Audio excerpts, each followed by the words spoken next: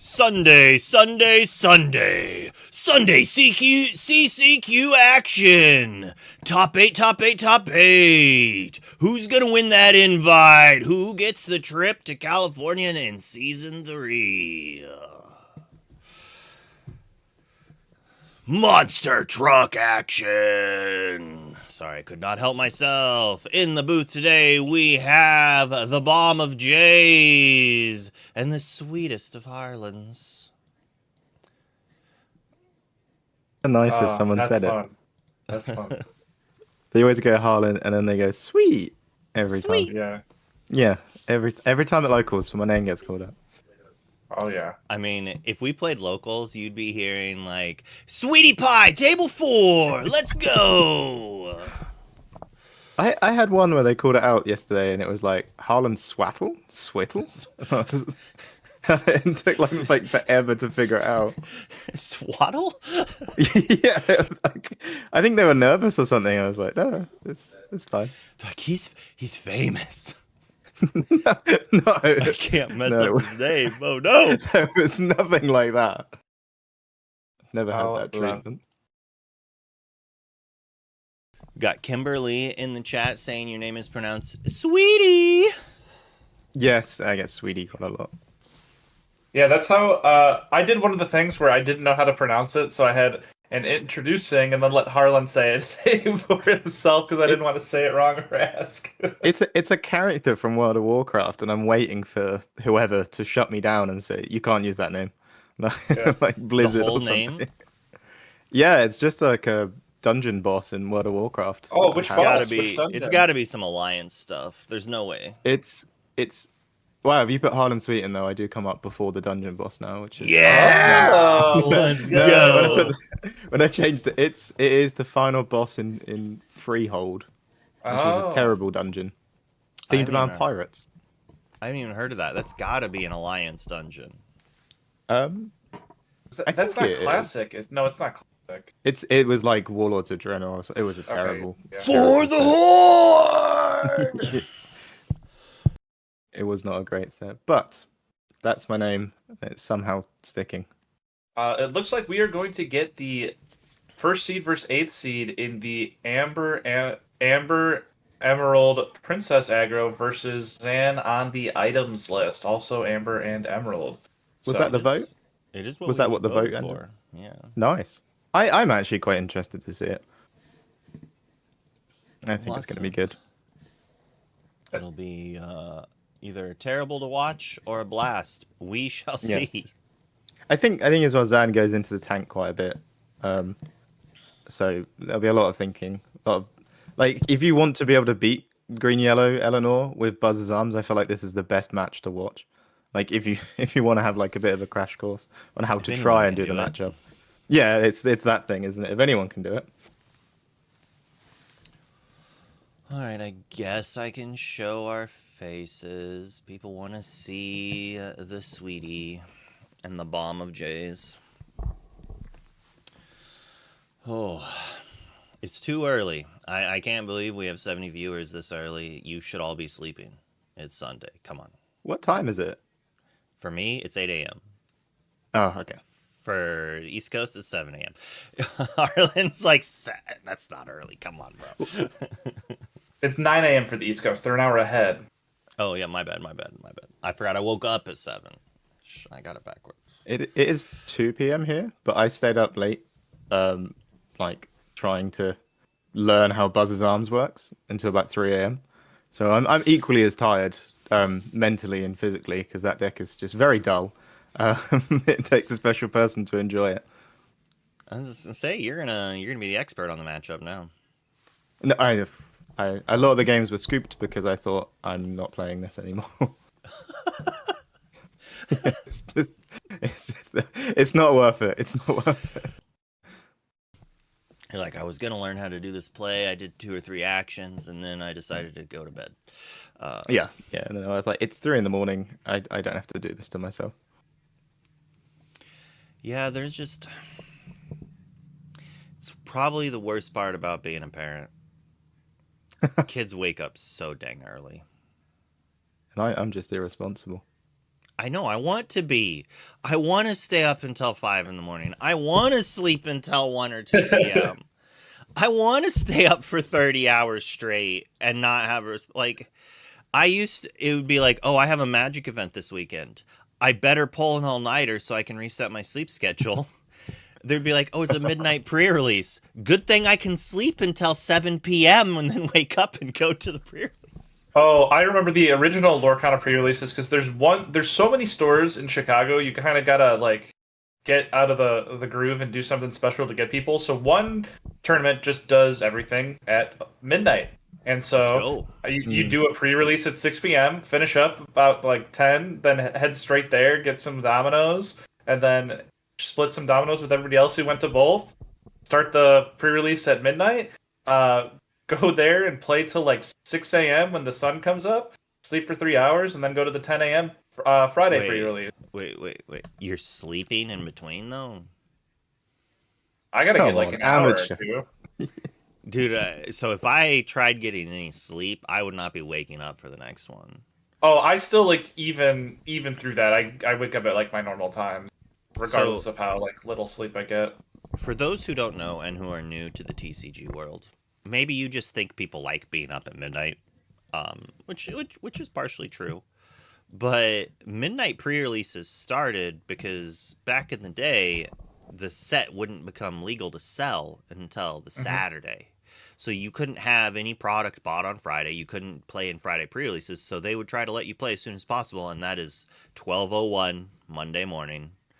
And so we didn't have the Friday one. So I would wake up at 8 p.m. I'd go eat dinner. I'd go to the store. I'd play in a pre-release until 6-7 in the morning. And then I would play in the 8 or 9 a.m. one. And then after that, I'd play in the 3 p.m. one. And then I would go to bed at like 9, 10 o'clock at night. And yeah. Yeah. I forgot what set it was, but I had done 4 pre-releases in a row for like almost 24 hours. I had like an hour of sleep, and by the 4th one, I was getting so just like giggly and laughing. And that was the one that it's you buy a box and you build a deck out of a box. And so then my opponent shifted Robin Hood, and I was like, "What? Come on, man!" And I'm just like laughing so hard, like you can't shift Robin on me and sealed. So sleep deprivation will make you feel like you're intoxicated. That just happens. But you mix in that your like brain is triggering constantly. You're just like thinking hardcore about the game. It impacts you much sooner. What you've had happen, I've had happen on 2 or 3 pre-release things. By the time of it, like me and my buddy who've been doing both of them, we're just giggling. We're just like too small. Like someone like their shoe squeaks and we laugh for like 5 minutes because we think like, you know, that just happens. But we do actually have some cool stuff. So I'm going to swap us back to the room to see how that's going. It looks like they're having a player meeting. And I'm going to download these cool deck lists. Nice. Oh, Yeah. We just learned that they changed the start time from 9 to 9:30, and they didn't let us know. That was smart. That's how they get us all into the booth on the right time. 30 minutes of chit-chat. Yeah. Yeah. That is a good pre-show. We Harlan don't in the morning. We don't really get many of the midnight releases. Like some stores try it, but one of my locals, after their locals done, they all just go to the pub together and get a pint. I just think that's really quintessentially cute and British that they all just like, do you fancy going to the pub after this? Yeah. So this is really interesting with the Abu and the Maleficent Dragon. I don't know how often the Ruby Amethyst is getting to 9 ink, so... Can you figure out that Abu? Why? Surely, like any of the other... It's an inkable game lore? 2 lore. Yeah. That's it. Yeah. And it can fight early, I suppose. Because it doesn't banish itself when it fights, it banishes it when it quests, doesn't it? So I guess it's kind of a threat. But I just couldn't figure it out. You ain't catching me. You ain't catching me playing a 1-cost that's banished on quest in the same deck that's playing a 9-cost Maleficent Dragon. Mad respect, because that means that, you know, Dylan has played this deck a lot. Because if you're playing 1-ofs like this, you're playing 2-ofs like that, that shows refinement. Like, there's no way that this is just like, oh, I'm going to pick all these cards I want to play, and this is what he came up with at first, most likely. I'm going to think he's got some reps on it. Yeah. I mean, I play against this a little bit, especially when you play Eleanor, and it doesn't have the ramp on 2 of Willow, but it has the same like level of disruption, because if you play Vixie on 3, that's the same as playing like Tigger on 3, isn't it? And then you've got Red Alert as well, and you've got Vanderchill. So like, it's still so disruptive. But the thing is, if you're hidden behind like an Abu and a Jebediah, you're not gaining any lore whilst you do that. Like, Right. I don't know. It's like playing Steel Song, where you're just like so busy answering everything your opponents do, you forgot to quest. But you've won the game because they're locked out from anything sticking on the board. All right, and I do want to give a shout out to Dave Attack for 2 Silver, because he said Safety Rope was the worst card in the game ever printed, and we're seeing it in a Top Cut here. What do you guys think about that? I would think any card that says do blank draw card is far from being considered the worst card ever in Lorcana. Yeah. That said, it takes a lot of hoops to jump to make this do things. Yeah. And don't most of your items you want in play? I mean, realistically, Safety Rope says banish chosen battering ram, draw a card. Or maybe the map. What's the map even do? Minus is 1 lore from a character. Yeah. Turn. The map is pretty important in the grinding out and of the game. But in the long game, if you're board wiping every turn, you've done it a few turns. I could see, if you have 2 or 3 maps, 2 or 3 battering rams, you're banishing those away if you're not inking them. That's probably the thought process there. That said, it's a card. You've also got the Ursula's necklace, or that like not a lot of people are playing either. I think this is the first time I've seen it, and I guess these one-offs that generate card draw aren't the worst in the world. Like, it must be pretty useful. Ursula's Shell Necklace is insanely powerful. It's just slow. Yeah. This would be the Expensive type of and deck, slow. Which is perfect for a deck like this. Yeah, it's just a book, but you have to do it before or after you play the card. Rope doesn't banish item? I thought Rope said banish an item, draw a card. It banishes itself to draw a card at the end of your turn. That is strictly worse than I was thinking. Yeah. But you can put a character on the top of your deck if you want. So you can get your Kevin or Stegmut back. Perchance. I mean, it replaces itself. I mean, it's an uninkable, draw a card, return a character from your discard to your hand. But you also, you play it, you put the character there, and you get it the next turn. Because since you put something on top, you're also delaying your draw, so it's not necessarily even... It is card advantage, but it's a different sort. Yeah, I do think it's fun that this deck allows you to play these uninkables that were almost surely could never be played in anything else, like To Wither a Flower and Potion of Malice. It's had them find a home, per se. This is a deck I picked up to try out again. Like I say, last night I did pick up Sand's version, and I didn't realize that you got this situation again where sort of item breaking does kind of ruin the momentum of the deck. And there isn't that many decks that run item break, but green purple does. They run a 2-drop Aladdin, and when you play against it, it's like really important. It's the same way that like when green blue had the 1-drop Clarabelle, it's like majority of the time you're like, oh, you use that to shift, don't you? And then it's like, oh, wait a minute, you're using that to break all of my items, and I'm going to lose the game now. So it'd be interesting to see how that plays out. So it's pretty heavily favored for retro from. And with all the ward theory as well. crafting, and from what Sky has told me, it is quite favored. You basically play the Aladdin, you break a book, you shut off their card draw, right? So they can't play a card every turn. And then you use your Milo and you bounce the Aladdin back to your hand. And then you use it again. Oh. And a lot also of their the Milo removal bounces to your hand. How are you ever going to deal with a 5/5 that quests for 3 with ward? Like, you can't target it. You have to Raging Storm it, I guess. That's your only option.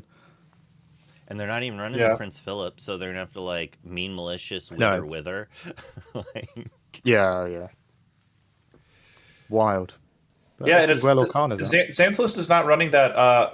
I can't remember the name, but it was the other 8 cost on Inkable that does Oh, they Scattered choose the Family three. or Yeah, the something. scattered. Yeah, Yeah. Which is, yeah, that was quite common. Oh, that's wild, yeah. You could maybe take out the safety rope and put that in there. But I don't know. I'm not going to change his list. You're really gonna he's a lot- go out without a safety rope? That's scary, bro. Yeah, I know. I've got to try it. I don't know when I'd use the card. So yeah, and here we see the John Silver is the one inclusion that Lords of Lore brought earlier this week on ICL that I found quite interesting, and we saw it work well for Kazi then, and it's obviously worked well for the team Triad here, team, that the yeah. Triad team, who all three played it, and we saw the John Silver save Sploosh a game 2 in round back all the way in round 1 of this tournament. yeah, the 6 drops in this list are interesting because you can't jump into them off of the 3s. Yeah. And it feels kind of bad to jump a 5 into a 6. Yeah. Hmm. But to me, they're played similar to how the old Emerald Sapphire deck played it, where you don't really want them early, and you just want to Yes. top deck them late and just have it to close out the game to prevent your opponent from just limping to 20 as like the final very boss good. of them. Yeah, and they're extremely good at that because they've used Me- all of their resources and can no longer answer your characters, and so they have to just add so much to the board to be able to get that last little bit of lore. Me And and that's- me and Rick, me and Fumbles played this for like an hour before I went to bed. Eleanor into this sort of build, and there's John Silver's just such a nice touch as well, even into that matchup, because you just have more avenues to disrupt. Whereas before it was, I kind of hope I shift and sing Under the Sea, otherwise I probably lose the game. Whereas now it's like you can throw Taran at them, then you can get rid of that to summon a John Silver. Like it does feel clunky, but you really just need to slow down the steam, and then eventually you Under the Sea, Milo, Philip combo, whatever it is. But yeah, John Silver's been an incredible touch. I haven't seen in most of the list. It's interesting to see what was arguably one of the most powerful opens they could have with an early turn 4 Chernobog answering anything has been cut down 2 copies. And Yeah. I think that's kind of a reaction to the meta because so many people are playing things to counteract that, like Emerald Steel playing Strike a Good Match, singing it, putting something in their discard, Eleanor playing Bobby to make sure they get something in their discard. And if your Chernobog is just shuffling a good card and putting a slightly worse card, or like I've had my opponent discard an extra copy of Eleanor, and all of a sudden it's like, well, I cannot play this Chernobog at all now. And Yeah. that can just make you lose the game. I think you see as well, like some of the lists, I think Emerald Steel didn't really have a reaction to the bog. Like if they early bogged you, you sort of lost. But even they would run something like Strike a Good Match or whatever. Feels like every deck's just got like a draw discard thing now because they're like, yeah, I don't want to get bogged and lose the game on the spot. So you can kind of easily play around it. And then what are you left with? A 5/4 uninkable card that is probably going to get hit by a Gaston or something like in other matchups. So yeah, I can kind of see them being cut. Interesting. Chat is saying that his Stegma and Rope single-handedly wins the mirror at the end of the game. That is really cool. It's wild that you're taking for the mirror at this point. So it's interesting to note, we talked about how this matchup, or this deck, seems probably pretty favored into the book decks, but a lot of people are cutting back on Aladdin's, as we see here. And here's another copy of the deck, which is a little different. We'll notice that Hector said, Dumbo, get that out of here. I don't trust that tech. And instead of taking a Lenny for that Dumbo, we're just playing the 2 there. And then we're not playing... What did we cut for this Miss Incredible? No, you got a lot of 2-offs, a lot of 3-offs. Interesting what we cut for this. I'm like looking at both images right next to each other, and they look literally the same. All right, 2 Aladdins, check. 3 Lyles, check. 3 Aladdins, A Dumbo? check. 3 Elsa's, check. A Dumbo difference. A Dumbo and a Lenny. But there's He's playing 61. There's 2 Lennys in this deck and 1 Lenny in the other. Okay, so he just literally just added Miss Incredible. He's like, I'm gonna play this. I don't care, fam. But the base But- of this list is basically the same, with just some small differences that the team could not agree on, it looks like. Yeah, it's interesting to cut down the 3/2 Aladdin because I've even found like some of the green yellow Eleanor or like under the sea decks will rush in early under the sea, get the 2-drop and the 3-drop, and then it's like really set them back. But playing the Aladdin is just pretty good because it doesn't get hit by the under the sea. You still lose to Eleanor pinging it twice, which is kind of rough, but also just item break. Just it's the 3/2 stat line's pretty nice, I think. So it definitely says something about this deck that a team play, 3 players from a team play an almost identical list, and all 3 made top 8. Oh yeah. Hmm. Oh yeah. So this is the deck to play for Continentals. Maybe. We're gonna get to see a mirror Not today. if people are expecting it. How would you counter it? How would you go at trying to dismantle this deck? Well, first of all, if this retro evolutionary device only gets 1 activation, it's going to be a much harder thing. Like answering their characters as well. This kind of has a not fantastic Emerald Steel matchup. There's a few ways that can go back and forth. I'm assuming this Dumbo is actually for that matchup. like- Just to give something evasive, then hit the thing. Yeah. Yeah. So it's Yeah. like, Yeah, that's cool. Yeah. I 'cause heard Emerald that the Steel, John Silver helps that matchup quite a bit. Oh yeah. Yeah, Emerald Steel's very greedy with their quests on their evasives, thinking they're safe, and that Dumbo can be a very big surprise. Now this is the This- most interesting list. this is the player's Here we champion go. right here.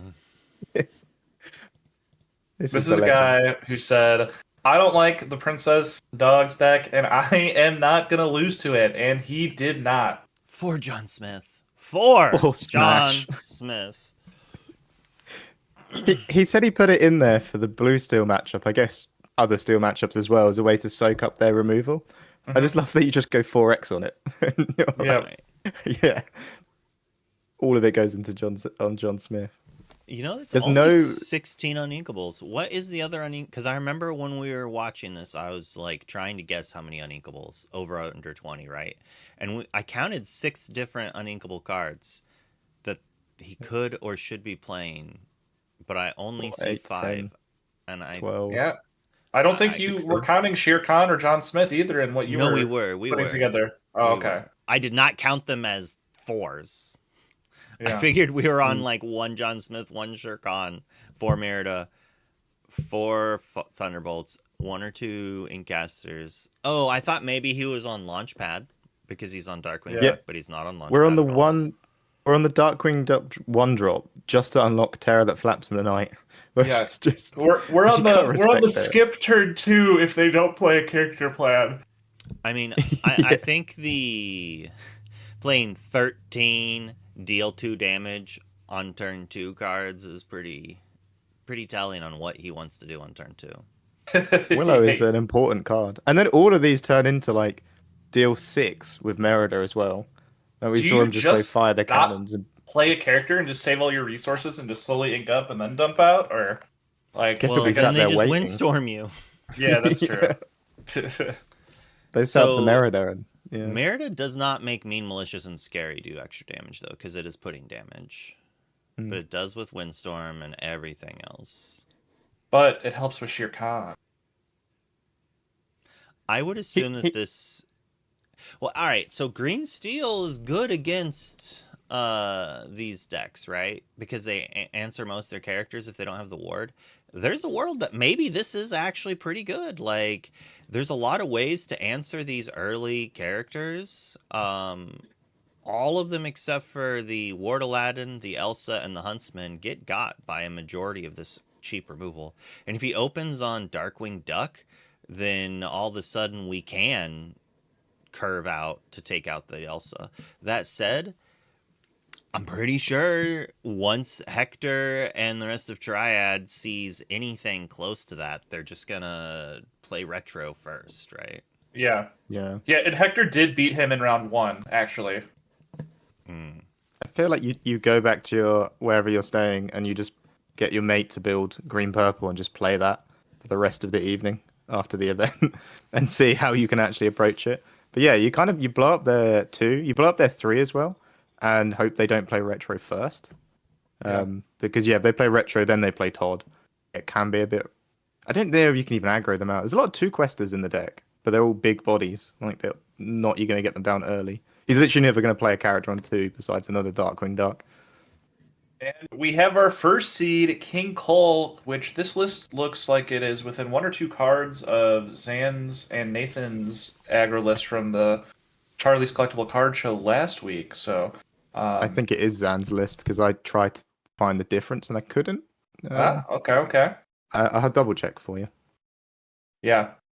And this deck just does such a good job of not running out of cards. And so historically, the weakness of aggro decks is they run out of cards. And this has ramp, card draw, and a way to answer the board with Under the Seas. So it's really doing it all. And you only have to play 3 Under the Seas, which doesn't make your draws too bad. Like, look at the unink count here. It's fairly high still for an aggro deck. So you can get stuck with those Under the Seas. But you do have Bobby to discard them in times you don't need. Yeah. The Spray Cheese Kid. We don't do spray cheese over here. We're not going to really focus on this too much that. because we've been focusing on it for the last year and a half, it feels like. But this is the current iteration. As we said, Zan ran it last week, did fairly well for him. And then to finish it off, we have this deck again. It's kind of cute that out of five of the decks are like 2 decks, basically, like 2 different teams playing it together. It just shows some skill from the players and like the concept of having a team. If you were like, oh, having a team doesn't matter, well, in this 100-person event, it appeared that being on one of those 2 teams was a pretty big boon. Yeah, and so what someone was saying in the chat was in the mirror match, what happens is both players are going to save their sabotage for the Inkcaster, or depending on the book, if it's early enough. And if they play them both in the Inkcaster, then both players' deck have no way to win, and so you're going to win by deck out. And so then what the safety rope and Stegmut does is the Stegmut, you play it, you take the safety rope back and put it in your deck along with a couple other items, and then the Stegmut eventually will perish. And then once it perishes, you play your safety rope, bring back the Stegmut, and repeat. Out. Yeah, and you just can't get milled out from that.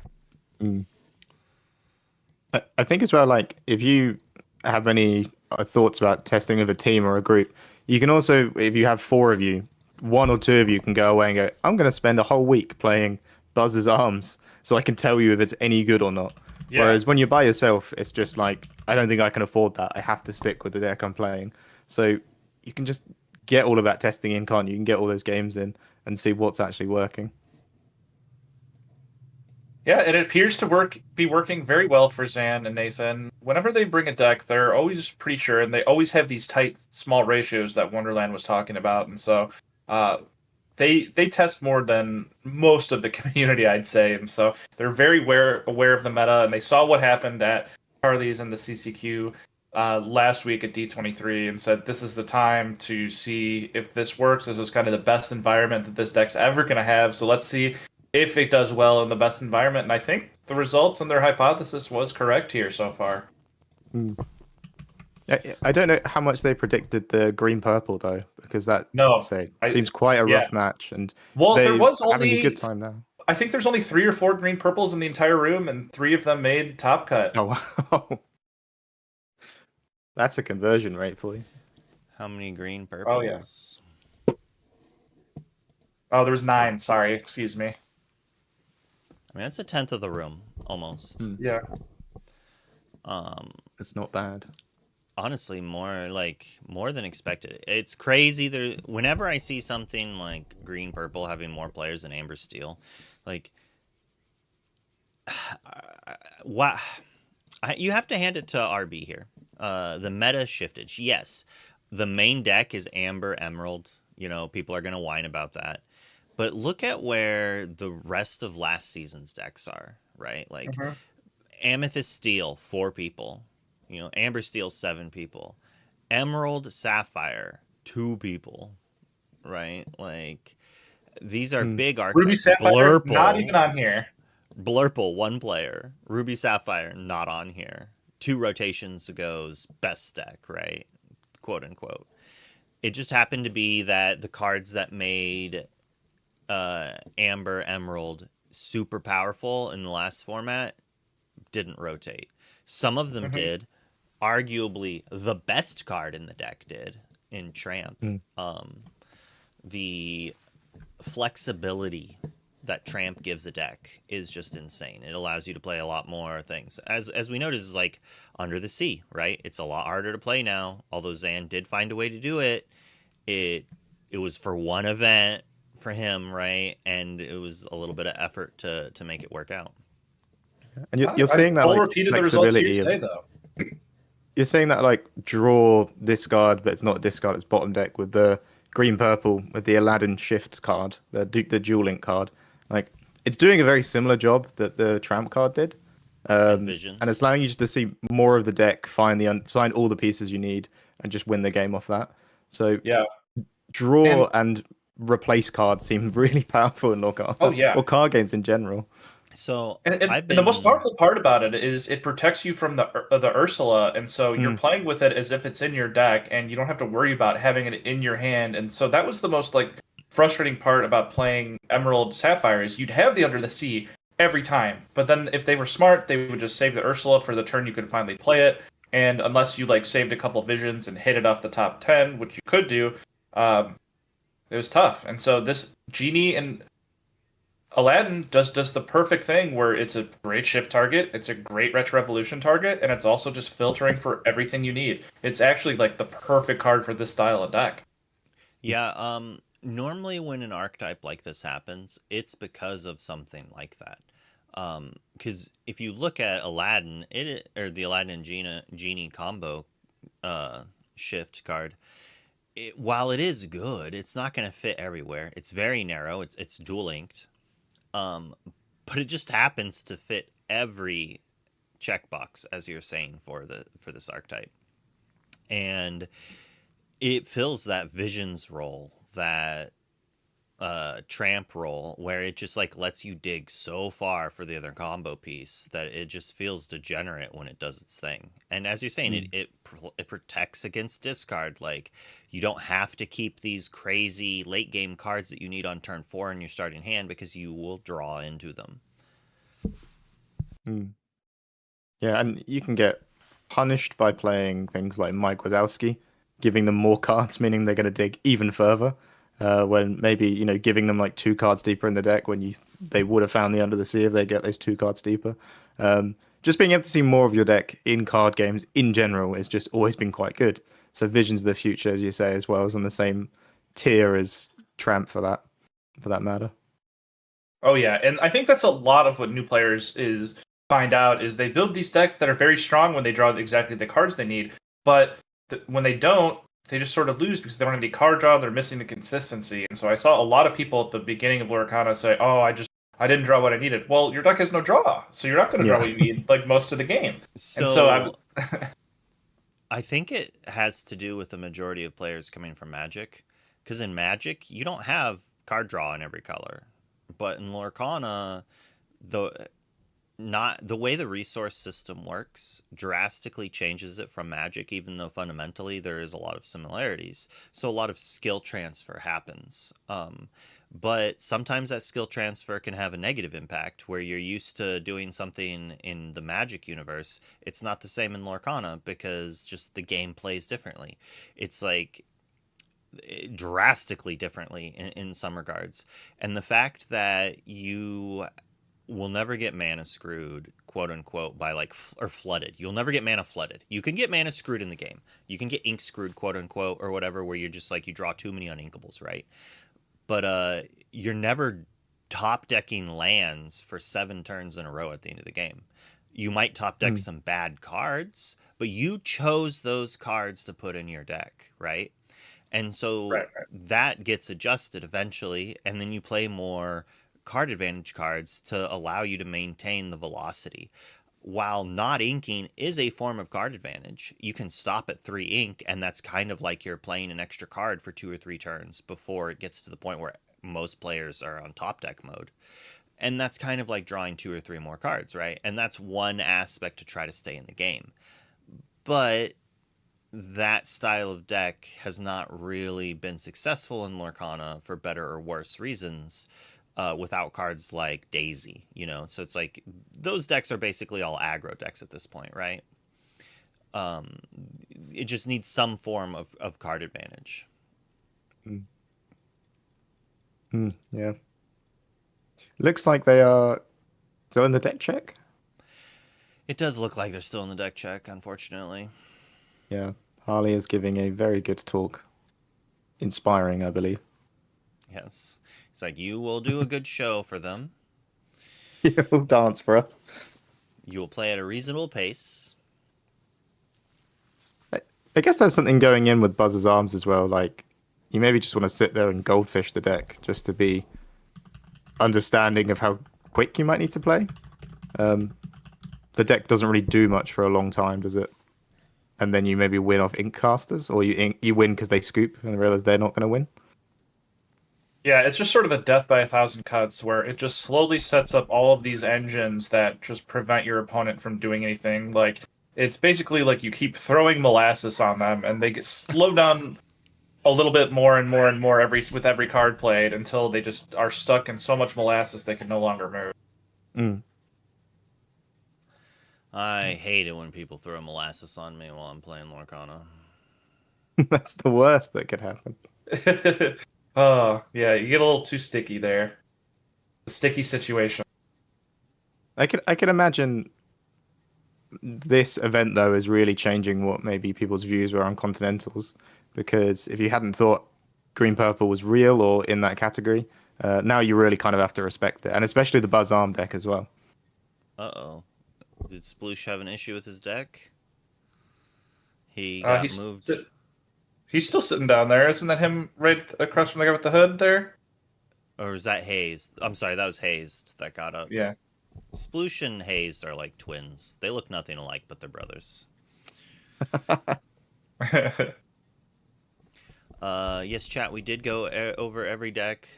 There's not very many of them, as we can see here. This is one of the more spicy lists. We've got the green steel actions.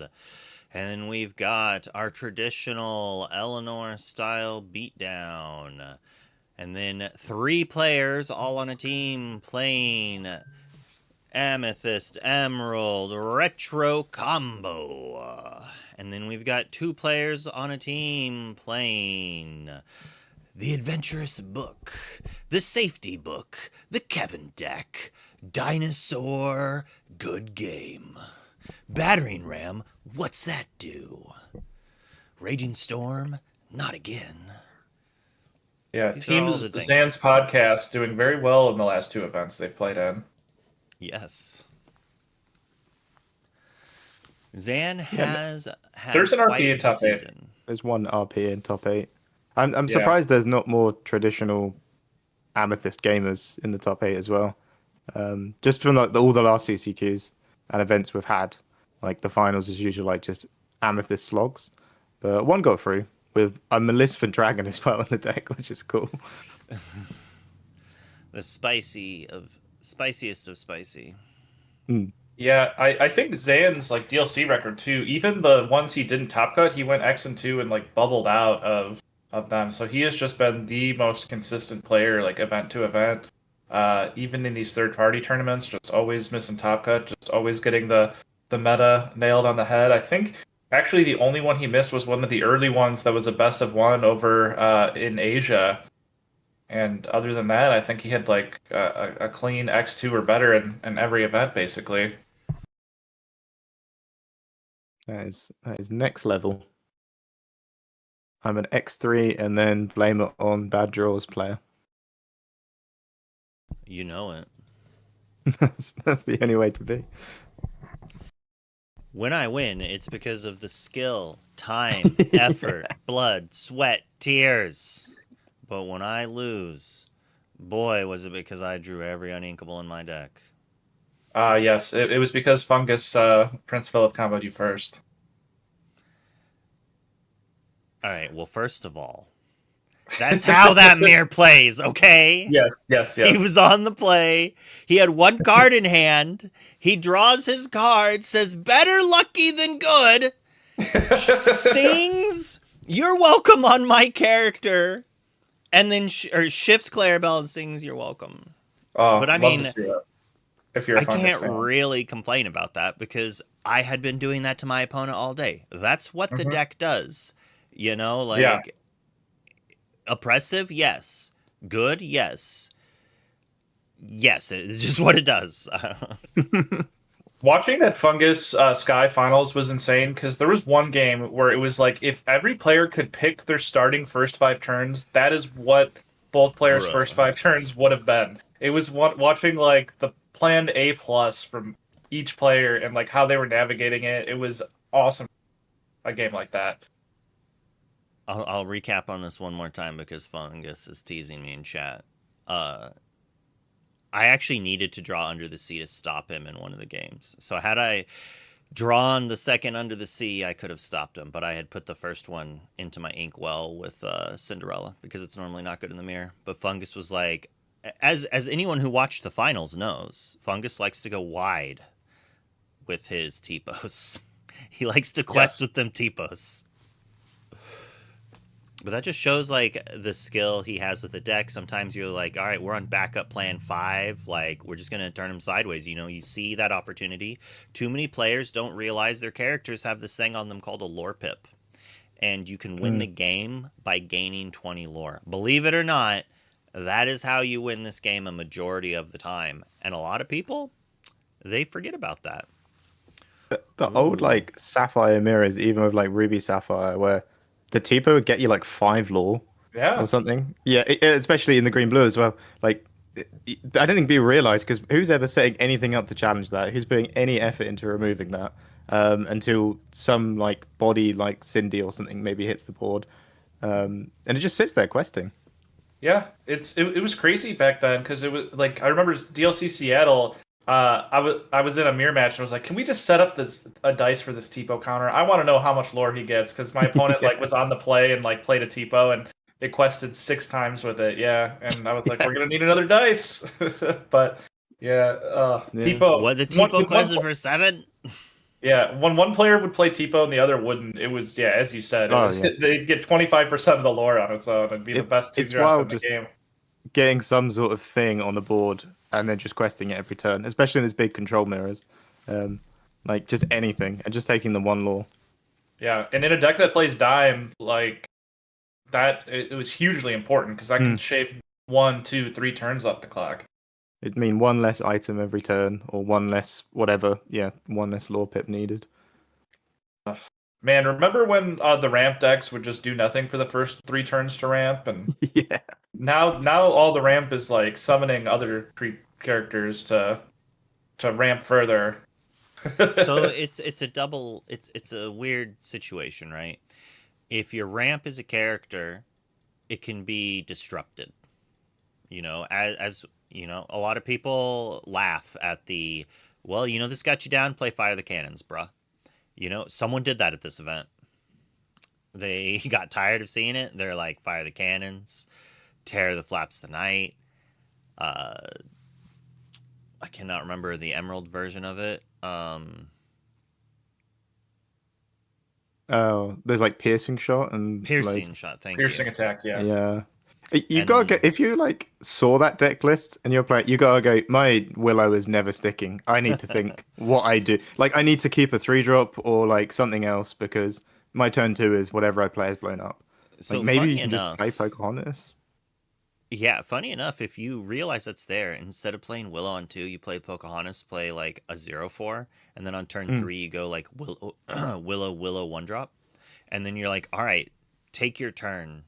You know, what are you going to do? Deal 2 to one of my characters, 1 to another? It's like, all right. Yeah. Because we saw him go like piercing shot, cannons, whatever it was, his 2-drop, 2 removal card, into 3 arrows, into maybe play a Thunderbolt on a 4-drop, like a Eleanor, and then just play Merida, get it back, and then just keep throwing removal at it again. So I guess you kind of want to practice that and think, how do I approach it? How do I approach all of my stuff not sticking very long?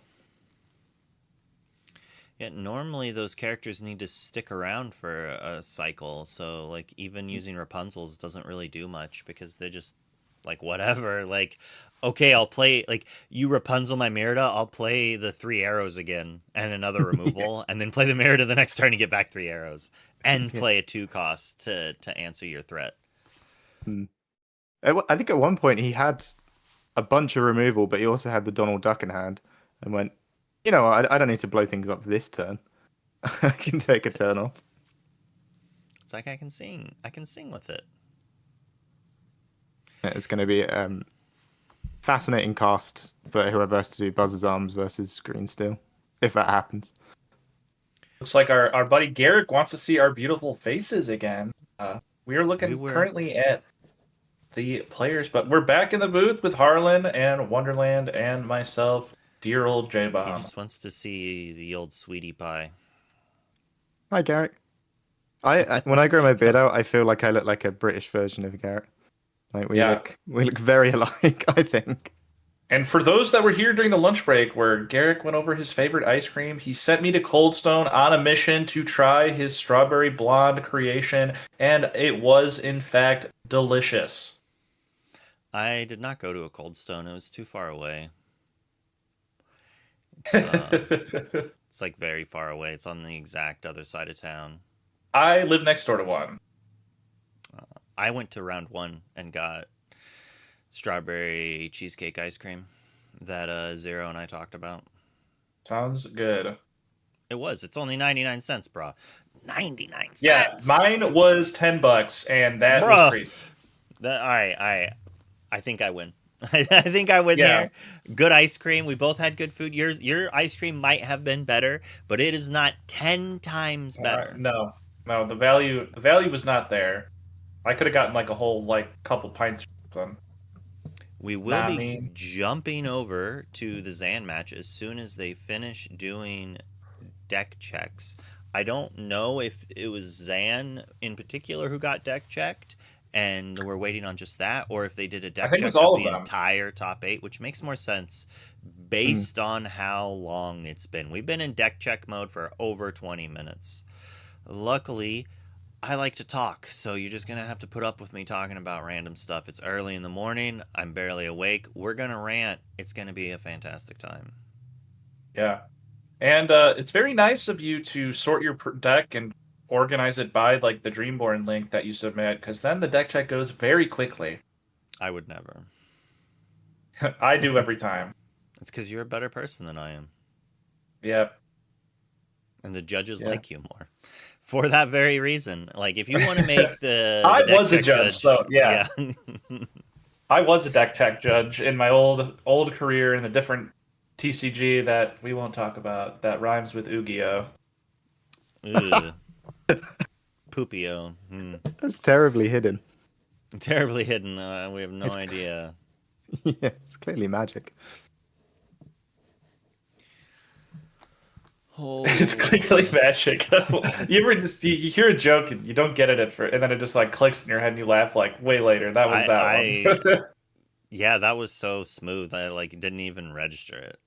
I was just yeah, it's magical, whatever. Hope to bring a level of sarcasm to Disney casting that will go over most people's heads. That's good. But some will enjoy it. Yeah, some will hopefully enjoy it. My brother has this sense of humor where his jokes are for him and he does not care if anybody laughs, but he'll tell a joke, he'll laugh himself, and that's all that matters to him. And I think that's a great style of comedy because every once in a while they are pretty good, but he's always having a good time with his jokes. Yeah, you can ask Ali. I'm the same. She'll go, "Why are you laughing?" It's just a joke I've told myself in my head. It's not even funny. I'm just making fun of people in my head. Sounds a lot worse than, I just told myself a joke in my head. I'm going to have to use that instead of, I was people watching and that person did something very foolish. I'm laughing about it to myself. Yeah. Oh, yeah, you can't be that direct. I think you're crazy. Well, see, my wife and I have the perfect relationship because I'll just tell her the joke and then she'll laugh as well. We'll be mean together. A love match made in heaven as we're still waiting. Let's check out the players again and see if maybe they look like they're doing stuff. It looks they are still the same. Sitting and chilling. Hayes now standing behind Zan. with his shuffle coffee. quite a few times now. I don't know. Just that's all I can see, really. It's a nice venue. It is a nice venue. Much better than most of the CCQ locations. No offense, but it costs money to rent a place like that. Hmm. So what are you most excited to see win this event? And why is it book? Why is it book? I'm actually rooting for the Princess Aggro here. We haven't actually seen it really win a tournament. It just right. I'm pretty sure win we've the seen CCQ. Eleanor win quite a bit. It won Ink Ink, didn't it? It did win Yeah, Ink. Yes. Yeah. It didn't win a CCQ yet. The first one No. was won by Amethyst, Amber. Why does it take so long for me to just think of these two colors? It's easier to say the Crayola colors, but I was trying to say it proper. Yeah, I know. It's the two A's that always mess with me. But I'm actually rooting for Cole here to be on the play and kind of shut down this item deck and then shut down these Amethyst Emerald decks. Yeah. I could not imagine going to time at set champs because like half the room is playing a book deck, an adventure book deck. Oh yeah, I go to time at set champs a lot, and not of my own fault. I'd say it's I play against a couple of these players that I've gone to time 3 against this one player and 2 against this other player, and yeah, it's just a lot of slow decks, a lot of thinking. But they all talk about how slow J-Bomb plays. They're like, "Oh, I've got to play against Slow Bomb again." Paired into Slow Bomb. No, we've got 2 local people in Chicago. One's name is Slow Play Johnny, and the other is Slow Play Nick. And they play very slow. I like how you're just those reverse calling names. People's slow play names out. People actually like call him SPJ for Slow Play Johnny. And what does he think of this name? He likes it. Oh, he likes it. Well, you're living up to the name, dude. If someone nicknamed me Slow Play Wonder, I would play so slow when I play against them. Like, I would make. I'm a vindictive person. So I'm most excited to see. I would, as a bigger fan of Grigno Eleanor, that's what I've been mainly playing and following. I want to see it win something, but also I want to see Buzz's Arms win something because then that means more people will play it, and I'm going to have an easier time playing Grigno Eleanor. So it's a bit of that. Yeah, either of those two winning. I think the what is it? Sorry. Amethyst Emerald has sort of caught up a little bit to Grigno Eleanor. I don't think that matchup's as far off as it looked before, especially with additions like John Silver and stuff. I feel like if you gave me the 2 options, I wouldn't be like, I don't mind Green Purple Retro or Book. Like, no, I want Book. I think I could lose the Green Purple Retro quite easily. Yeah, it's sort of almost like the Emerald Sapphire of past sets against the Dogs deck, where it was very real and had a very good chance. It just sort of had to draw the right combo pieces at the right time and hit the Under the Sea. And if it could do that, it would just kind of storm to victory pretty easily, because once you Under the Sea them, they really just don't have any follow-up. And so it's taking a very similar role and similar play lines to that style deck as old. But again, we still have Ursula in the meta, so we can still discard that Under the Sea, but we do have that Aladdin and Genie, which I think is what makes this deck actually possible because of just how much 100%. filtering. Yeah. Like, I've been playing a lot of this retro deck after CCS, not before it like I should have been, but after CCS, I've been trying out a lot of different things. I mean, we saw another player at CCS have a pretty good run playing a red version. I was interested to see how that played out. And, there's a few interesting things. Buzz Lightyear with 1-cost actions that draw a card really fills your discard up real quick. I was surprised at like the next turn being able to play an Olaf for like 1 or 2. Yeah. Oh, yeah. It's always that scary thing when you play I remember playing Dogs. I picked up Dogs near the end of the last set. And even when you played into Green-Blue, which was already labeled a good favored matchup, but it was just like top deck Visions or top deck Under the Sea, and you were in a really rough spot. And it can kind of feel like that with this deck as well, especially when they set up the Aladdin Genie and you can't Ursula it. If they set up the ward characters, you can't bounce. You can't Under the Sea much of it as well. If they set up maybe the 3/2, you just get a really rough spot. And it's just that draw into the Under the Sea. That card again. We're in a meta where it feels like Under the Sea is the most important card again, whereas it felt maybe like the purple decks were going to be. But no, it's the decks that most efficiently do Under the Sea are the ones winning a lot. Well, Yeah, to and- be fair, the Under the Sea is countering the most popular deck. And my point from earlier is like I've tried all these other ink combo retros, but missing the Aladdin is so rough. Like not having the Aladdin, the Aladdin is the cog that makes this deck crush like it does. Like without the Aladdin, it's still a decent deck. It's still the possibility of doing stuff. But this Aladdin is what pushes it into the spotlight. Yeah, and then this Hades in this plays a role unlike we've ever seen Hades do, because there's no deck you want to give 2 cards to less than this deck. And also, to win the game, you need your character on the board. So it is a very, very, very tough decision on this Hades, unlike we've ever seen, because a lot of the decks are just like, have your cards, I don't care, I'm going to win the game unless you like combo off. And so for this one, it's going to combo off, but giving them those cards is going to make it very easy for them to combo off. And so it's just such a very, very tough decision. And I think a lot of games are won and lost in those Hades decisions early on. Yeah, I think the original editions of Retro as well were all green yellow, and like now you've kind of moved towards green purple, and because you get all that purple draw as well. So as you say, on top of that, you even if you get a board wipe versus a green yellow songs and you're on green purple, you can sometimes just play 5-drop Hades, draw some cards, set up some more stuff. You know they're not going to win very quickly with their board, and then maybe just get a resourced out as well. So it kind of feels quite wild to have this green purple control deck with all the purple draw as well. All right. I got to ask, what is the Todd Copper combo? Because this is something I'm actually unfamiliar with. So is this in green yellow? I don't think it should have had copper on it. I think that was a slight mistype. Todd Vixie. Because I don't think copper's actually in the deck.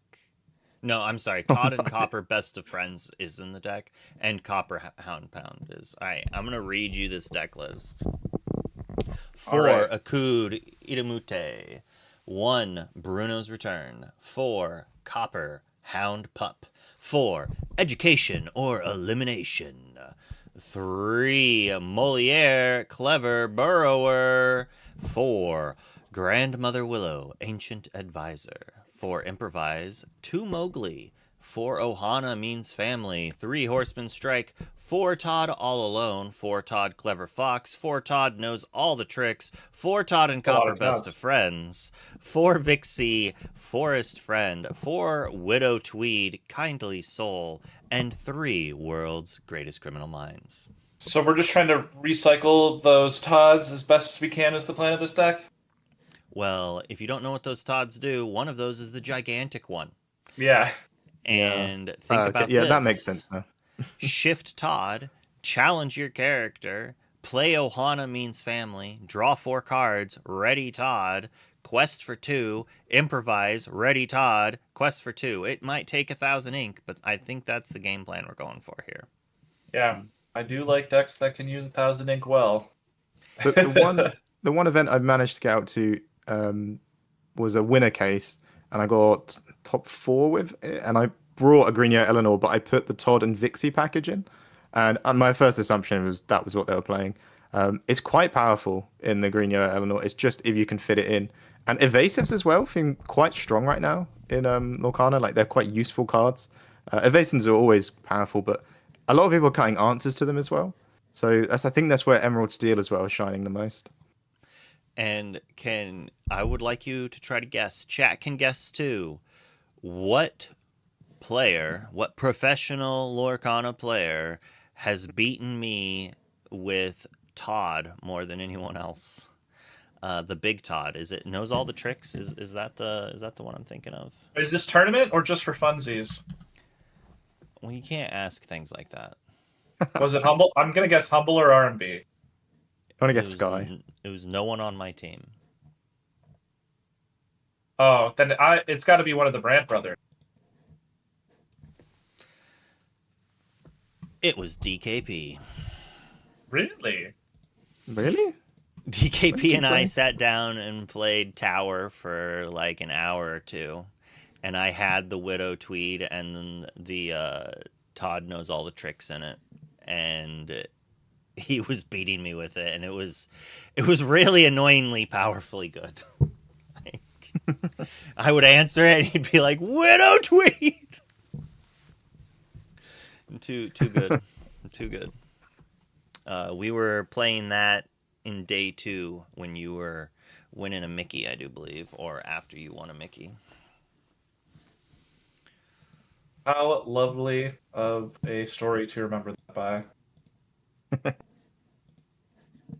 While you were out there winning your Mickeys, we were having fun playing Lorcana. Yeah. The Lorcana real the Lorcana. way Steve Warner intended.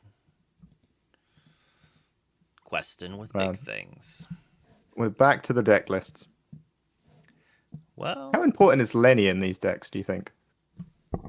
it's good against Emerald Steel because they're just going to try to banish everything you play.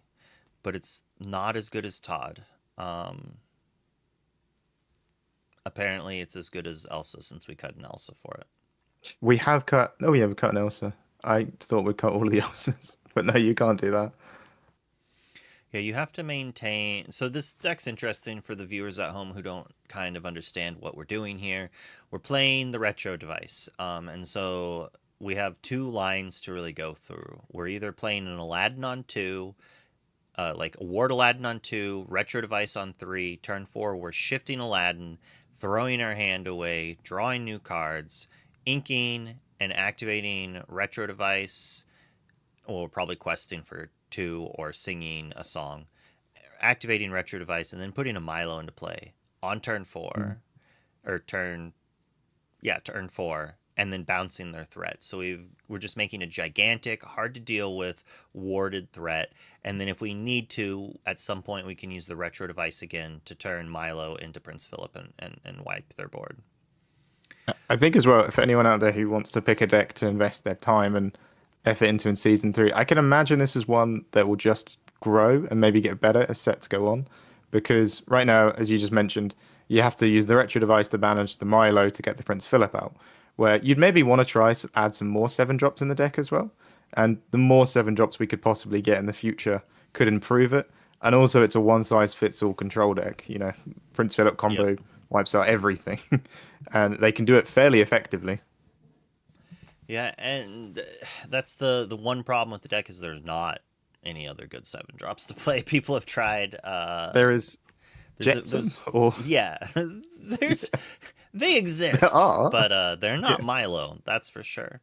And so that's one line is going through the Aladdin shift, which is why we have all those small Aladdins, right? The other line is you play Retro on 3, you play a Book on 2, or nothing. Or you play an Aladdin or a Lyle and they answer it. Your opponent is playing 15 Fire the Cannons in their deck, right? So they're answering your 2-drop. You didn't draw your ward. But then on turn 4, you can play your 3-drop Elsa, or your 3-drop Todd, or Dumbo, or Lenny, or the Huntsman. Activate their ability, hopefully, to draw a card.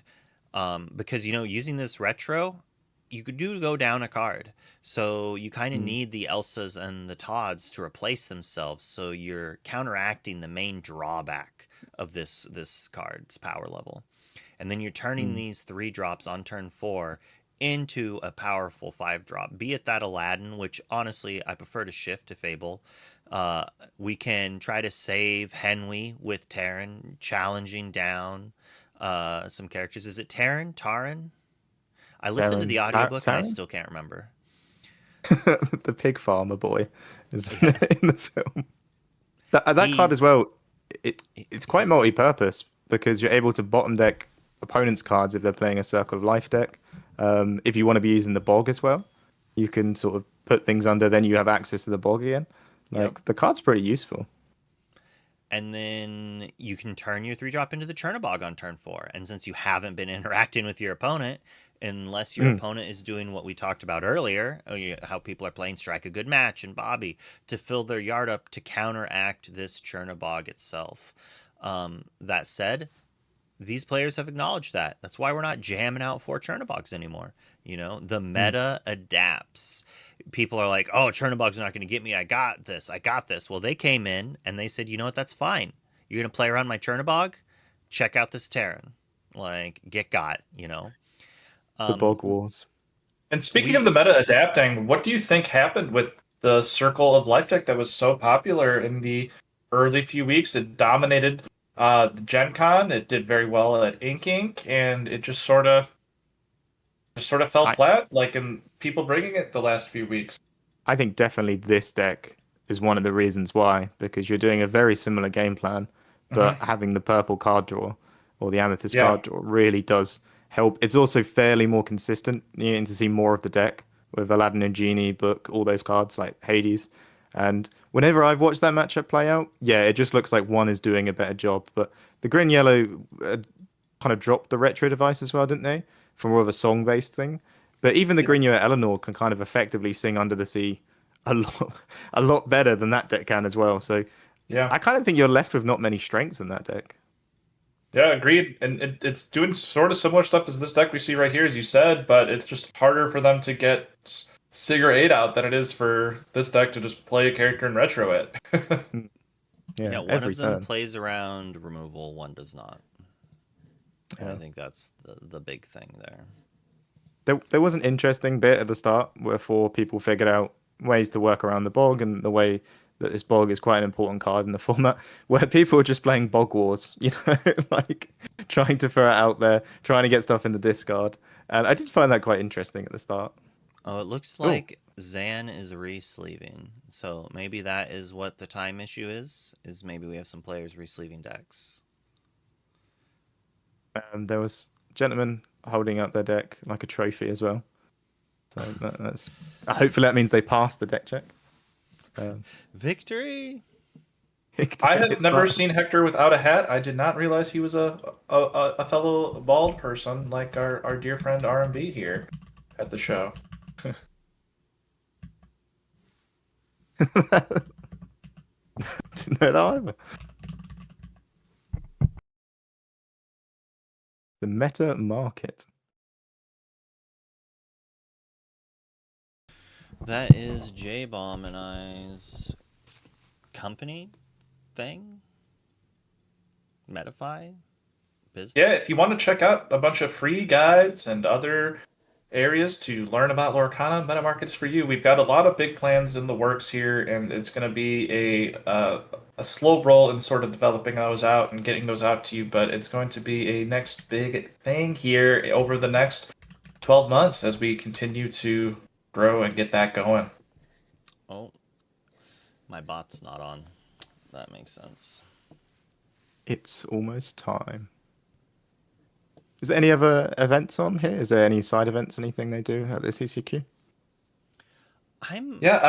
That was a good question that I was going to ask Jeff yesterday, and I forgot. But I would assume that there should be an event other than Top 8 if they're renting the hall out for all of today.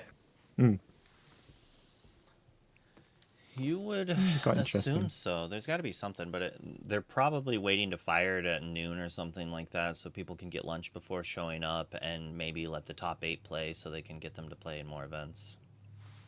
Yeah, it's always interesting on those because they like to let the top 8 play, but then they're usually like given buys. And I know with like the WCC one, the finals players just got to join at 3-0. And when you're playing a 6-round tournament starting at 3-0, where your tiebreakers are literally just perfect because you have not fought anybody worse than 3-0, you're pretty much guaranteed to make top cut.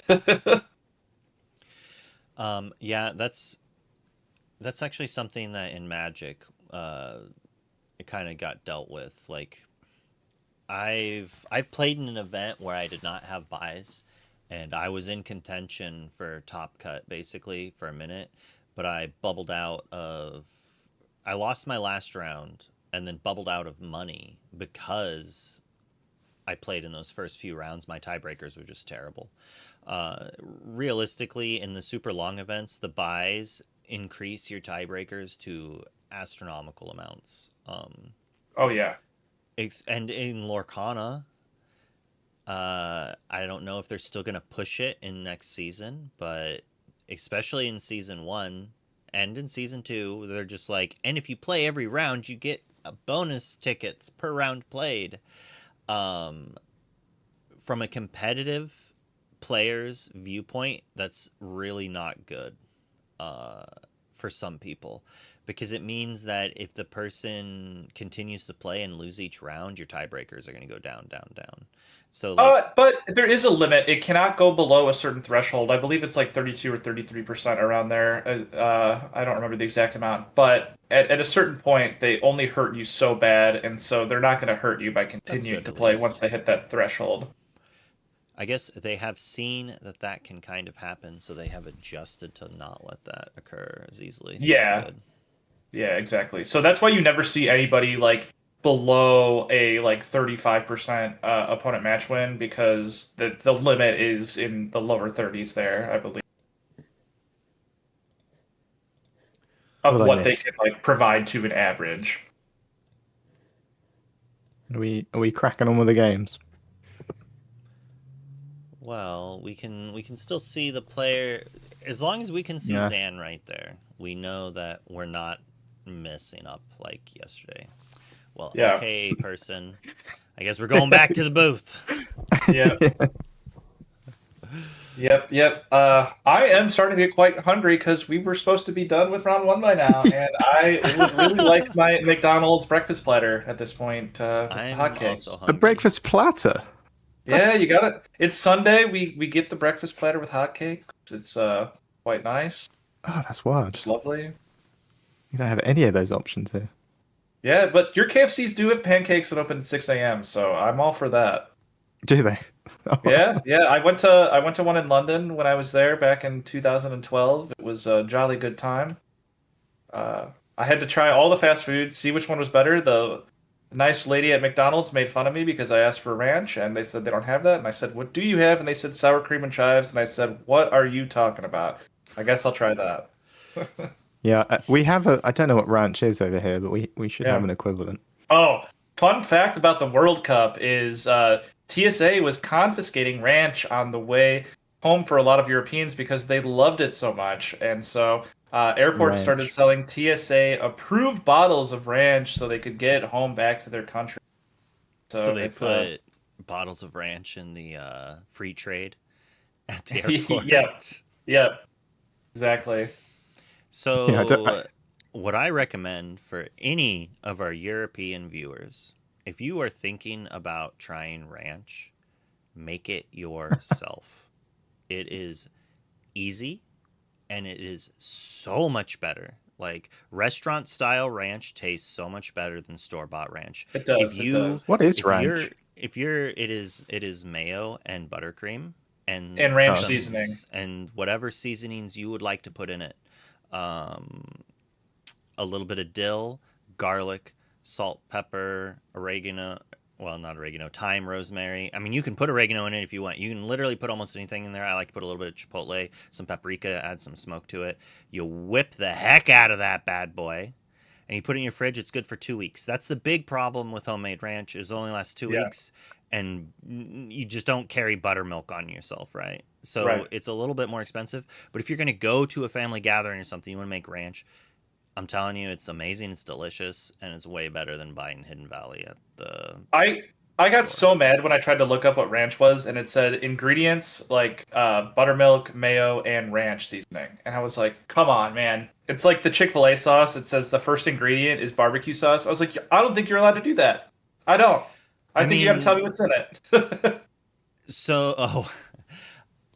A lot of barbecue sauces actually just put KFC Master.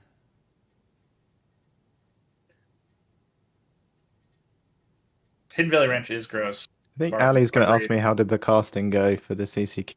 We took about an hour and a half to get started, and we talked about ranch for we talked a lot. 10 minutes. Got our sauce game. What's your favorite sauce, Harlan? Favorite's barbecue sauce. Barbecue sauce. Okay. I do like anything spicy as well. Do you have Kinder's barbecue sauce out there? No, I don't. I've never even heard of that myself. It's currently, I think, the Walmart brand, maybe, or it's a brand at Walmart. We don't have a Walmart. They have a black cherry variant. It's so good. All right, chat. give us your take here. What is your favorite Lorcana card and your favorite sauce? Let's hear them both here. Tells a lot about a person. Yeah. Oh yeah, sweet chili. Kim's got it right. Sweet chili is great. Sweet chili is taken. It's interesting. Like every decade has in America has like a new sauce. Like the 2010s were sriracha, and the 2020s so far have been hot honey. So we'll see if the end of the 2020s is going to continue to be that, or we're going to get a new sauce here that's going to take the country by storm. This is wild sauce knowledge I didn't know anything about. Do you have brown sauce over there? I don't know what brown sauce is, and it sounds like a lot what comes into my toilet. No, it's a. I guess it's probably an English thing, and it's terrible. But we put it on our food. Purple Vixie. Purple Vixie. Purple Vixie is a great card. Really, really great for like what the current meta is doing and the aggressive decks. So, big fan of that myself as well. Yeah. Kind of That puts card is Tigger quite to strong. shame. El Tigre. I'm surprised we're not seeing any maybe purple steals that would use the Vixie card, and you bounce and then you can sing strength from it the next turn. Yeah. All Maybe right. That's that true. would work. I think we finally finished doing all of the deck check stuff. I see a little bit of movement Milo happening Thatch towards dipped in ranch. Oh, that I would one's like good. to know Milo Thatch fingers, please. Could you make that a combo with a Diet Keto, please? Yes, thank you. I want to go, like, I think Disney should name all, like, they kind of do that. Don't you get, like, Bengal strips or something like that at the park? I swear. Do you know, why do you have that face? I don't want to be eating a tiger at the park. I feel like I think they literally have that, like, Yeah. in one of the areas. I went to the Avatar land and I got something weird. It was some Avatar bowl. land. I had no idea what was in it, and it was like It's the not like Pandora Disney. like restaurant. I was like, that's not Uh, Disney at all. I don't think either Avatar is Disney. They are Disney. Both? The Jake Isn't Sully Yeah. sauce. Animal Kingdom is like all Pandora now, man. Really? Wait, what? Yeah. I had no idea. Avatar. So, Are we the gonna get blue one Avatar cards? is- Yeah, it's owned. Yeah. What don't they own? Well, they don't. I don't think Lorcana has decided to Branch out to do that. live action. Yeah. We didn't do that Yeah. Disney World for Worlds. We didn't do the Avatar area. I don't think we did Animal Kingdom at all. We didn't do that part. Let me tell you, the Avatar flight ride is one of the craziest rides I've ever been in. It's virtual reality, like 4D, but they're spraying you with like smells. So like if you're going over like the ocean, it smells like the ocean. Then you fly into the woods, it smells like the woods. You're getting like shot with a little bit of water mist, like as if you were like right above the ocean. It was great. Okay, and we're finally getting weird. into the game Here we go. That came out of the blue. Well, I wanted to surprise you. Oh, thank you very much. Yeah. That's Yeah, jump Garrett started. taking the Kingdom Hearts approach, where I believe the only live action they put in Kingdom Hearts was Pirates, and it was a great world in both 2 and 3. Nice. Kingdom Hearts comes up in Lorcana pretty much daily, weekly. Yeah, It gets yeah. mentioned. I think Kingdom Hearts needs to be in the game. It looks like they made some Kingdom Hearts like heartless cards in this last set with like some of the Vineling looking cards and whatnot, and so they're getting close. And I think that set would go nuts if they had like an iconic Sora or Riku. Or Oh yeah, whatnot. that would be a very. There's a lot of fans of that. I don't know if they'd stay around, but people like Kingdom Yeah, Hearts. and maybe that's a time where they can introduce keywords like equipment, where you put like the equipment on the character, and the first one could be a Keyblade. We're blowing it out the water here. I don't know. Yeah. I'd like equipment actually, or vehicles or something like that. Yeah. But similar to items, but they have to like go on a character and do some cool stuff there. So we will be having William on the play, won't we? Or he Yes. will decide if he wants to go on the play versus Zan. Likely will, but it looks like they're just going to be checking each other's deck lists first. Yeah. This is something I like to do as well. Like you just show them on your phone rather than having to decipher my terrible handwriting. I usually just say, "Look, here it is." Like, I'm not lying. Yeah, yeah. It's also better than just like actually handing the deck and looking through it, because then you just sort of go quick and miss some things here. Yeah, that's hard to remember the card you saw 5 seconds ago, 5 cards ago as well. I've never Yeah. done that. I've never done that as well. We have a lot of like, because in Europe you might play against someone who possibly doesn't know all the English language cards as well. So just showing them a picture tends to be quite common. Understood. So yeah, I'm gonna see how this one plays out, but And I've done my homework this time, Harlan. I have Zan's deck list up on my other monitor so I can make sure to get all of these card names right. Because oh wow, yeah. I was trying to last night research what they do. So yeah. I know what they do. I just some of these names are just so tough. I got Battering Ram down though. yes, yeah. Which is a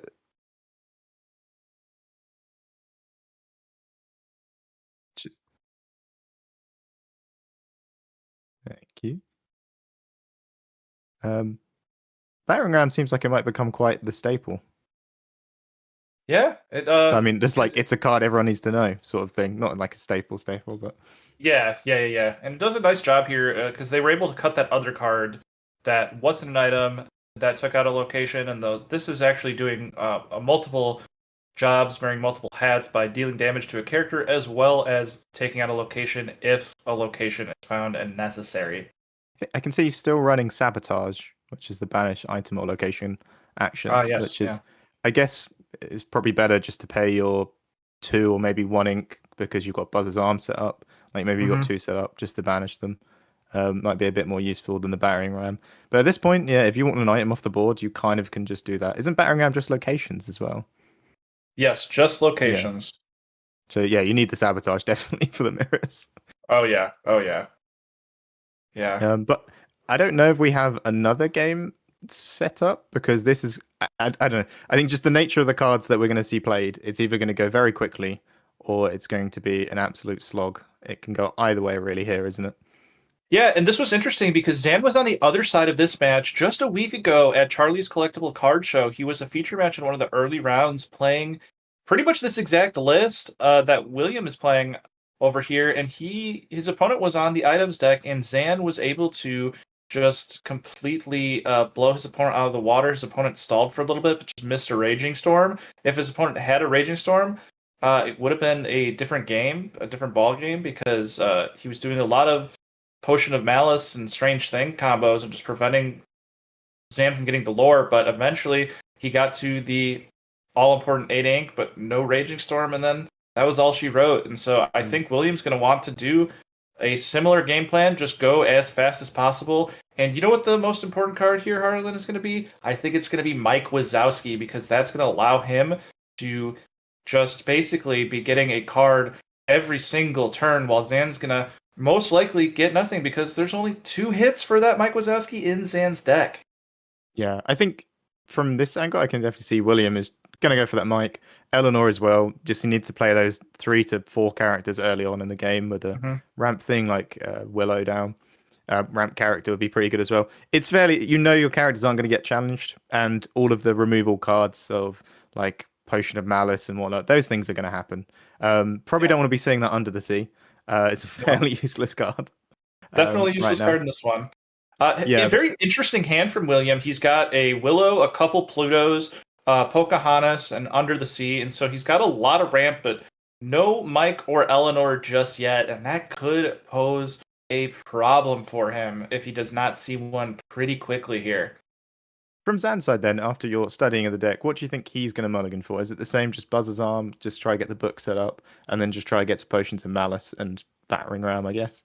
Yeah, I think you want that My Adventure book, as much stall, maybe a map, and then obviously as many Buzz's Arms as you can to make it so you can Raging Storm fast, because the Raging Storm is going to be one of the only things that matters, because these characters do have a lot of health besides the Auroras and Plutos, and so the willpower there is going to pose a problem for a deck that's just pinging for 1 all the time. But this Pluto is going to be one of the cards that he can ping pretty early. But yeah, as you said, I'm inclined to agree. It's just going to be Adventure Book, Buzz's Arm, and whatever stall he can can do here.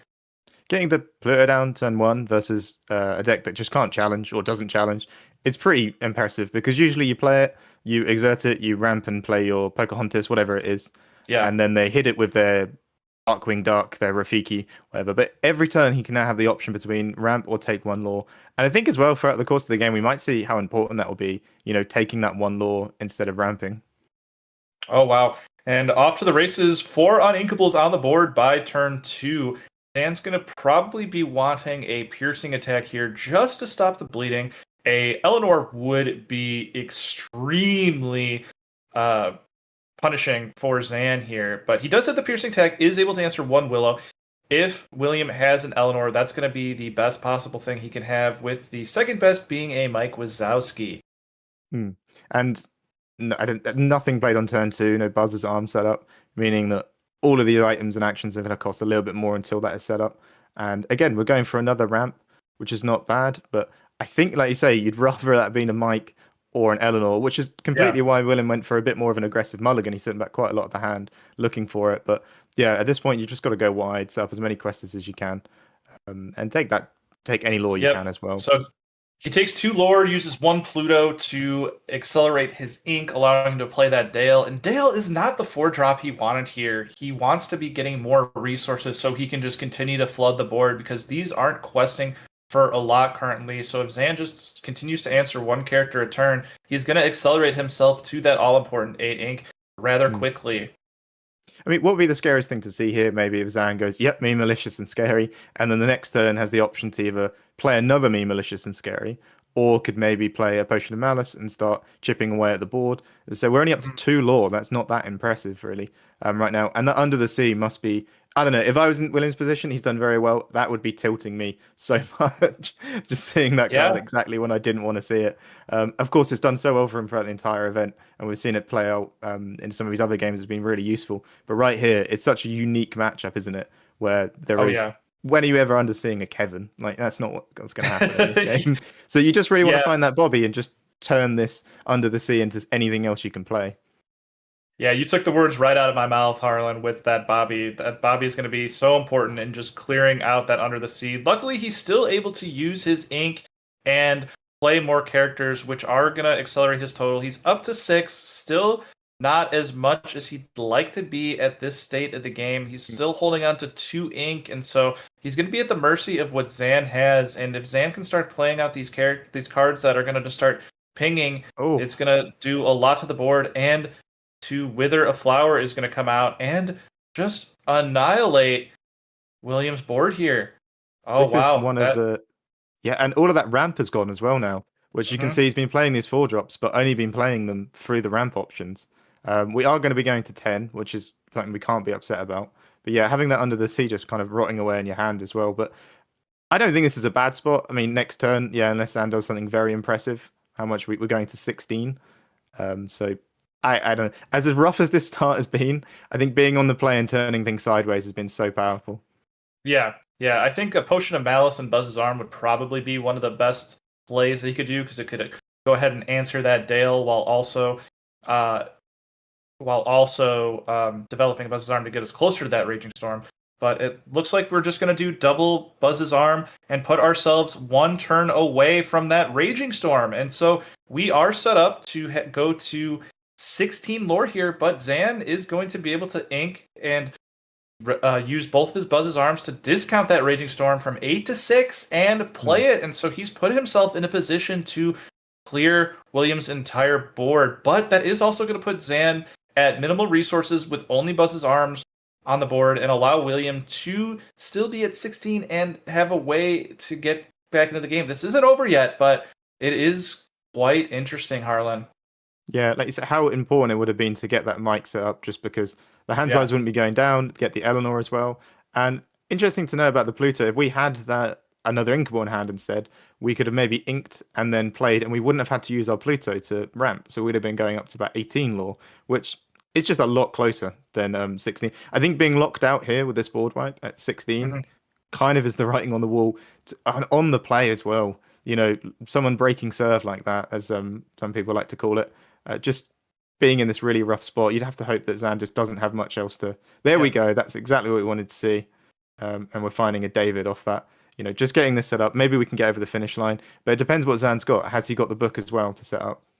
Yeah, and we just saw a Raging Storm get sent to the bottom of Zan's deck, which William is going to love to see because that's going to be one of the most important cards that he wants Zan to avoid for the rest of the game. And we are going to use those 2 Buzz's Arms and additional 2 ink to play this Potion of Malice, and we're going to start pinging away at that Mike Wazowski, which is going to be refueling William's hand, and then we're going to play that Piercing attack to take out that Finnick.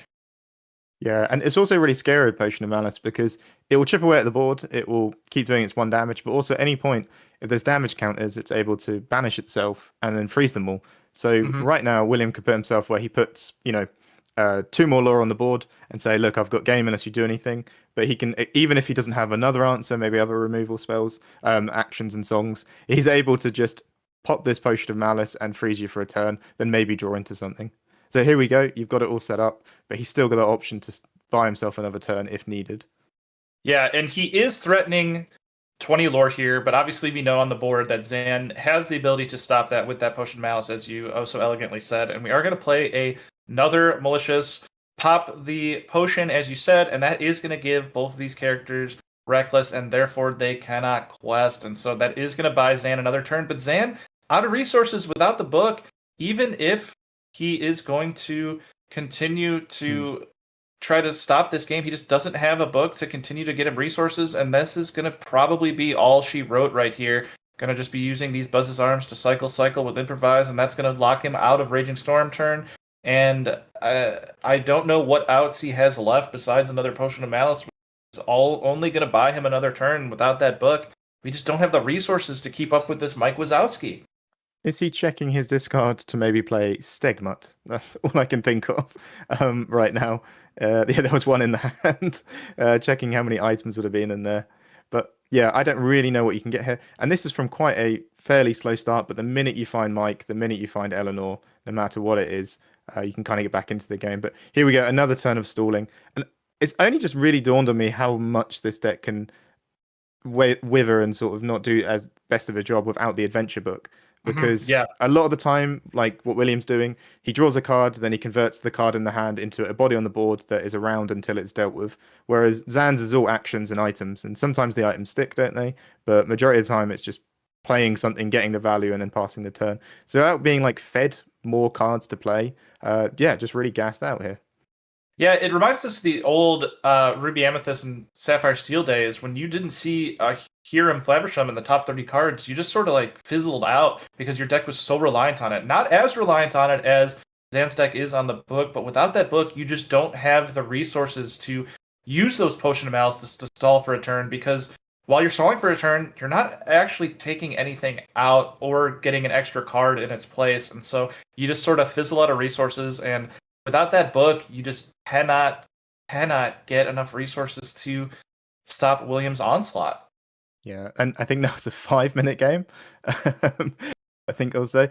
And also, with that was probably one of the slower starts that William could have got out of the deck. Yeah. He didn't play any Mikes, didn't play Eleanor's.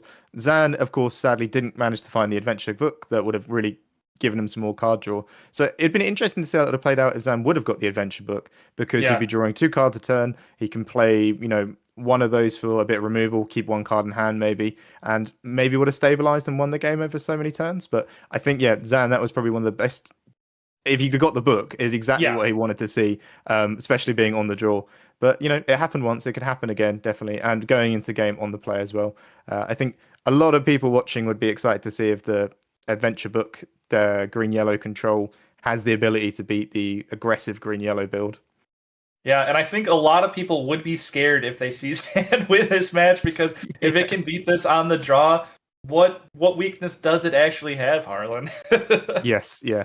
Getting a 2-0 here is going to be some scary info, I think, for people going into Continentals. But again, I feel it must be heavily favour for William, but Lorcana, you always have a lot of strength when you get to go first, and especially for William, he won't be able to play something and quest it. Zan might be able to set up some more potions of malice, might be able to set up more Buzz's Arms. We'll find that adventure guidebook, have the turn as well to set the adventure guidebook up, and maybe run away with the game. Yeah, and the interesting thing about this aggressive deck from William is historically aggro decks have had severe weaknesses to decks that counter them, but even the biggest counters to them, this deck has so many resource generation that on the play, you're not even that unfavored into decks like Ruby Amethyst. You're probably going to be unfavored to the guy we saw yesterday on Emerald Steel, Nick, whose just entire deck is designed to stop you. But if that deck doesn't have kind of a dream run into these lower to the ground decks, it doesn't make top cut, and so it's really quite interesting of how the aggressive decks have evolved in Lorcana, where the early ones were just play cards, turn sideways, and hope it's enough. But now this deck has also got some control elements with the Dale, some draw elements with the Eleanor, some damage dealing with the Eleanor, some lore gain with the Eleanor.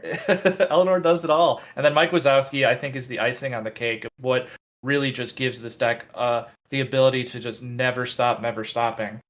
Yeah, and we saw that mulligan.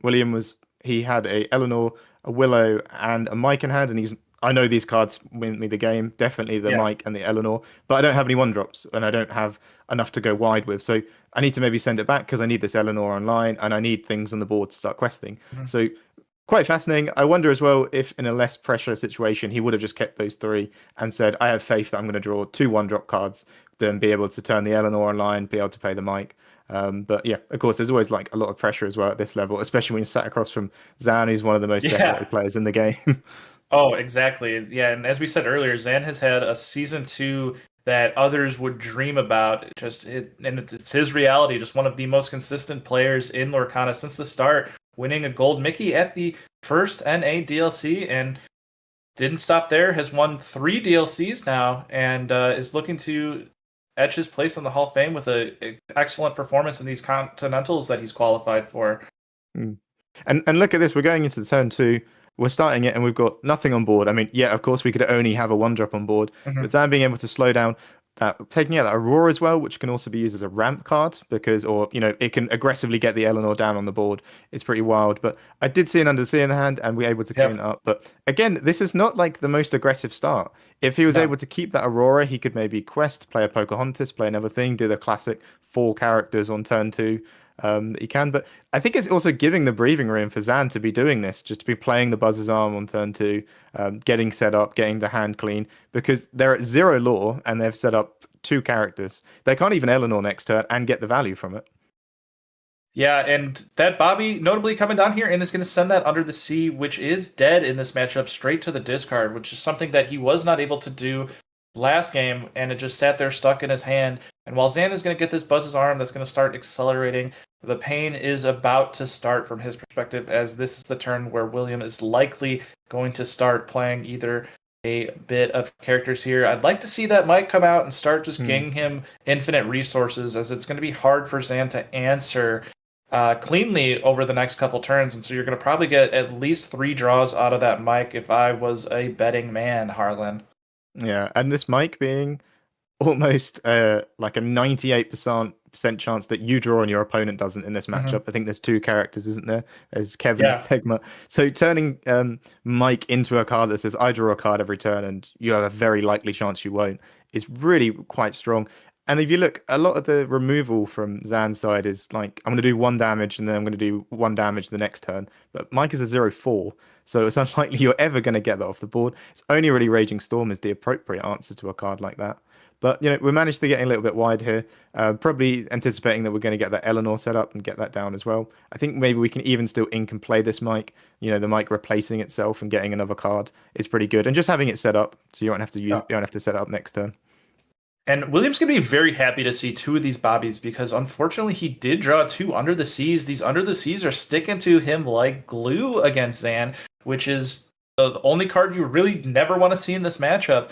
And so that is going to make his Mikes basically never miss the rest of the game here, because there's only going to be 1 Under the Sea left in the deck. But that's the least of his worries, because drawing those cards just really clogged up his hand in his opening turns, because this is not the ideal curve where you get the early Eleanor out that you'd love to see.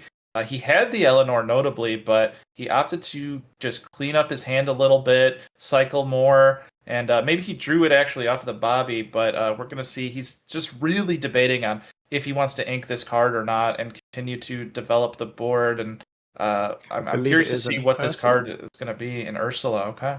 I think it is, and yeah, it's odd. You don't really want to take the turn to play an Ursula. It's a very slow card to play. I don't know what else was in the hand. I thought there was I a mic swear in the he had a hand. That mic. yeah, I thought he had a mic as well. That maybe you might want to play with that too. But yeah, it's odd. You don't want to spend the turn to play this 1/3 that quest for one. Yes, you might be able to get to wither a flower, strange things, but it's if they're going to get the adventure book up, which is set up now, you don't really mind about snatching that one song because they're just going to have so many options to pick from, and kind of run away with the game. But yeah, I guess that is the fun of Lorcana, where all those inking decisions. It may come to bite him later on in the game, and if I was able to like hand check and take that song out of the hand, I wouldn't have lost my entire board. But we're at a point here where we're just going to run away with the game. Yeah, and now we're just going to play that Eleanor, quest all glimmers, go up to 7 lore, and pass our turn here, drawing our card. And even though we've had 2 games where our opening curve isn't exactly our plan A, we floated a lot of ink this last turn, and we're still in firmly the driver's seat here and going to continue to power up. But notably, Zan here has the book and 2 Buzz's arms out, so he is going to be very close to the Raging Storm. He can just slow down the bleeding a little bit over the course of these next couple turns until he can set up that Raging Storm. He's just going to take this to just gather more resources, likely planning to play a Raging Storm on the following turn. Going to flip a 3rd book into our hand, and Ink playing a enigmatic Inkcaster. So our win condition is now online. It's going to take 20 turns for us to get there, but we do have a way to get there at this point. And next turn, we are going to play that Raging Storm. So William is probably going to want to just see that line and just not play any characters and just make sure that, because basically if he doesn't have Raging Storm, you just win the game. And so it's going to be, I don't want to commit any more resources. Let them use that Raging Storm. I see a lot of new players. This is a mistake they make on these aggressive decks, is they just don't consider the Raging Storm, continue to play out everything as if that doesn't exist, and then they lose more resources than they need to, because you gotta eventually think of these as what does playing this other character do? And if it doesn't help in the face of anything but the Raging Storm, then there's no point in playing it, because it doesn't. That's likely what they're going to play, and it doesn't extenuate your game plan to winning on the most likely out they're going to play. If there's other things where they have, if they miss the Raging Storm and you can win if you play that and they have other removal and other thing, then sure, you can do that. But that isn't really going to be the case here. So I'd love to see William hold back, keep his resources in hand, and just decide if he wants to ink as well, or if he just wants to quest and pass.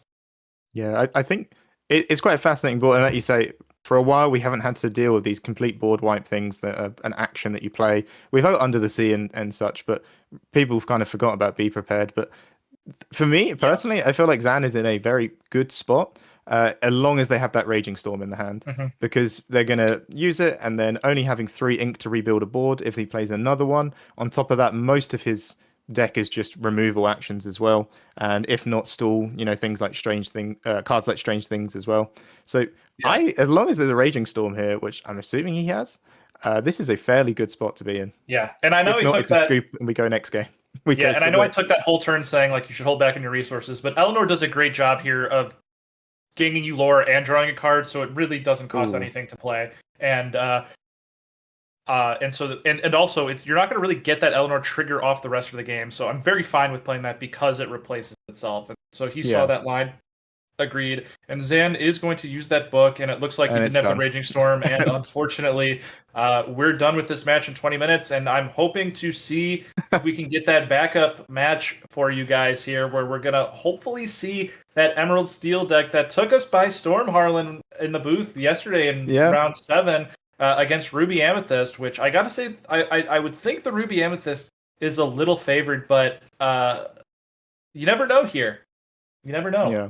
I was hoping to sell that game as it looked like it was going to be a little bit of a turn there if a Raging Storm were to hit the board. We had everything set up to do after the Raging Storm. We could keep drawing cards. We could keep playing removal actions and songs for cheaper, but we didn't have the board wipe. Kind of noticed that after the first use of the adventure book, because then we couldn't play it with what ink we had left. But I guess that's how it goes. And sometimes you just have to take those moments of, I think as well, looking at that board, if they have Raging Storm, and I hold my cards back, do I even win the next turn because of how their items and everything is set up? Because they're just going to keep throwing removal at me. Do I just throw it all on the board, go for game, and if they have it, I'll go game 3 and maybe win on the play? That's kind of how I would have done it as well. I also don't want to sit there and have to go through that enigmatic Incaster getting 20 lore. You know, I'd rather just go, do you have the Raging Storm? Because you probably are going to win a very grindy game, or we'll go game 3, or it's the game's done and I've won it. So anyone out there, hope that's the result you'd like to see from that, if you're a fan of the book or not. Oh, yeah.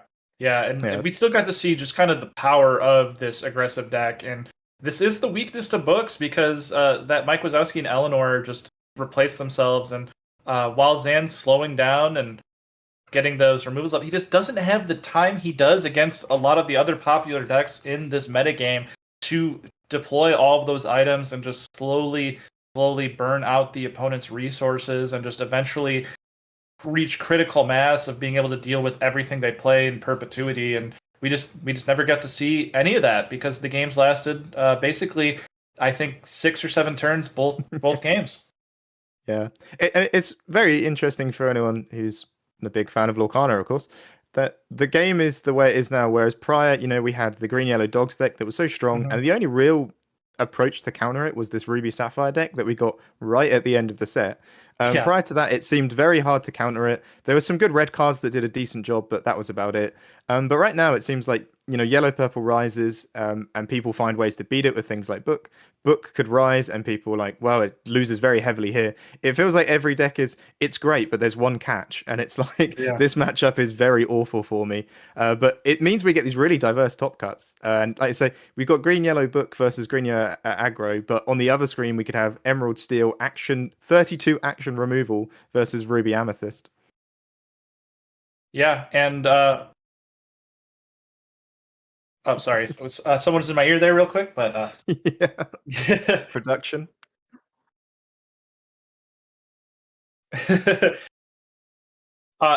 The interview is about to start. We're going to interview William here with fresh off that 2-0 victory.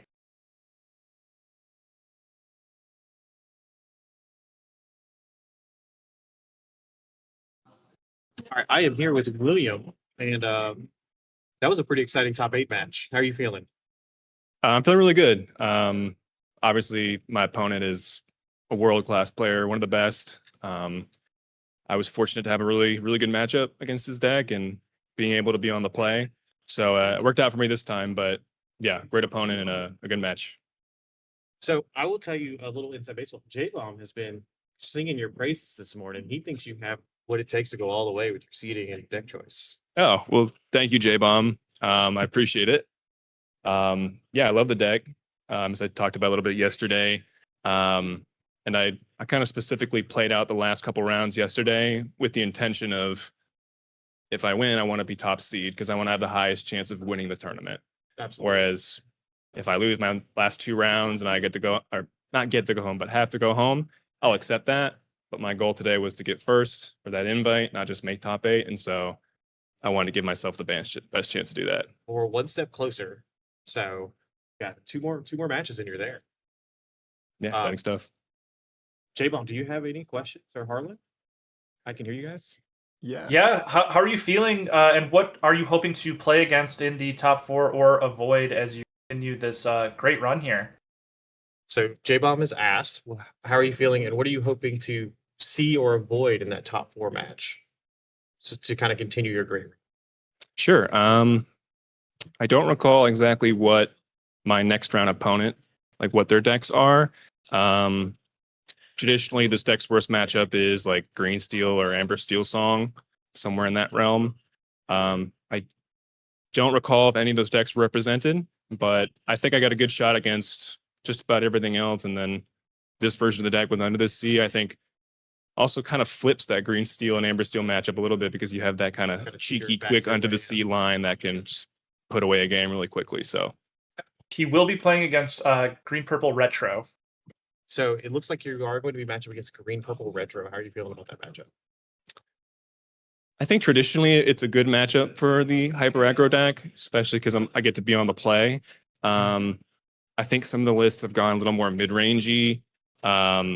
I've seen stuff like John Silver, which is really good against aggro.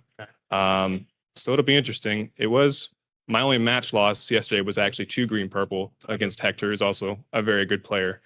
It was close, but he got there. But yeah, we'll see if we can take it down today.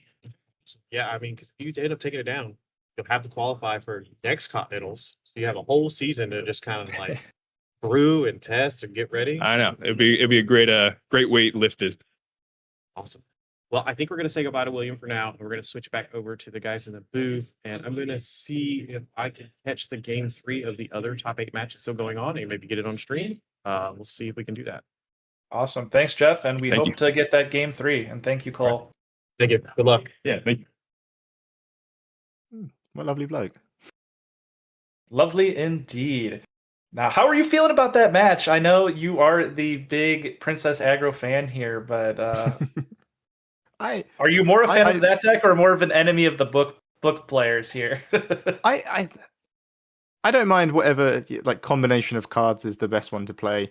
I have my opinions. I'm still a big hater of the amethyst slop decks, as I call them. You know, playing like Hades and everything. Like just they're the same deck, just they changed one of the colors. So I quite like watching that. I think it's where it was almost like a demonstration of how strong the deck is in that matchup, because that was a really slow start. I don't think we actually gained any lore until turn 3 or something like that, because we were using Pluto to ramp and we were stuck with the Under the Sea. But it's still just being able to get 2 questers set up, questing out, and finding 1 mic, I think as well, was really vital. If he didn't find the mic, that would have just been game over. Because at that point, he couldn't even find the Eleanor. He didn't have enough characters to trigger it, I think, as well. And I just want to point out, those were 2 very awkward draws from William or King Cole here. He drew, I think chat said the last Under the Sea was in his hand, if I read correctly. So he would have drawn, if that's true, he drew all 3 Under the Seas. So it was kind of saved by those bobbies. He floated 2 ink on turn 3. And game 1, he just missed Eleanor and Mike for the first like 4 or 5 turns. And then that Mike kind of came down after the Raging Storm. And so he got basically what Zan wanted to see both games, but Zan just didn't have game 1, the book, to keep his resources up when he was set up to just get there. And then game 2 didn't have the Raging Storm when he had all the books. And so the problem with these combo decks is you have to see the exact pieces you need at the exact right time, or you're just going to fizzle out, as we saw. Yeah, entirely. Yeah, it's funny. It's that same thing with retro device as well. Imagine if you don't find the retro device, you're just stuck with like 7 and 9 drops. And the same with Zan's deck, sort of, if you don't get the Buzzer's Arm and the book, you don't draw a lot of cards, but also you don't play a lot of these expensive actions cheaper. Like Raging Storm, you have to wait till 8 ink. But getting this sort of, in a sense, ramp really with the Buzzer's Arms allowed for a really early one there. And I think maybe there was a world where if we had the books up in that game 1, we could have maybe won it. If we got the Raging Storm in the game 2 as well, we could have won it. So I think for as quick as a 2-0 as that was, maybe it was just because the cards didn't land the way they could have done on the day. But that could have gone completely different direction as well. Yeah. And speaking of that retro device, I do have some word from the other matches going on that Hector Harris has defeated Hazed in a 2-0 fashion, which means that his Retro Evolution device, 61 cards, with that 61st card being Mrs. Incredible, is advancing to the semifinals. And then DLC Indianapolis champion Sploosh Magoo has 2-0'd Pepto and is also bringing that Retro Evolution device to the semifinals. And they are not going to be playing against each other. They are in different brackets. So I believe King Cole will be facing... I'm not 100%. I think it's Sploosh, and then Nick versus Dylan might be facing the winner of Hector and Hayes, which is Hector. And so these are going to be some great matches. So I'm going to guess we might have a Retro Evolution device in the finals, because I think whoever wins between Nick and Dylan is a very favorable matchup for that Retro Evolution device. But we did see Dylan take out a Retro Evolution device on a feature match earlier in the tournament, but that was also because of a very large misplay, unfortunately, for that Evolution device player, where he did play a Malicious, Mean, and Scary, sending a Randall Boggs to the discard, and then play the Chernobog, where if he had played it in the opposite order, he would have saved himself 6 lore over the course of the game, and Dylan was able to limp to exactly 20. Oh, yeah, I did hear about that. I didn't manage to see it, but how far does the take back rule take you on that? You can't take it back to, I guess, after you know that they would do that as well. Yeah, I mean, it was a couple cards because he played the malicious, then he Yeah. played the Chernabog, so he would be able to take the Chernabog back, but not able to take the malicious back. And then, Yeah, that makes sense to me. very unfortunate because, yeah, Dylan basically made top cut because of that, because that would have been his second loss had his opponent done that in the correct order. And so, we were very close to seeing another retro in the top cut as opposed to that Ruby Amethyst. And this is the most interesting deck here, where if this makes it into the finals and King Cole makes it to the finals, I think we might have this deck as the champion, Harlan. But to get to the finals is going to be a tough ask against these control decks that he is playing against. I think Ruby Amethyst was the second best matchup he could have asked for in the top 8, besides going against William, who we just saw on stream. Yeah. I liked seeing William's thoughts on it as well, where he said, I'd rather win the next 2 and get into first seed than just... Surprise, it's Katie. Yeah. Hello. Ah, Yeah, sorry. Harlan, I'm very glad you said that, because a lot of people go with the intention of, I want to make top cut, and other people go with, I want to win the tournament and make sure I'm on a top seed. And I know Robert at World Class Cards, he was in a similar position last week where he could have drawn into the top cut, but he was playing a similar listicle and wanted that top seed, went for it, unfortunately lost to the Prince, who ended up taking down the CCQ himself, because the winner of that match got second seed, and that was also important in top cut. And in a format like this, where where play draw disparity is quite large, and especially against these really, really strong players, it just adds a couple extra percentages, and to be able to just coast through top cut on the play the whole time is a load off and really helps your chances of taking down the event. And besides this CCQ invite, the prizes have gotten better, but you really want that invite. You really want that invite. It's relevant for DLCs as well, for pass downs. Yeah. I'm pretty sure they're still doing it the same way they did in Season 1, that your standings at the end of Swiss is like where your rankings go for that. So although I lost to Fungus and he won the event, in other games, that would mean I would have gotten 19th or 17th place. I got whatever placement I was based on where I finished in Swiss with all the other players first, which has its positives and negatives, obviously. But so that benefits you that if you play more, you're going to have a higher Swiss finishing, similar to like what Zach Bivens did a lot in Season 1. He was always like top seed because he was like, I could draw 3 rounds in a row, or I could beat you twice and be number 1 seed. Yeah, and we've also seen the inverse of that, where in Seattle, I remember Hamza wanted to draw in, and his opponent said no, and then Hamza 2-0'd him, and then that guy got 2-0'd for the next 4 rounds and actually missed top cut with all he had to do was draw like 2 of those, and started off with, I want to do the Bivens thing, get the top seed, and ended up just getting severely punished more than anyone I've ever seen in a tournament. And so there is the downside where you could cost yourself a very large payday in those DLC promos. And so but you're also betting on yourself, and I like betting on myself. It's a very polarizing thing. Like it teaches you a lesson.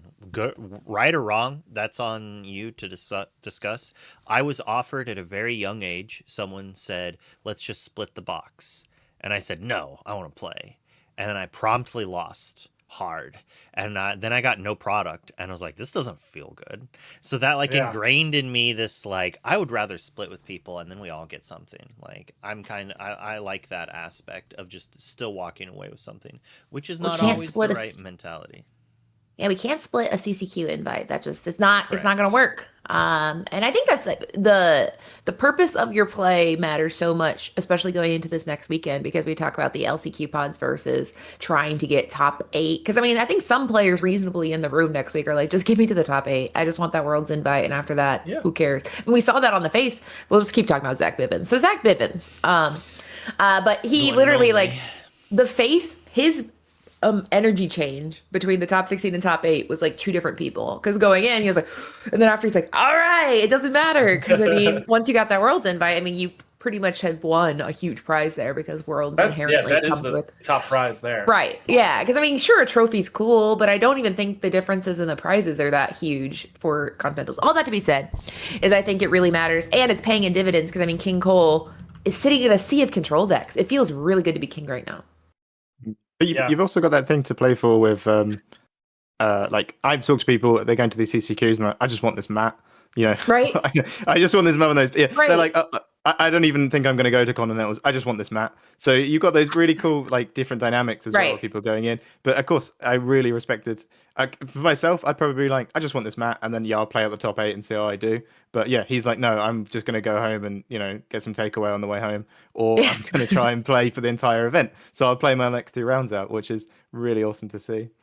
And I love, so last week there was the CCS tournament, and it's very poetic, the bookends between those two tournaments, because last week we did the Buzz's Arm deck, and Buzz's Arm deck was against Boosty Boys. Buzz's Arm deck made Boosty Boys deck, the Amber Ruby deck, look silly. He 2-0'd him. And then the next round he got paired into Zan, and Zan is literally running, I think, the exact 60 that King Cole was running. Was there 2 Mickeys in that deck? Was it the double It's the Mickey? exact I think same it's list. identical. Yes. So Yeah, it's I very haven't checked. funny because then Zan 2-0'd the items guy. So it's literally Zan was on feature last week. He switched his deck and was on feature, and the exact same thing happened to him. So I think when you go into these tournaments, I think that's why people are kind of shifting towards these mid-range decks like Ruby Am, is because it feels better to know that you at least have some chance in most matchups, maybe, versus like in this control deck, you are kind of literally saying, if I get paired into aggro, them's the breaks. And that's why I think when he was Yeah. reading the list, sort of had that ratatouille moment, when the Well. chef reads, Yeah. realizing that it's just card for card my list. Oh wait, yeah. you might be wondering how I got in this position. It was me. Depending on which side of the fence you land here, if you were really rooting for that green steel actions, or if you were rooting for Dylan on Ruby Amethysts, it was 2-0 in Dylan's favor. So the green steel Merida deck is no That's a funky more. deck, dude. I mean, last night I told somebody, I said, have you seen that really funky green steel list? And they said, what makes a green steel list funky? And I sent it and said, look. And I they guess went, you haven't seen it yet. yeah, I was like, it's funky. That it ain't ducks. It ain't touch paradise. It's something else. Damage matters. And damage, it didn't matter, it sounds If like. you in that like matchup. MASH, this is the deck for you. Yeah, right. Did they even run Terror That Flaps in the Night? Or were there any ducks? They did. Oh, They did. all They had removal the spells. 1-drop duck, the Target 1-drop, and that was it. Perfect. I love And then it. they There was no Skip turn 2-drops. Skip turn 2. Who cares? Yeah. Maybe do 2 Fire the Cannons turn 2. You know, Exactly. Have a You little get Right. it. fun. Yeah. just anyway. So I started blasting, and we love that. It's a good meta strategy. Perfect. But yeah, I think this top 8 is very interesting. No Ruby Am, not Ruby Am. Of course, there's not. No Amethyst Amber at all, which is very funny because I think in the what's it called, D23 CCQ, it was just everything was coming up Amber, Amethyst, and I do wonder how the lists are going to adapt this week. I think that will be very fascinating. I saw some angry tweets saying it's insane that a random CCQ could influence championship. And I'm like, well, that's kind of how it works, unfortunately. Like everything These are the should players playing. Yeah. influence things. And We these can't are- say stop playing. And the people left are Hector, who's qualified, Sploosh, who's qualified. I believe Dylan's qualified as well. I mean, if you just look at the top 8, I mean, you had Zan Yeah. and Sploosh, Yeah. who both won DLCs this season. So you're telling me not to look at the results of an event Yeah. that like 2 DLC winners are topping? Like, Oh, I'm always paying attention to what Zan's playing. these people are going to be amazed when people are looking at like league results when we get a digital client that has like 5-0 dumps. Yeah. I do love the thought process of how much can you use the data from simulators into real life. And I think you can use it as like a psychological data point to be like, these are what people are trying. But I do think tournament data will always matter most because this is people putting their money where their mouth is. They're not spamming Yeah, games yeah. in traffic. And- they are quite literally sitting down with money And on the line, or in sometimes- cases. Sometimes you I can't think play it's- the same types of decks. Like, Sorry.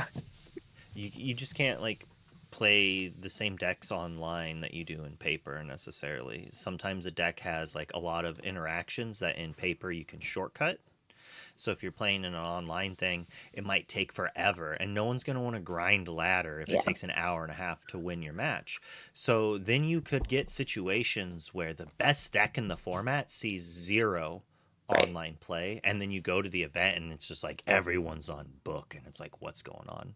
Or like whatever the equivalent of a super long to play deck. I want to hear your guys' thoughts about the people discussing, I was trying to keep this deck a secret and the secret's out. Like, how easy is it to keep a secret when, I don't know. I mean, how often do you guys find yourself truly surprised? I think Eleanor was a good example. Eleanor in the ETB CCQ, where people are like, where did this come from? But like a whole deck, I'm always very shocked when people are like, you let out the secret of Retro Revolution device. So, I mean, how do you guys feel when people say, or have you ever felt, how dare you let my secret out? There's been at least twice in the last 6 months that I've seen a team DM that's like, of course someone plays this, right? Like, you know, like, I was planning on doing that to the meta next week. Of course, like, oh, at a CCQ nonetheless. They can't keep getting away with this. Yeah. It's always when I've had that a couple of times with decks where there's only so many cards and so many combinations we can make, and someone brings it to an event and does well with it or whatever, and they're like, how did they figure that out? It's like, what do you mean? Like, these cards go well together. Of course I'm gonna try this out. How did you? Where you did must you have, get that? No, you must have hacked into one of my accounts somewhere, something like that. No, they just figured it out as well across the globe or something like that. Right. It always fascinates people that they could do that, you know. Well, Yes, Stegmutt. I do love that Dankster tried to say, Stegmutt's been there the whole time, buddy. I'm like, I've been looking behind me. Stegmutt was not behind me the whole time. Well, it's been printed since whatever set, but yes. But people ignored him since Winter Spell. Winter Spell. We're gonna jump on over. They're setting up right now. We'll for top still four? be able to since all of them finished 2-0s, so it's actually one of the faster rounds. So we're setting up the feature match. We're gonna be able to watch both matches unless I was lied to. And the first match we're going to be watching is going to be Katie and Harlan casting. So we'll get to listen to them chit chat here, and we're going to jump over. Anything you want to say, J-Bomb? Because it looks like you're not scheduled again until the post show. No, I am going to go get my breakfast platter at McDonald's. I've got 19 minutes to get there before breakfast ends. So, all right, Godspeed. Wish me luck. Good luck, mate. This is very exciting. I am in the booth with Harlan. Harlan, before I pregame for this match, I had 2 McVitie's digestives, the white chocolate edition, and now I feel ready. How do you feel right now? Oh wow, yeah, I've been on for a couple hours now, but when I saw the schedule and I got to cast review, I was very excited. I was excited to chat to everyone because I mainly chat online, but yeah, it'd be It's really like cool it's a crossover episode.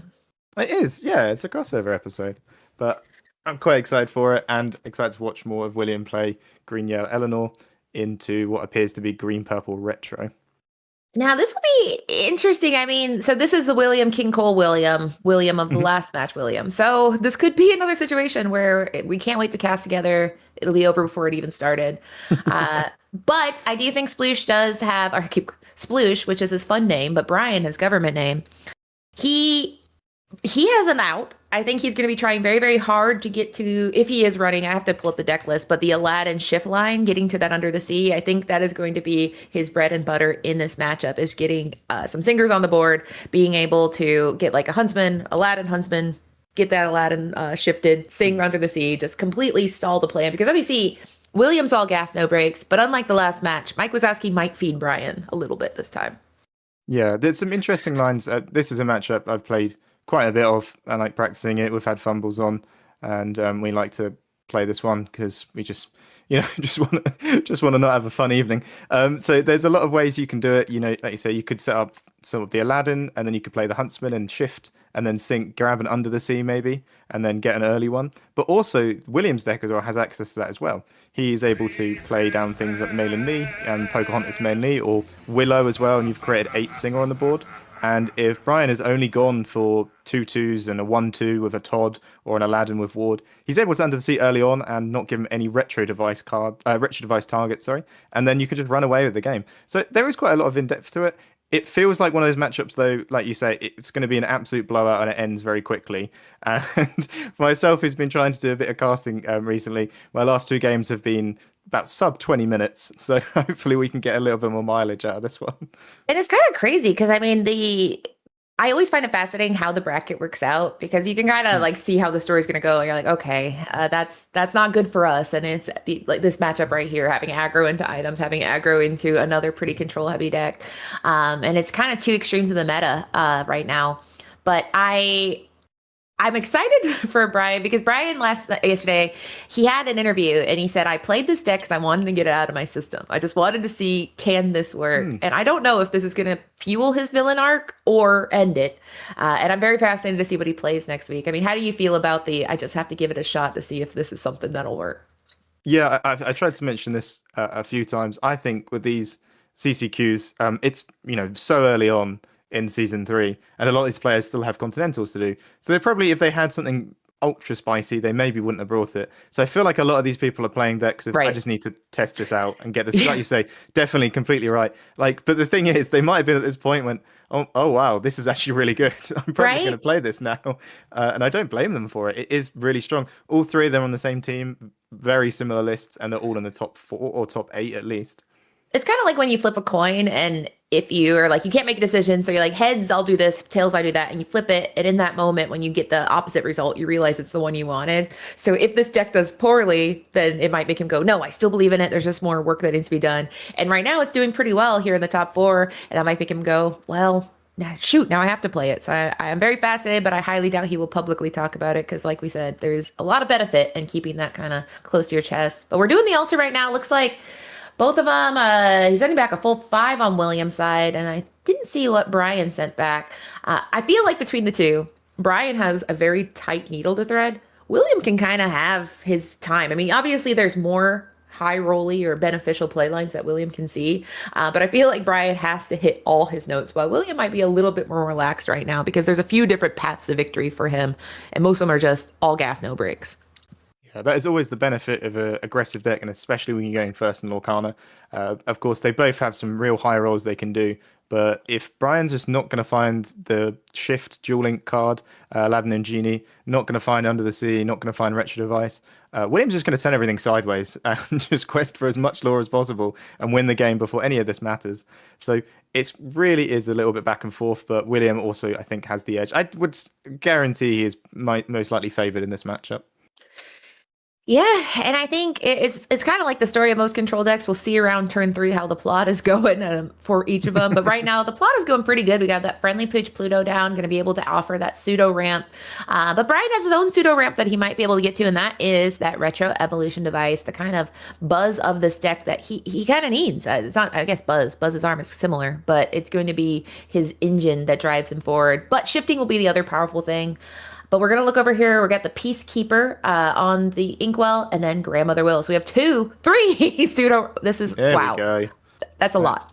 I don't know if that's exactly what you want to see or not, but yeah, having 4 basically pseudo ramp cards is good. And what's really interesting here with this Aladdin, and I think that's why I really like this matchup, if that was any other Aladdin, the 3-2-1, the one that doesn't have ward, or even a morph, say, if you played a morph, if William is able to play Eleanor here, he's able to ping it twice before it's able to do anything, but only when he goes first. When he goes second, there won't be enough time, and he'll be able to, shift the 2-drop with a big Aladdin, have a 3-drop next to it, find it Under the Sea, and take everything from the board. But because the way this is set up, the Aladdin with ward is like the perfect card to see. If he plays a Huntsman next turn as well, which I believe is in the deck, you can then also still do that, and none of this Eleanor pinging can be doing anything, taking anything off the board.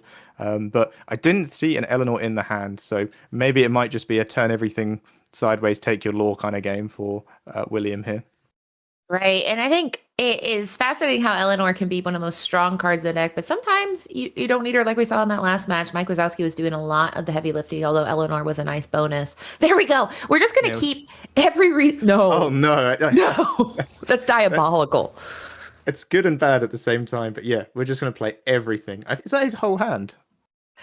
That is actually a good point. That is one of the things. Going wide feels cool. Card. but going wide without a draw engine feels less good. So unless we can get to some of those, I like that you point out good and bad, because he has a total of 7 lore on the board, but he has no way at this point to draw cards. And Brian here finding one of his ways to draw a card. That Elsa, she's a 3 cost. And so now if we can go ahead and shift that Aladdin on the next turn, then we have what we need to go under the sea. And William would really not like that for many reasons, but mostly because he has no plan back. And then if this happens, you have the check of the hand. Oh my gosh. Does he have the shift and the shift? Does. Oh, that is probably the best hand you could possibly hope for, isn't it? When you're going insurance. It is and literally insurance here. If he loses this one as well, which I'm not going to lie, it's not looking good for him. The worst thing about it is where you've lost that benefit of getting that top seed. You know, you've already broken serve for Brian, and you're going to have to win one of the draw now as well, which is a little bit rough. But yeah. I mean, so many of these cards are so great. I mean, Willow, Pluto, but like we just saw, if you have no draw engine, it is just ramped no benefit. And there we go. He loses everything. And stuck at 2 ink as well. So there might be a lot of cards that you can draw that won't be any good. The only one really to think to keep you playing, keep you in the game would be Mike Wazowski is the best one to see right now for William. Yeah, and Mike Wazowski, exactly. He'd be able to keep... No, he says, I gotta go. Yeah. I don't blame him on that one. But that is the kind of dynamic of the matchup. It feels Under the Sea is still one of the strongest cards in the game. And just being able to effectively use it like that, especially with this Genie Duel Link, I think there's probably a lot of people right now checking online to see the prices of this card. Right. I mean, and it's really fascinating because when I was talking to a player about this Aladdin and Genie, he said, this is basically Tramp. And it's different than Tramp in the sense you don't get to do as much meandering and shopping. You do have to kind of send back things before. I mean, you don't have to kind of. You are quite literally sending back what you don't want and hoping to get what you want in the process. But it is going to keep your hand ultra filtered, ultra optimized. And in this case, it gives you a singer. I talked about it before we started, that having that early Under the Sea can be very powerful. And it's even more powerful when you have 2 of them and you have 2 ways to shift it. And William had no draw engine online. By the time that Brian got to that board wipe, William had nothing. He had no plan after that. I'm pretty sure I haven't really processed Brian's hand there, but that is a nightmare scenario for William. Right. Because even if you were able to play both 2 Ursulas that turn and take out both of the Under the Seas, he still had the ability to shift and draw a substantial amount of cards to maybe find another Under the Sea. And even if he doesn't, it would just be digging closer to the next Under the Sea. So we'd be at such a powerful spot there. So yeah, that is Brian really getting a powerful hand there and William not being able to get anything. I think sometimes as well, you can approach this matchup with what we saw with the green-yellow dogs deck did by the end of the last set, where you could create board states that were a bit they're not going to be terribly impacted by an Under the Sea. So if you're able to play things like Nani and the Eleanor, they don't get removed. And then if you have a Nani and Eleanor and you play, say, a David or a Mickey Mouse, the Traveller card, or Camper, I think people call it, you activate the Eleanor again and you can run away with the game. But just playing 4 Plutos and 4 Willows kind of puts you in a rough spot there. While visually stunning, it actually had not a good advantage here in this certain matchup. But sadly. Now, for people who are looking at Brian saying, this man looks familiar, he is a DLC champion, and he is somebody who has faced this color combo before and kind of in a similar matchup. He was playing a Ruby, Sapphire Infinity deck against a Amber Emerald Dogs deck. And so he played it in the finals, and he, was not necessarily favored in that matchup either. People thought, well, that deck can get the best of him. But if I'm against Brian, I'm scared because he is calm, cool, and collected in the face of a aggressive matchup. So William, this is your chance, but I'm still scared against Brian. Bring it to a game 3. I have not actually commentated on a game 3 yet in my luxurious career so far. Do it for Harlan, please. He showed up all the way. He flew in all the way from England for this. Yes, yeah. And I remember listening to an interview with Brian as well, where he said in his final, when he mulliganed, he even sent back his ramp cards. He was playing Ruby Sapphire to try find the Liquidator because he found it so important. So I feel like this guy has a very good grasp of just aggressive mulligans and knowing exactly what he needs to find. Yeah, and there we go. This is a little bit of a better start. I mean, it's kind of similar. I think it's going to be the discount, but there we go. This is going to be the Princess of the Princess deck that people have been calling it. I like the grassroots effort to say this isn't dogs; they're literally princess. But there's a dog right there, so the discourse just got complicated. And there we go, going as wide as we can. And these are a little bit of different resources that Pocahontas notably can go ahead and do a shift to the Peacekeeper. But if I'm William, I'm saying, hey, I've seen this film before, and I didn't like the ending. And there's a really interesting spot here where William can shift that Pocahontas, and one that also allows him to do is Sing Under the Sea very early on. And getting rid of this Aladdin, allowing Brian to not be able to shift it as well, puts you in a very powerful spot where they're going to have to take a lot of time to establish something. Maybe they're just going to have to play the Aladdin on 5 ink, and that's not going to be enough because they're going to need it to dry. And William will have ran away to the races, you know, got all the lore he needed and won the game. So getting that Pocahontas set down is pretty good. But I think I saw a Nani and a Eleanor in hand, so we're probably just going to set up that Eleanor. And you might as well, even if you have the Under the Sea and the Pocahontas, you might want to wait a turn, be a little bit greedy, and wait till they play a 3-drop like a Elsa or a Todd, and then you get both of those Under the Sea. You get a 2-for-1 there, which is pretty great. But again, I think this is not a bad start, but we just need to see how Brian can do it. He's probably gone for the most powerful lines he can go for, as we saw in the last game, because if he doesn't, he kind of just loses. He doesn't really board battle that much. He hasn't got Cheshire Cat in there or anything. And there we go, another warded darling here. We have the Huntsman here saying you can do anything you want, but you will not be flinging a single damage at me. But this is that kind of formula. We saw Elsa last game, and now we have the Huntsman. Both of them serve the same purpose as serving as a backup, a vocalist for the Under the Sea that could come next turn. So now we'll see, does William have the Ursula for a little sneak peek spoiler? If I'm William, that is all I'm thinking about right now. Backup singer, that is the best phrasing I've heard for that. But yeah, even if you go for the Ursula, which is sometimes, I think, completely correct and a very valid line to do here, if they check it and it's just got the Aladdin Duel Link, they're able to cycle through. And it's the same thing J-Bomb was saying about the Tramp card or Vision of the Future. You can protect your Under the Sea behind a card like that because they won't be able to take it. And then, of course, you can play the card, shift it, whatever you need to do, and then you can find the Under the Sea and sing it. So very interesting spot. I did see a Nani in the hand, and I think it's good to set up the Nani because, as I was trying to mention, you can kind of create a board that when they do Under the Sea, it's not going to be the worst in the world. And then I can maybe hit the Duel Link Aladdin if they've shifted it, maybe win some tempo back. If I play something like a David, I can get the Eleanor online, get my 1 card as well. But we'll see what they go for. And there we Very have that nice. Peacekeeper who's kind of very similar to that Kita that we used to know from Into the Inklands. But this one is going to be similar. It kind of starves off some interaction. That interaction I'm referring to is going to be the challenging. The thing is it does insulate 2 things. Now we have 2 characters that are not under the seeable. The Peacekeeper and Eleanor are now feeling a little bit better in the face of the Under the Sea shift line. We do see Aladdin in the hand, and I think we see Under the Sea. But the difference is he doesn't have that ability to shrink. And by shrink, I mean lower the strength. Able to get that Under the Sea to be more potent. So he just has to decide, when do we want to deploy this kind of technology? Challenging is off the menu, and he is going to start with that shift, and we'll see if he sends anything back right now. Yeah, I've seen a lot of players, they just go for, I'm going to send everything back, or maybe they keep something like a Retro or a Milo or whatever it is they think is worth keeping. But yeah, you might want to just send as much as you can back here. But again, if they don't find the Under the Sea, if they find the Under the Sea, sorry, we're still going to be being able to go to 16 lore, and if we're able to play something like a David or a Mickey, we can actually turn the Eleanor on and get our 1 card and ping 1 damage as well. So it's a scary spot. This is probably how I've watched Williams games most of my times as well, and he has not had the best starts. I think versus Zan, he opened double Pluto, double Willow, double Dale, so it's been a little bit rough for him.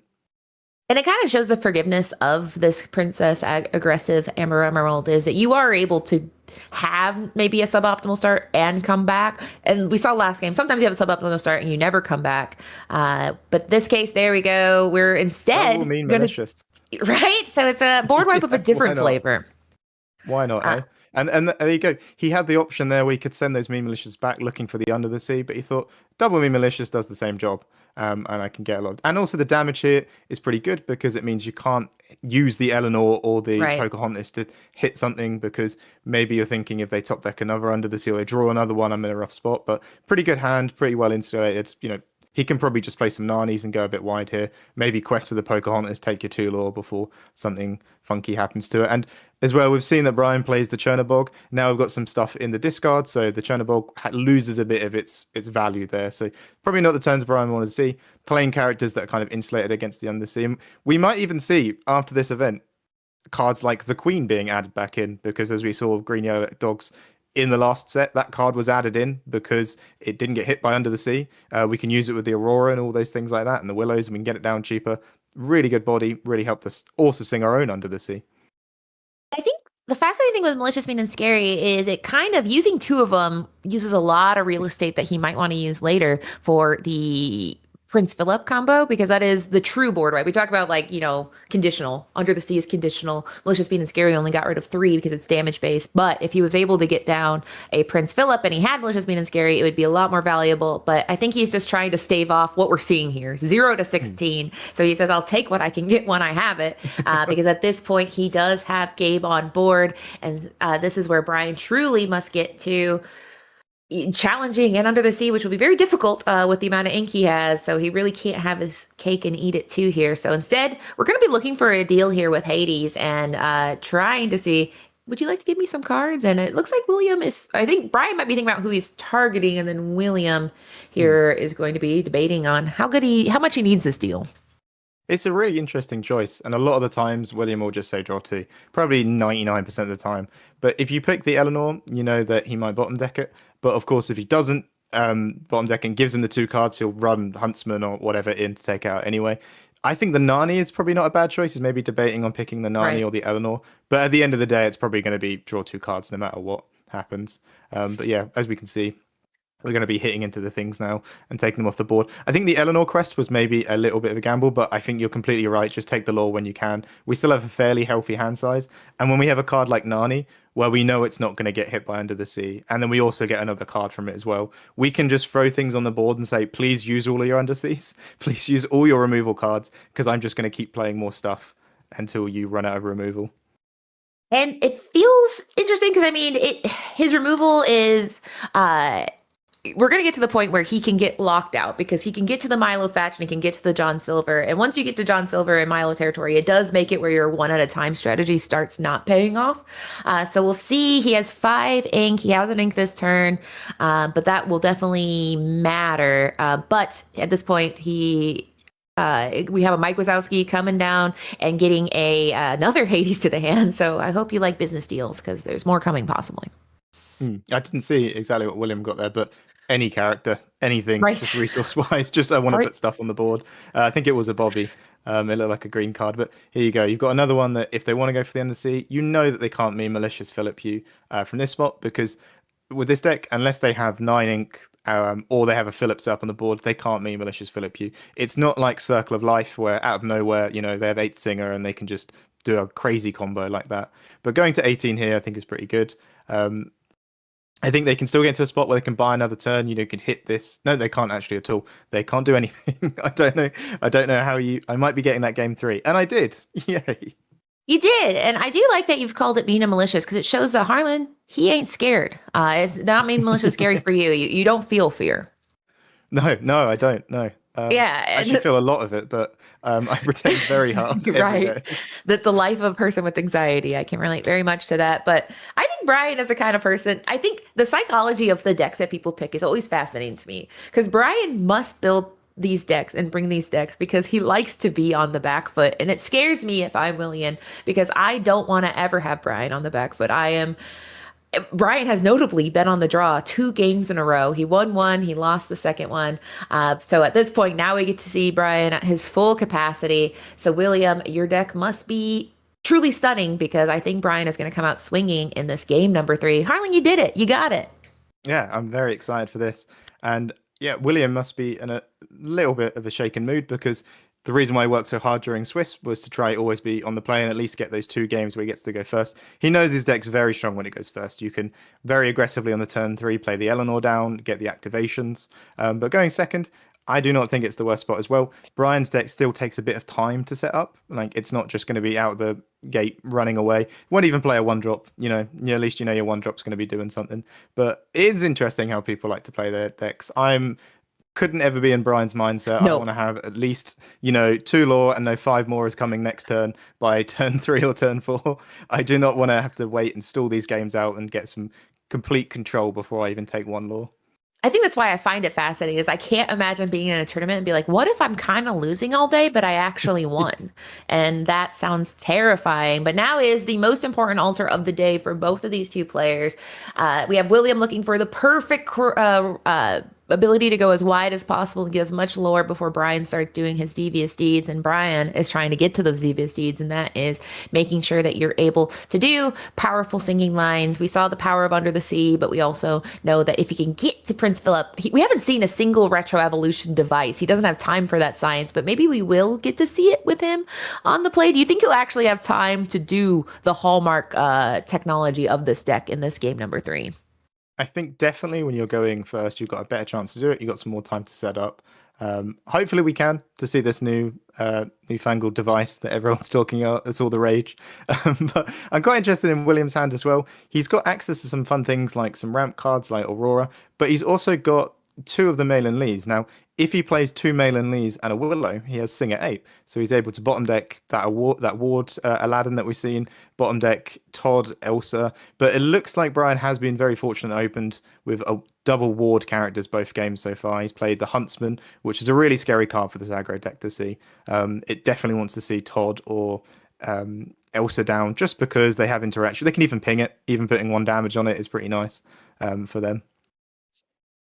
So now we are getting into the game. I think both players they know what the assignment is right now, but now it is, can their deck do it? And will the cards show up when they need it?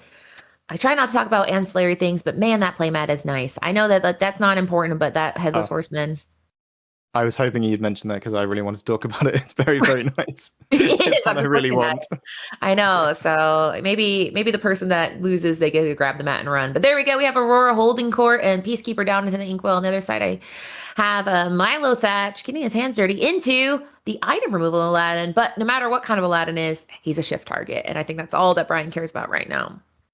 This is not bad. Like I say, if you were going first for the Eleanor deck, you'd actually be able to aggressively play an Eleanor down and ping this twice, removing it from the board before it gets to do anything really fun. Maybe they take an early shift just to protect it and give it that 1 extra health, but 1 extra willpower.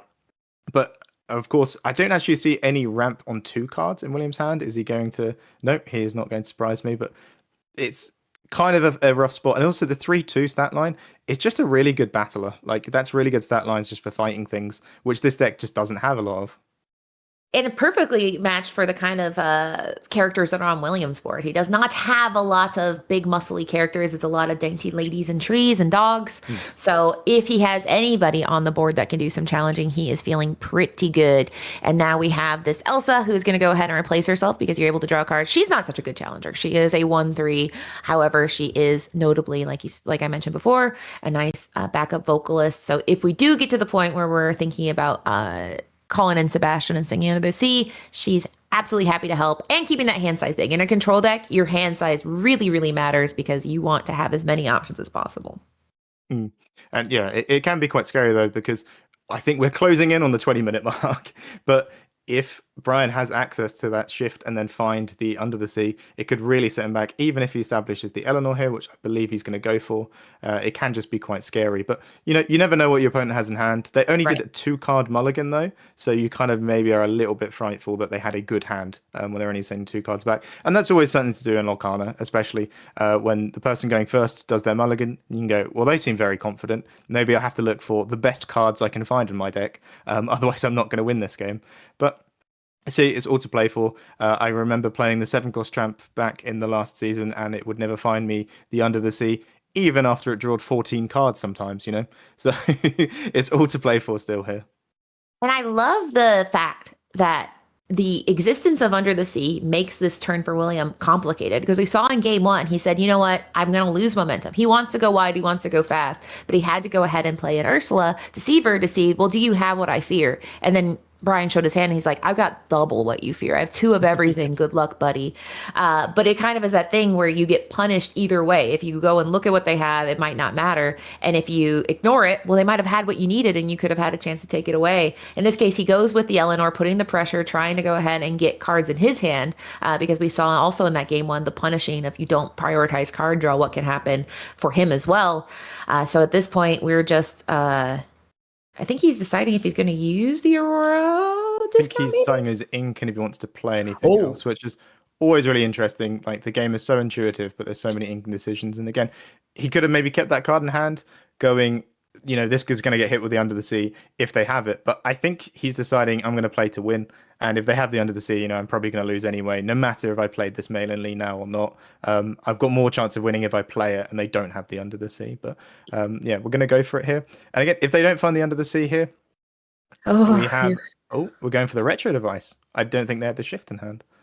We could go for an early Chernobog. I think he might be going for, Chernobog or Hades. And no, there is a Chernobog saying, here you go. You can play something from your discard. And William checks and says, there's nothing there.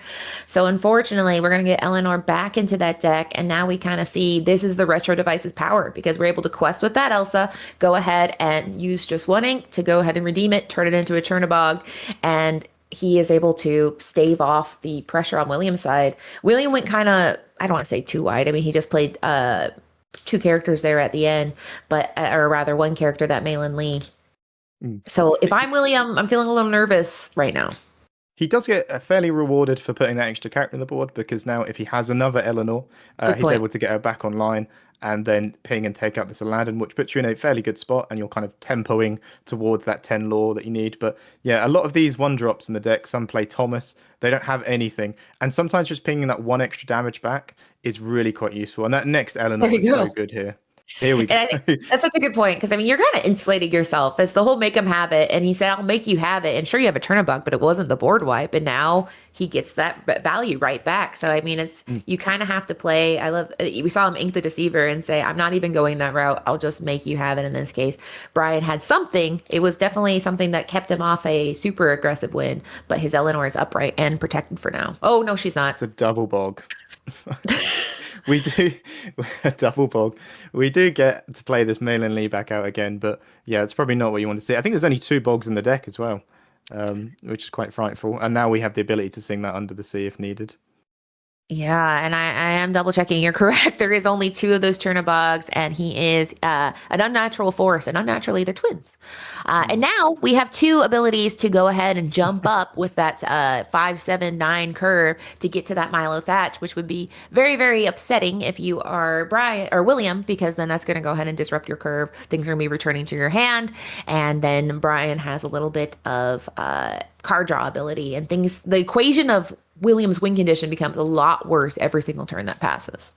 Yeah, and you also have this option here where if you had something like a Dale, you could put it down and take out this Chernobog with one of the Malin leads, which would stop them having the ability to sing Under the Sea, which is quite useful. But overall, as the aggressive deck, you want to be just getting as much lore as you possibly can every turn. So a lot of fascinating choices. I think we are down to 2 cards in hand for Brian, but this deck having all of that Amethyst card draw kind of really does help it, just kind of keep going. I think we play something like a Hades.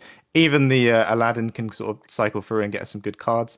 We utilize the Milo Thatcher's card draw ability as well, which is really quite useful here. It pairs very well with the retro device because you've already got one of the things in the discard when you banish the character to summon the Milo Thatch. So it could be really interesting how this plays out. I think what William is doing here is how I'd probably want to go as well, where we just want to build the board up again and start trying to go wide. We got hit with 2 bogs. That was very unfortunate for us. I don't know all the options Brian had, but yeah, the double bogs is just really quite scary. It kind of really shows you how important something like Bobby or Strike a Good Match is, especially in a bog-infested meta. Exactly. And it's interesting because I've heard players debate whether we still need a Chernobog. And one of the things I heard is players are respecting it too much. So it's not fun to run anymore, which might kind of speak to why he only has 2, is because if people respect it, then they're running Bobbies, they're getting things in that discard. But in this case, all he had in his discard was just a Malin Lee, who is truly just designed to help with that Under the Sea maneuver that is not super powerful here. A card that I see that Brian included that fascinates me is the Demona. Demona is really cool if you play her with a bunch of friends, but sometimes she's all you need to draw some cards. So we'll see what he has in hand. And it is not Demona, it is Milo, an enchanted Milo and an enchanted Aladdin and Genie. And this is now a scary spot because It is. he could play that Aladdin, maybe draw and find us under the sea, and the game might be over at that point. He could even just summon this Milo Thatch if he wanted to. He's got so many options here, but yeah, I think this is one of the safer ones. You're in a very demanding spot here, and that's kind of the power as well of going first. I know the game one was a little bit of a different tale, but the game two just completely ran over him by going really fast, throwing everything on the board and questing with it, and that's what the deck can do. But this game, getting to go first, establishing a 3-2 on turn 2, meaning that you can't get those early quests, just really has changed everything for Brian here. And I think that if you look at William's deck list, it is a cautious aggressive deck. It's got lots of interaction where it's trying to be an aggressive deck that can respond to a mirror. And that's going to be like the Under the Sea, the Mickey Mouse, Amber Champion, and Expedition Leader. So it does make me wonder if in response to this weekend, people will be like, you know what? I'm going full aggressive. I don't have time to do any kind of mid-range or control activities. I just need to go as fast as possible.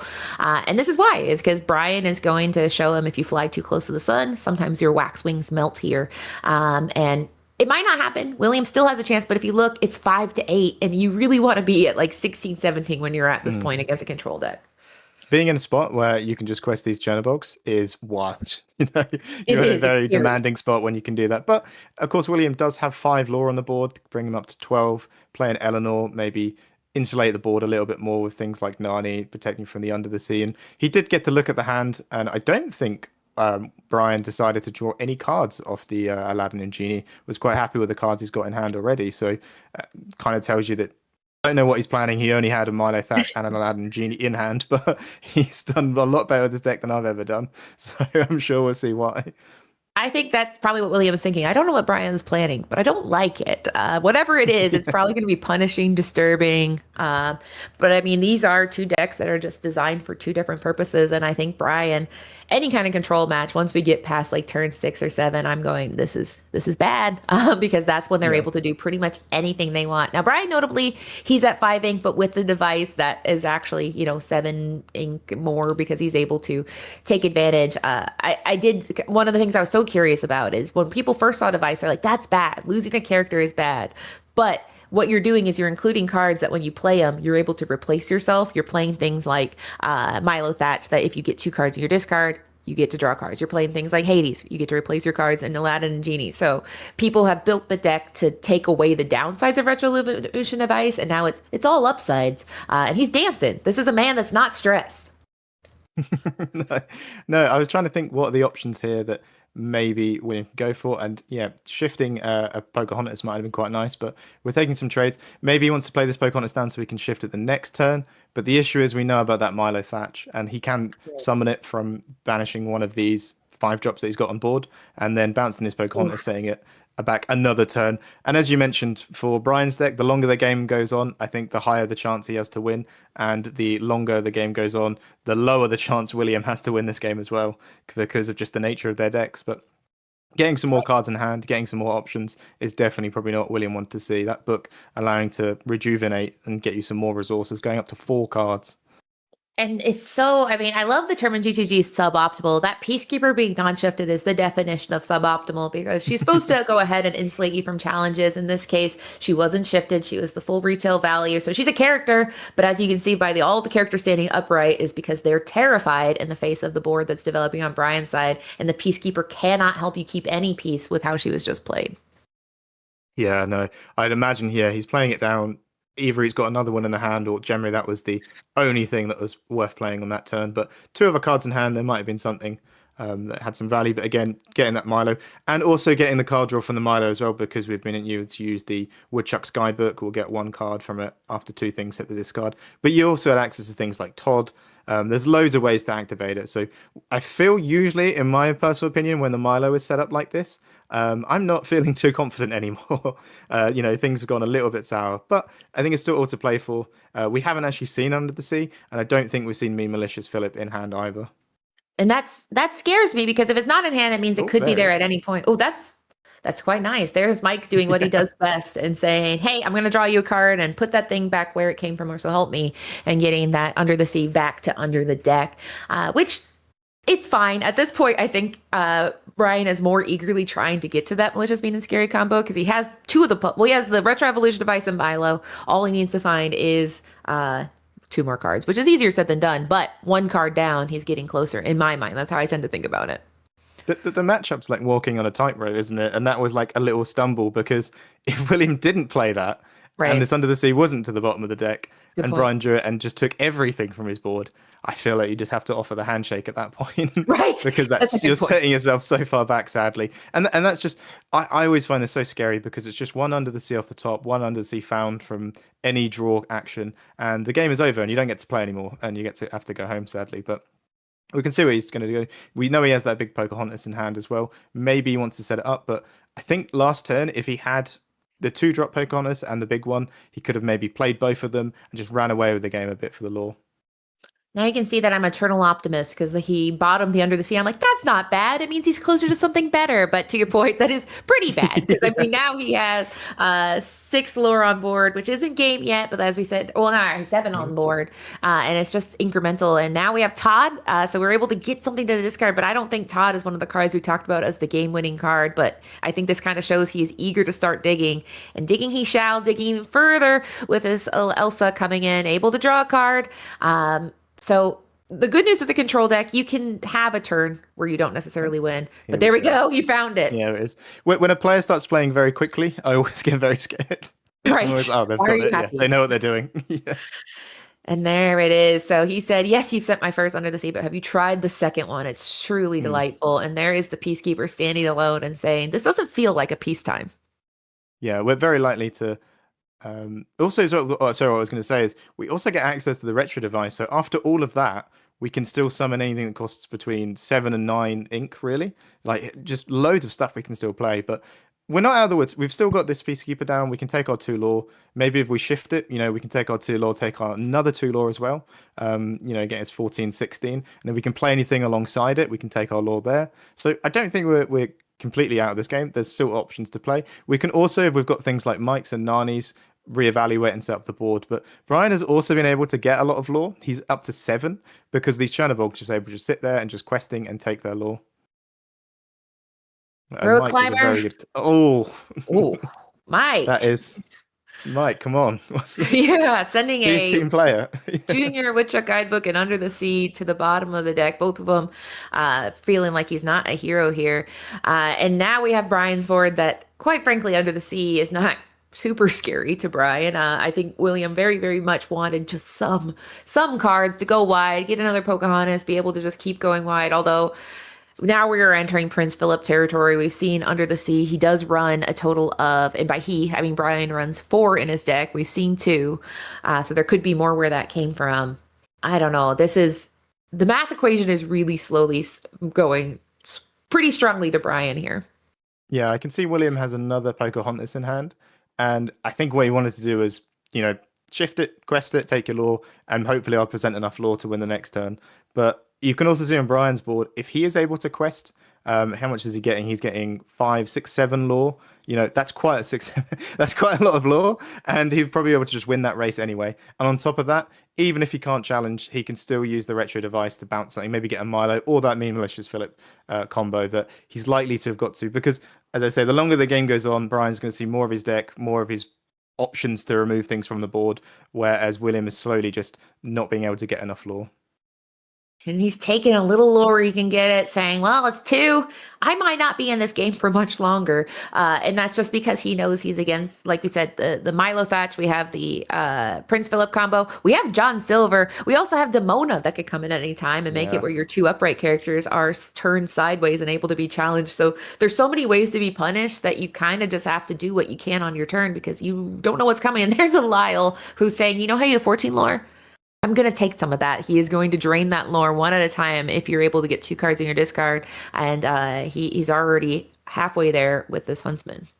This 2-drop Lyle is the bane of my existence right now. Right. I think it is a fascinatingly strong card.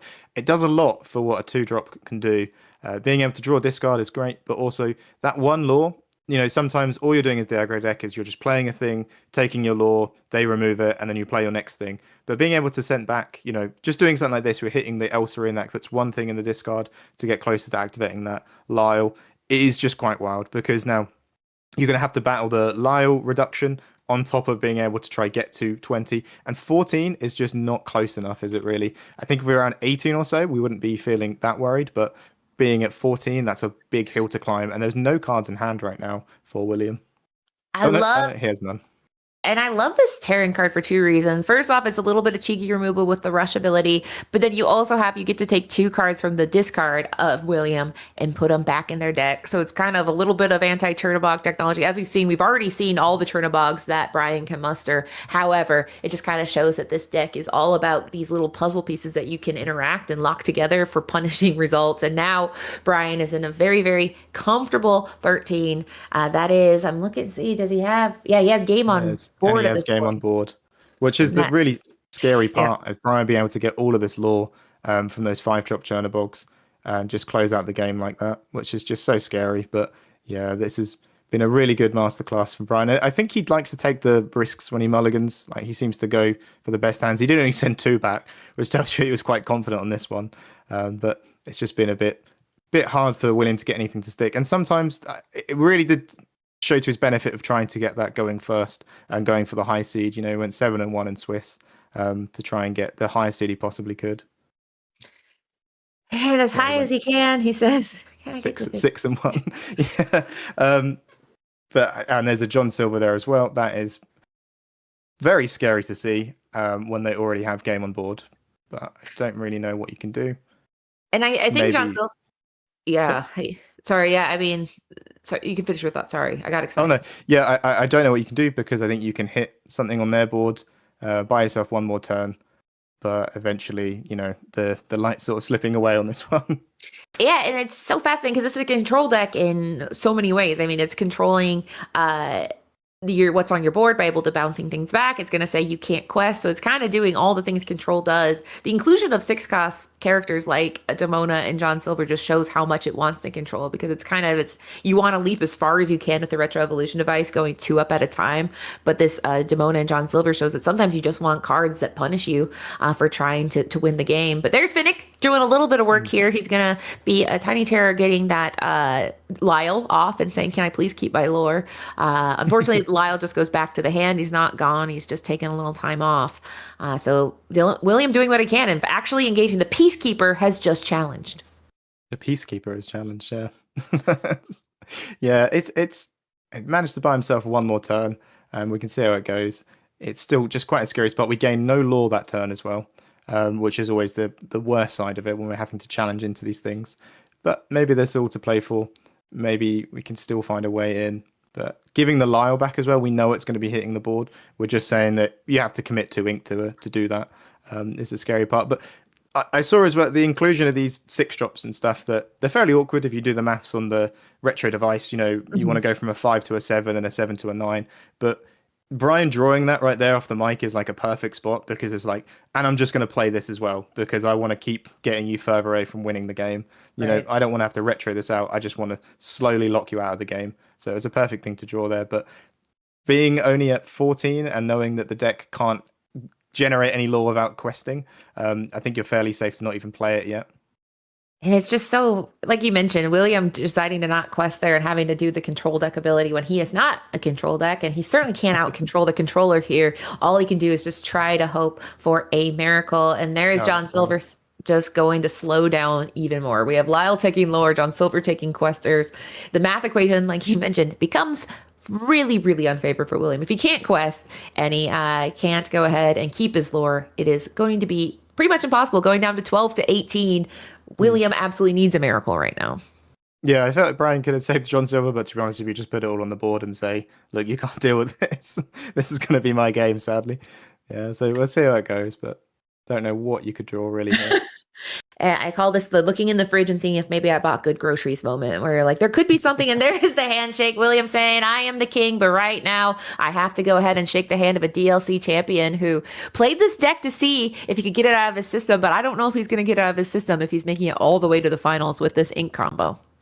Definitely not. I would be feeling very confident with it and want to bring it. And it seems like finding the weak spots, I would have assumed green yellow Eleanor would be one of them, as you're very quick deck. You don't give them time to set up anything. But of course, we're just running away with that game as well. And being able to win one of them on the draw is just really quite powerful. I could imagine this deck is going to take Storm, and we're going to see it everywhere at your locals.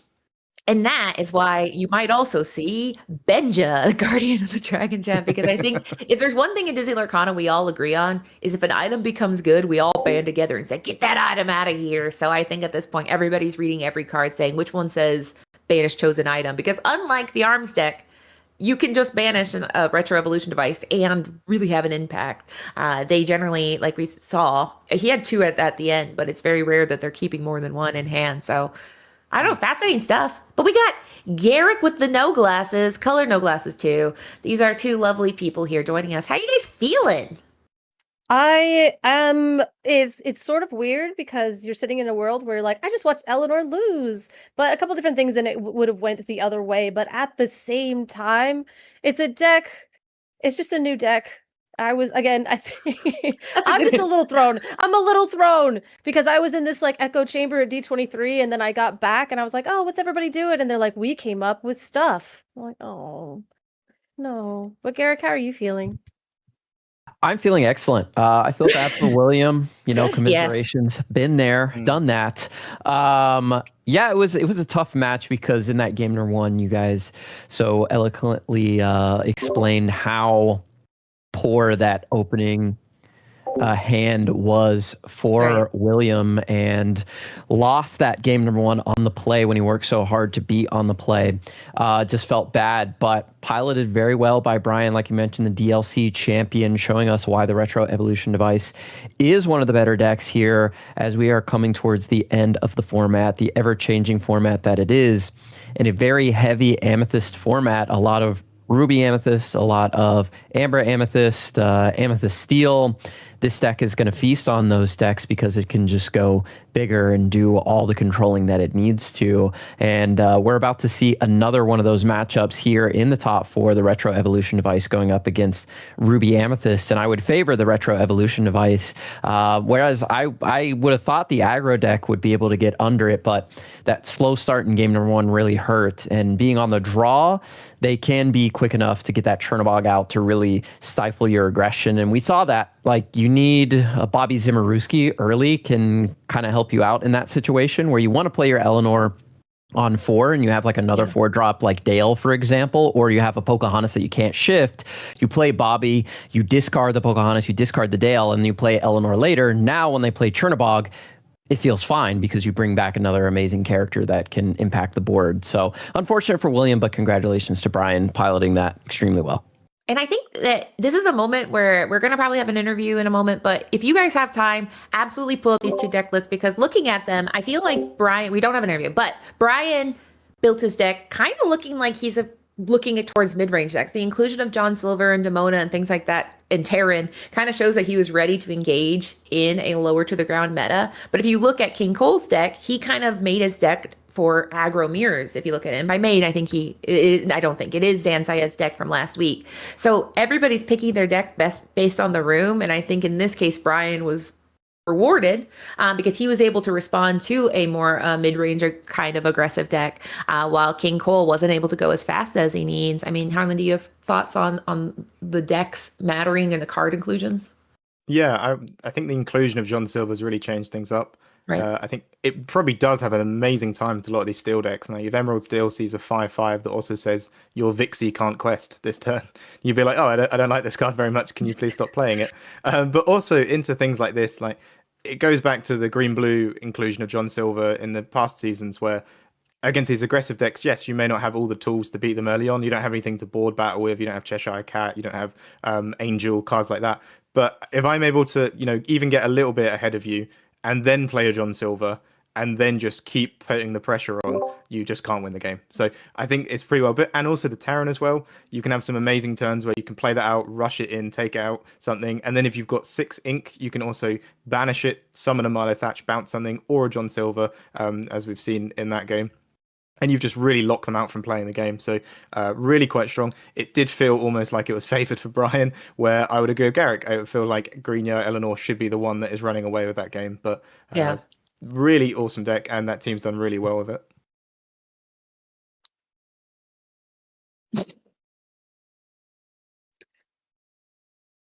I just did. Oh, sorry. Go I'm ahead. going to be heading off, everyone. Then We got the word from our producer saying, Carlin, say goodbye. But I had such a delight. I will say, Carlin, I've watched your content for years. It was our first time collaborating. It was delightful. You are a wealth of knowledge and just a gem of a human. And that was a wonderful round. And we got to do 3. You got to cast for more than 10 minutes. I know. I'm really grateful that I get these opportunities and I get to talk to all of you.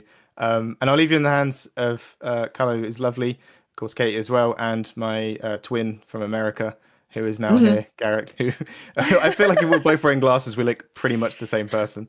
Oh my gosh. I used to have a beard. Yeah, I feel like we didn't look far off each other. But, I call him Garland. There's one photo where I saw it and I was like, no, we're twins. It's Garland Sweet. That's Garland and Garland. There you go. I mean, you put the glasses on and guys. Yeah, basically the same person. Bye. I'll be heading off. Thank you. I hope you enjoy it, and I'll be watching the rest of the games. Oh, we're just into it. All right.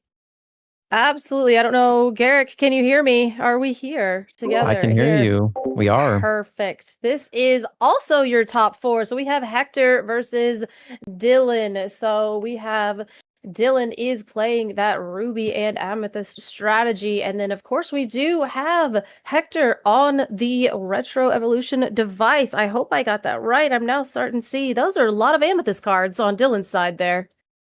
Yeah, lots of Amethyst cards. You want to tend to mix those with Ruby, but Amethyst cards are more often than not going to be your bread and butter in these kind of decks. You want that 1-drop. We do see that. We have a Scrooge on turn number 2 if we would like. We also have Cheshire Cat on turn number 3. That's not necessarily the 3-drop that you want. You'd rather go 1 cost, 2 cost, another 2 cost on turn 3 and boost the Scrooge. So we'll see what Dylan decides to go for here, but it looks like Hector will be on the play here, right? He's 602, so he should be the higher seed. So he will be altering here as Dylan is just staring at the hands. Yeah, Dylan's like, is this what I want? Are these the cards I was looking for? I mean, we see the 1-drop, you said, we saw the book as well. Now, I know that we were discussing it earlier, and I think Dylan is a little bit unfavored here. Of course, Ruby Amethyst having that age-old problem with not being able to deal with items, and the item is the backbone of Hector's list. So you gotta assume you'd need to try to go under. And is Dylan capable of doing that? Yeah, well, I mean, we cast the match yesterday where the Ruby Amethyst deck was able to do that. They leaned on the Randall Boggs, the power of that character, able to quest for 2, and with that evasive tag was not easily able to be challenged down by the Retro Evolution device deck. So if you're able to get into that character, that can be something that can help you get over the finish line. I don't quite see that in hand right now, but it looks like a nice curve as Hector is going to ink and pass a 1-cost character, not necessarily needed by the Retro Evolution device deck. But we do see a 1-cost character in this Rafiki. He is going to be here to do some challenging, but we probably won't be challenging much yet. But thanks for reminding me that we actually already casted this matchup, and I've slept since then, so I forgot, as we see a Junior Woodchuck's guidebook here on 2 for Hector. Yeah, and it does look like we have the Randall Boggs here on turn 2. So this is the opening that Dylan wanted. We have a Vixie available to us as well for the next turn. So that could be our 3-drop. We also, I believe, still have the Scrooge in hand. So that can be a nice 4/4 to get down on turn number 3 and use all of our ink to activate the Randall Boggs, because the envious go-worker here needs to have all of the ink exerted in the inkwell to quest for 2. He does indeed, but we are still in top 4. We wanted to give you a little bit more Disney Lorcana today, so this is your other top 4 match. This is not the finals, but the winner of this will go on to the finals, as we do know it will be 1 Emerald and Amethyst deck. Can it be 2? But it's still going to be a lot of Amethyst, because both these players are playing it as Scrooge McDuck. Ghostly Ebenezer comes down onto the board using that he questing before with the Randall Boggs getting the 2 lore, and now we're going to ink and boost a Scrooge, which seems to be a really traditional line for this Ruby Amethyst deck. Yeah, opting not to go with the Vixie there. Vixie can notably bounce items cost 2 or less back to their opponent's hand, so wouldn't be able to hit the Retro Evolution device, but could have hit the Junior Woodchuck guidebook if he wanted to. Opted to go with the Scrooge, a little bit of a bigger body, as Todd is going to be the option here for Hector, just doing some filtering meaning we're going to draw some cards and discard some cards or put some cards back in our deck. We are going to discard the Aladdin, don't need item hate in this matchup, and Hector really just gearing up to start using this Retro Evolution device. He has his 3-cost character, which means he can get his Chernabog down very soon, and we might see it right here. And there it is, Chernabog. And he's not the evil doer, but he's doing evil things to Dylan here, because we are going to take that Scrooge and shuffle it back into the deck. So that does mean that your card, there we go. We also don't reveal that card too. So fun little rules fact for you. But Dylan has nothing in the discard, so that Chernabog effect will not happen. So this is exactly where we want to be starting out in this game. It looks like with the device on the board, with the book and the Chernabog, Hector's plan is exactly on script. Yeah, and this is not what we saw yesterday when Dylan was playing in this exact matchup. His opponent kept missing the Retro Evolution device. He wasn't able to get these characters out on the standard curve that he wants. 3, 5, 7, 9. We got the 3, we got the 5. Next turn, we could end up with a Milo Thatch on the board, bouncing things back to Dylan's hand. So he is in a really precarious position. Finds another Randall Boggs, does have Ursula Vanessa as well. So we have a lot of questers here. The problem is, will they remain on the board long enough to get us to 20 lore? That is the issue. So now what are we going to need to do? Because this Emerald and Amethyst deck has all. It has draw, it has filter, it has dinosaur ramp? Is that, can we call the Retro Evolution device Dino Ramp? But basically, is it go wide? Is that our strategy here if we're Dylan? Yeah, I mean, you have to go wide, that's for sure. We talked about it yesterday, leveraging Isis to challenge down the evolution targets. Unfortunately, our Scrooge McDuck, which would have been great to challenge in this Chernabog, was removed before it had the opportunity to do so. So just getting a 4-cost character down, no real value out of that, just a 4/4 for 4, which you can get cheaper in other decks with things like Lexington, for example. We're going to use the Junior Woodchuck guidebook to look for some more cards here. But to answer your question, going wide is what we want to do. The problem is, if your opponent is able to evolve into a Prince Philip malicious, mean, and scary combo using the Retro Evolution device, then we are punished by doing so. But if we don't, then we might not have enough lore. So it is just a risky game, and there's no real hand interaction in Ruby Amethyst like Emerald decks or Amber decks have Ursula and Mowgli. We don't have those options available to us, so we really just have to play to the board. Yeah, and also too, there is the Demona that will help you doing that Isis Vanderchill effect, but at the same time, we are at 4 ink, and that is very far away. So if we can't get some decent challengers onto the board, and each one of your characters is going to morph into a bigger, scarier character, being able to get that Demona onto the board and doing some powerful challenging is looking less and less likely as we see the Milo Thatch come down here. We will be able to discard a card and bounce something back to your hand, and I'm assuming it's going to be the Randall Boggs at this point. Milo Thatch getting his hands dirty. Let's see who he puts his hands on here and returns to Dylan's hand. Hector thinking about it. This is a really important decision here. Yeah, we definitely want to take its time. Yeah, obviously, the Isis Vanderchill is not what we want to put back in your hand. It does have that on-play effect, but at the same time, we have this Randall that will be able to just continuously quest as evasive, and Rafiki does its best challenging power, but the Milo Thatch is a 5/5, so we need to be able to get rid of that, but you can't target it because it does have wards, so the Isis Vanderchill was the choice. Yeah, Isis Vanderchill sent back. That is the challenging power on the opposite side of the board. Right now, at this point in the game, it's harder and harder for the Randall Boggs to get that effect, to use all of your ink. As your inkwell continues to grow, it becomes pretty difficult. We could see the Ursula Vanessa here. This is Hector's teammate. I'm sure he knows how his teammate wants to play this matchup and knows it very well. You want to get big lore questers on the board. So if we can return that Isis and see a Vanessa come down on this turn and then use the Prince Philip combo to get rid of that, that would be much better, as we do see the Ursula Vanessa come down. Yeah, and we did use all of our ink, even though it's not exerted, Dylan, but that's okay. So with the Randall Boggs gets that 2 lore, we are all the way up to 8. And I say all the way up to 8 because I want to feel a little bit positive here. You know what I mean? Let's just feel a little bit nice. We're at 8 lore. We've got a few characters, and Hector has their entire game plan at their disposal. So if I'm Dylan, I'm a little terrified. I'm a little upsetty, but it's not down and out. We have seen this Randall Boggs do work. And Ursula Whisper Vanessa having that ability to be boosted, using your ink completely, being able to quest a 2 with the Randall Boggs, but then also being able to... Okay, I'm just kidding. I didn't have to explain the card because it's gone. Garrick, why is it gone? The Chernobog, the Unnatural Force, puts that card back into the deck. We're going to shuffle up, and our opponent does have the opportunity to play a character from their discard. However, Hector has not been challenging and removing characters. He's been using Chernobog, he's been using Milo Thatch to either return the card to the deck or return it to their hand, so we get no value off of the negative effect that Chernobog should have, the balancing effect that the card typically has. And if you're able to get it out early with Retro Evolution Device or Akud Edamudi, for example, it can be quite devastating. As Milo Thatch was considering a quest there, we don't want to lose it just yet.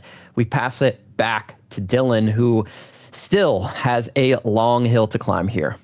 Yeah, we do see there was an Under the Sea in Hector's hand, so I can see maybe, do I want this 3 lore? Because Milo does quest for 3, but at the same time, if we want to be able to sing, it will hit quite a few things. Maybe not the things that Dylan will be playing now closer into the mid game, but it is still another piece of removal. And as we've seen, the longer that this Emerald and Amethyst deck is on the board, the better it gets. So we have the ability to be a little patient, because again, we are at 8 lore, but that's not 20, so we have a little bit of time as this game does start to slow down, and Dylan thinks about the possible multi-universes of possibilities that they have here.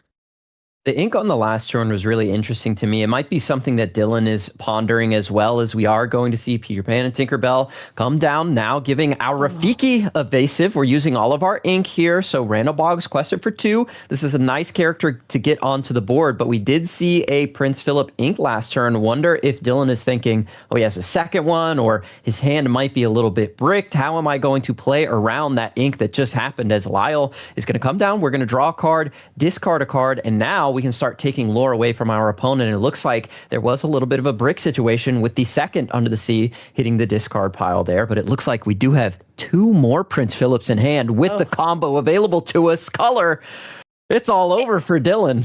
It's gonna happen. Those evasive characters are gonna be out of here. We have seen that Peter Pan and Tinkerbell doing so much work, but if it's answered, it's super answered. And this is a super answer, as we see the malicious Mean and Scary coming in, doing it, putting a damage counter on everything, and the Prince Philip and the scoop. I mean, it's just, I don't have to explain it. You guys, it's just the end of the game. We're going on to game 2. That was, oh gosh. Yeah, and that's how this matchup is just going to go most of the time. I think what Dylan saw yesterday was a major outlier, able to get that win because his opponent wasn't able to find the Retro Evolution Device as consistently as they would have liked. Dylan's going to have to hope that his opponent misses that card, because when you're able to leverage that power, you can get these characters out that are not only big bodies that quest for a lot. Chernobog quest for 2, Milo quest for 3, Prince Philip quest for 3, but all 3 of them can remove characters on your side of the board. So not only is there a big character on the opposite side that's putting pressure on the board in terms of challenging, questing, but it's also removing things from me. It's just so hard to play around that when you're not able to ever go wide, because you can get punished by Under the Sea, or you can get punished by Malicious, Mean, and Scary. So it's just such a hard deck to play around when you're playing Amethyst. You just can't go fast enough most of the time. We'll see if Dylan is able to do a little bit better here on the play in game number 2.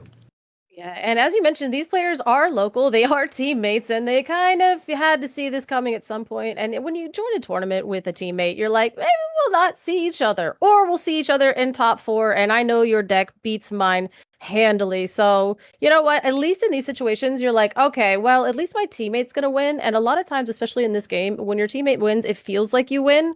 But at this point, we are playing for a Season 3, the season 2026-27 Season of Villainy invite. This will be the second one handed out after this. There's 63 left. So even though I'm playing a teammate, I still really want to win more than you. So I think Dylan is really going to try hard here and do exactly what you were talking about before, getting their cards down a little bit faster and just hoping Hector doesn't have it.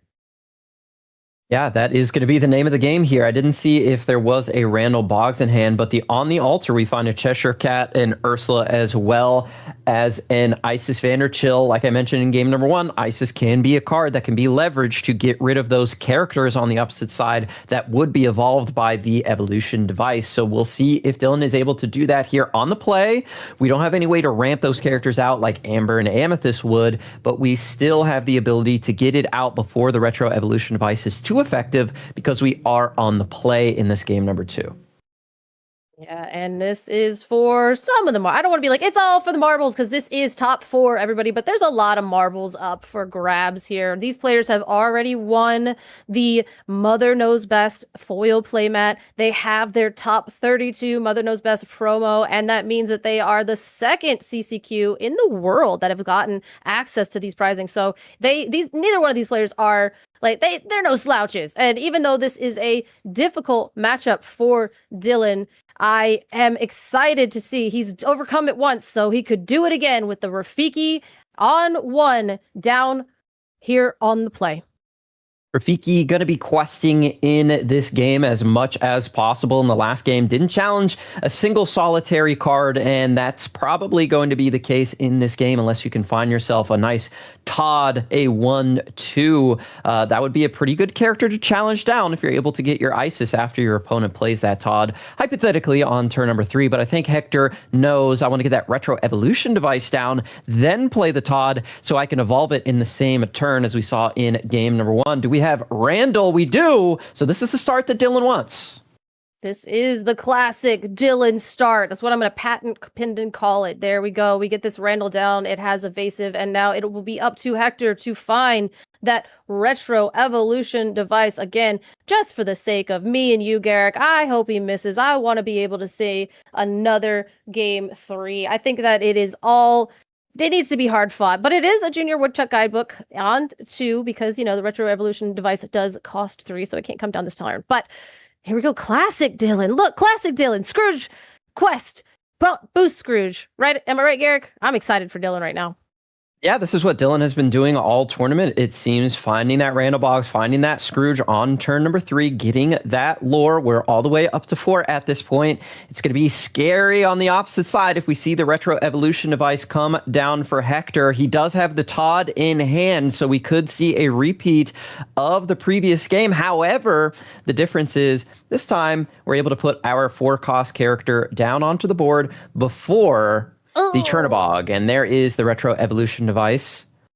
Right, and like you said, we could go ahead and play the Todd next turn, I believe, and then you'll still have the ink left over, but at the same time, it's a little bit different on the play, but I think Dylan knows that at this point. He's got the Isis Vanderchill.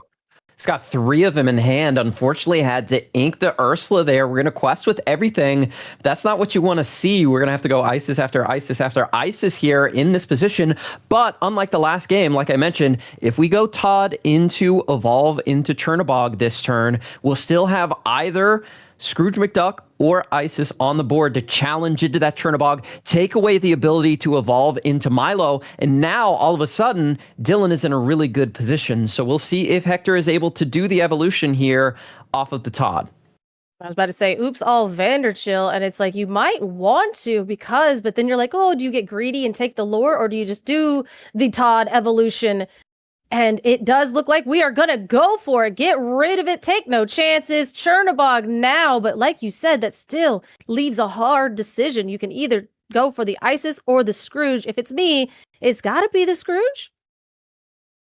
Yeah, Scrooge can get bigger and bigger and bigger as the game does progress forward. So I think Scrooge is the option there. But no, it's Terran onto the board.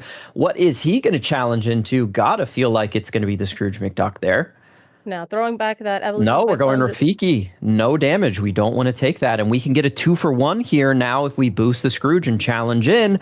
Pretty smart play there by Hector.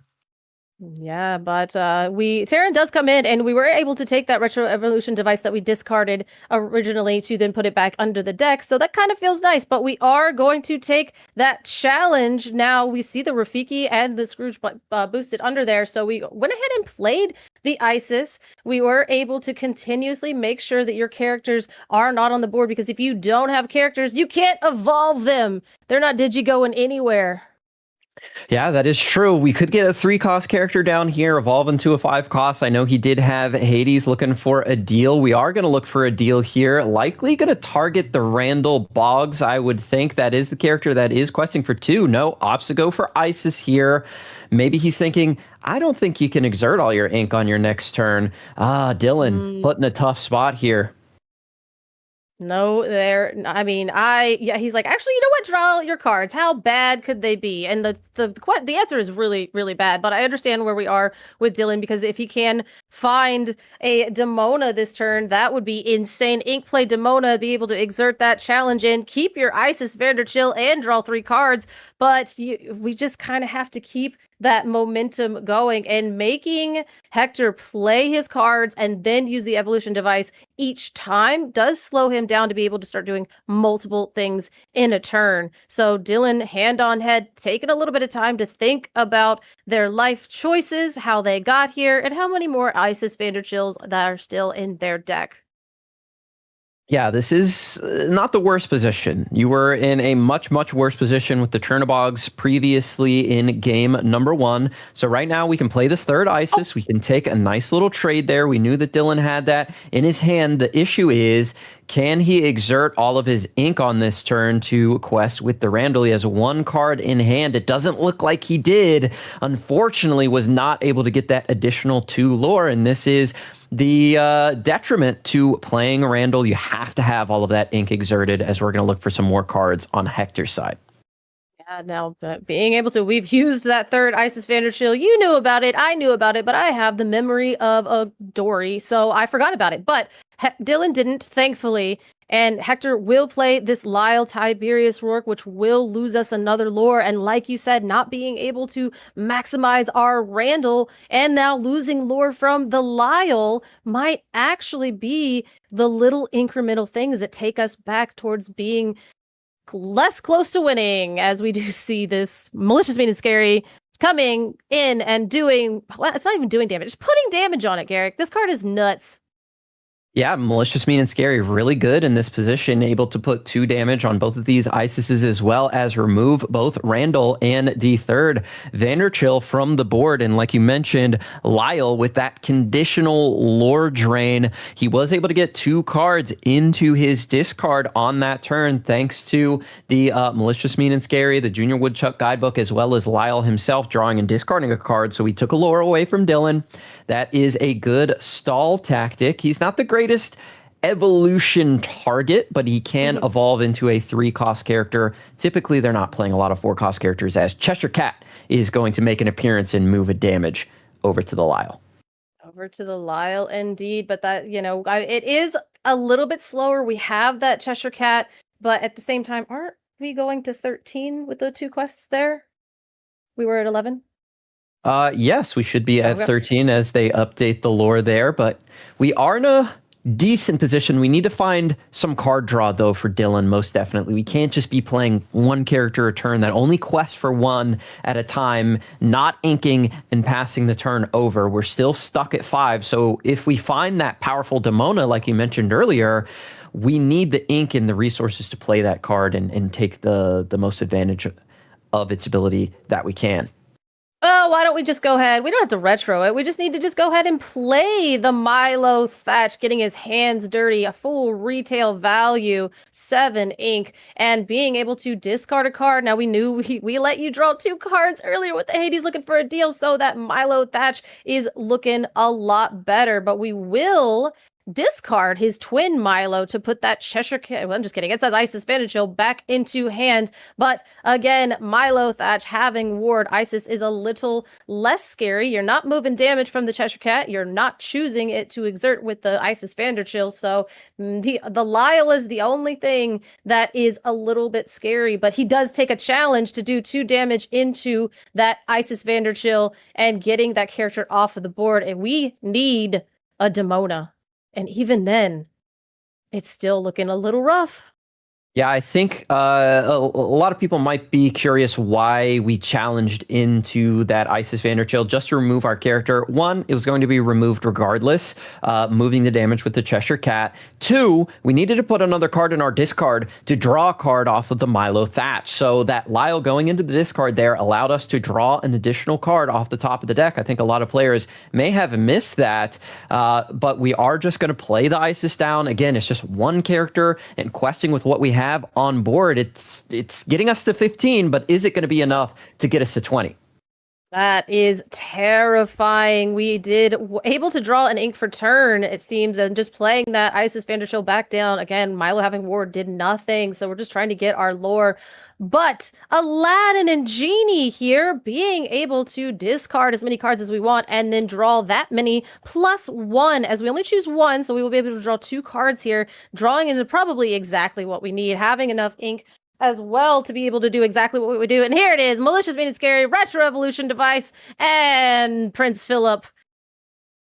There he is, Vanquisher of Foes. Yeah, vanquishing the entire opposite side of the board. Dylan knew it was going to happen eventually, and maybe this is all according to his plan, and he could go with 2 big questers on this turn. There's the Demona. She's a little bit late, but she's going to draw some cards. Unfortunately for Hector, not going to be able to draw any. You better exert those glimmers, Hector. Okay. And immediately unexerted. Yeah. That is what we needed. We needed that about 1 to 2 turns ago. It would have helped us tremendously. Now, we did get to the higher ink total to where we're just going to be able to start playing things like, oh, this other Milo Thatch, because we discarded 1, and we also played 1, and now we just played another one. So this is it, Garrick. This is the point where the deck has done too much, and we do not have Be Prepared in Ruby, at least in this format. Yeah, Ruby now struggling to spot remove characters on the opposite side of the board these days. We don't have access to things like Lady Tremaine, Madame Medusa. We do have Red Alert, right? That is still in the game. We do have Beaking Undisputed, but we can't target anything specifically right now that would be too impactful, as it's just going to be a Peter Pan. Demona's going to come down again, draw us 2 more cards. The race is on. It's 5 to 15. And honestly, Hector looks like he is in the better position here, but he needs to continually find answers for the threats on the opposite side. And he has so many ways to do that. He's shuffling about half of his deck together. I'm just kidding. It looks about like 4 cards in hand, but that is still enough because we know we have Aladdins with Genies, we have Todds, we have all kinds of ways to filter through this deck. We have discarded a lot of the Underseas, which we didn't need them. This deck is very, very good. If we're not drawing cards, replacing cards, or filtering, I don't even want to be playing Disney Lorcana. And this is what Hector has been doing very well. It's shenanigans. This deck is shenanigans, but they're controlled, and that controlled chaos is going to win you the game. And I'm wondering how many Illumineers will be able to pick up this deck and play it proficiently. Is that a Maleficent Monstrous Dragon? It is a Maleficent Monstrous Dragon. That's some powerful spot removal that we can use on the side of Dylan to get rid of that Prince Philip. So he's thinking to himself, this is not over at this point. I get that guy off the board. All of a sudden, I'm a lot closer to 20 than you are, and maybe I can get over this finish line. We'll see if Hector has any tricks up his sleeve. But it's interesting, this retro evolution device, it reminds me so much of the old Ruby and Sapphire decks that were able to lean on the Sisu to wipe the opposite side of the board. Obviously, she and Prince Philip are both conditional board wipes, but they both quest for 3, and both of those decks have an uncanny ability to just not get into situations where they brick, where they have unplayable hands, because the Ruby Sapphire could play things like Develop Your Brain, Vision of the Future, whereas this deck has so many ways to cycle with the Aladdin and the Genie, with Todd, with even Lyle, that we can just get these Under the Seas out of our hand when they're not useful in certain matchups. And you're seeing Hector pilot this deck expertly, getting rid of cards he knows he doesn't need, saving the ones he does need, and deploying them at the right moments. It's just been a masterclass thus far, but he still has some work to do here to get over the finish line. Job's not done, but you're like, oh yeah, Ruby Sapphire never bricked. I don't know what deck you were playing, but I always bricked. We were so greedy. But then, eventually, Vision of the Future, it all came around. But must be nice, Garrick's privileged Ruby Sapphire days of not bricking. But we have, I'm kidding, Dylan here staring down. Now, did we pass the turn as Hector, or are we still thinking? We've got all of our ink up. We're still trying to take a little bit of time here. Dylan, this is the point where maybe I am a little bit disassociating. I'm just kind of thinking of my many, many avenues of demise and just kind of hoping that maybe Hector falls asleep and does not play his cards in the right order that we are looking for. But this is an untimed top 4. We showed you our first top 4, Brian Splooshmagoo taking that one over William, and now he will be in the finals. So the winner of this one will be your second finalist here at the CCQ in Saint Augustine, Florida. Both of these are Florida locals, so holding it down pretty well as Dylan just kind of takes a peruse of the discard. Hector as well. Just slowing down here in this last little untimed situation. Yeah, we do have the ability to deploy that Maleficent Monstrous Dragon here on this turn. Dylan thinking, is that the best option for me here? And he does go for it. That first chapter staple coming down onto the board, removing that Vanquisher of Foes. We're questing up to 18. We're putting the onus on Hector. Do you have the ability to remove my Demona and my Maleficent? God, if we just malicious mean scary and Prince Philip, I'm going to be so upset for Dylan, but that is the way the news goes, as we are going to play the Elsa here. She will be able to draw a card, doing our best Maleficent Sorcerer. I saw there is a Prince Philip in hand. There's 2 Prince Philips in hand, but do we have the malicious, mean, and scary? We will not be able to get rid of that dragon, Garrett. How do we, wait, no, how do we do it? Tell us how we get there. We cannot do it, and we are going into game number 3. Dylan squeaking by, Hector running out of answers. The Maleficent Monstrous Dragon was the exact character we needed in that moment. Took the threat off the board and presented game herself. Love to see that in the season ability, taking down the hero. It was a little bit of role reversal there.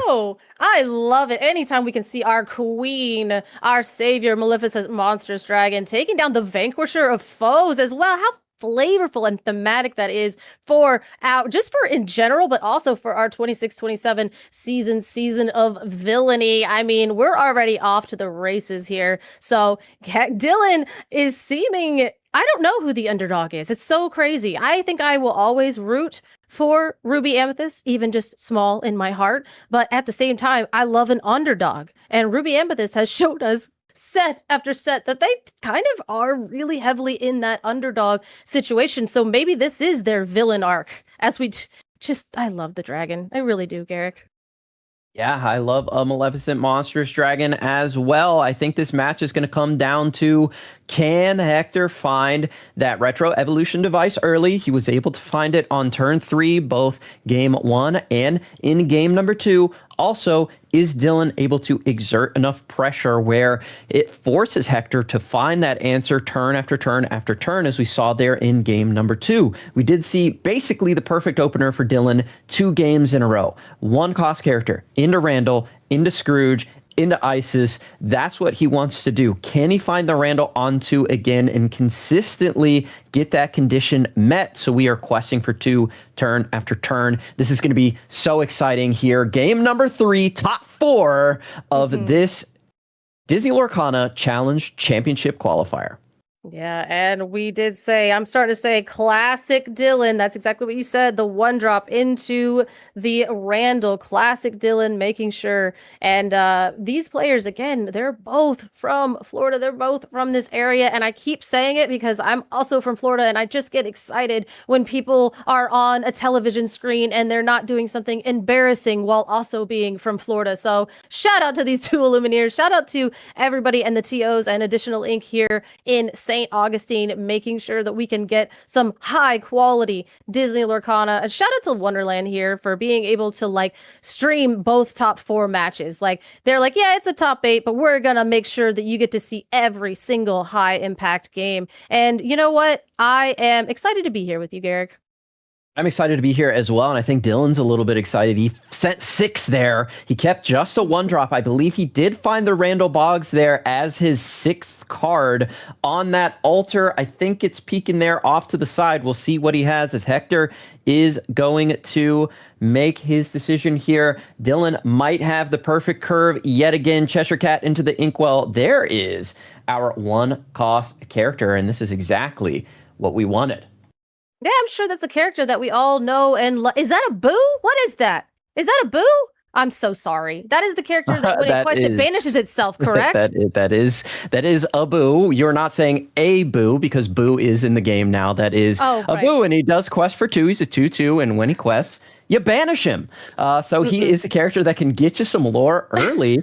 He can only do it for you once. But it might be enough.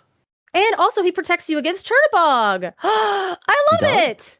I love it. I hated this card in draft and sealed. I was like, what are we doing? And people would get this thing out of my list. But this is actually fascinating because now he will banish himself. He throws himself right into the discard. And when Hector plays that Chernabog, we will be able to just bounce a boo out back onto the board, getting 2 more lore. I love it. I love that counter deck building, the deck tech here. And we did find the Randall. We do have a Vixie in hand as well. So we can exert all 3 of our ink. But it is up to Hector here. It is. Now we did find the retro device, like you said. So now we're just going to take a little bit of time here. Do we have the Scrooge so we could use all of our ink and continue to gain that lore? Vixie down in the inkwell, and actually the Violet Par. This is a 4/2 that when she comes into play, you have the ability to move 1 damage over, but we don't have any characters, so we're not doing any of that. But we went full evasive, which a lot of decks have a problem with, but we'll see what Hector can do here going on to this next turn, and it's a Todd. Yeah, there's the Todd. We can ink and evolve this Todd into a Chernabog. Like you mentioned, Abu will come back, but I think it's probably worth it. Randall's probably going to quest for 2 anyway. Abu will banish himself, so it's either give up potentially more than 2 lore or just the guaranteed 2 that Abu will get on the next turn. So I think if you have that line available to you, you still take it, and then you can have a big body on the board and start evolving into Milo Thatch, and that's really what you want to do. So it looks like Hector is going to go for that. Here comes... Oh, if it's Chernabog, though, that Violet Par is perfect in that situation. You are correct. That's how math works, but we do see the Chernabog. But putting down that Violet Par is genius. If we have an Isis Vanderchill in hand, we have also set ourselves up to counter this entire situation. It is actually amazing seeing this one here, but we are actually going to choose the Violet Par because we know that one is going to be the one that's going to go a challenging when we have our Isis Vanderchill next turn. We saw it. We see the lines, Garrick. These players are professionals.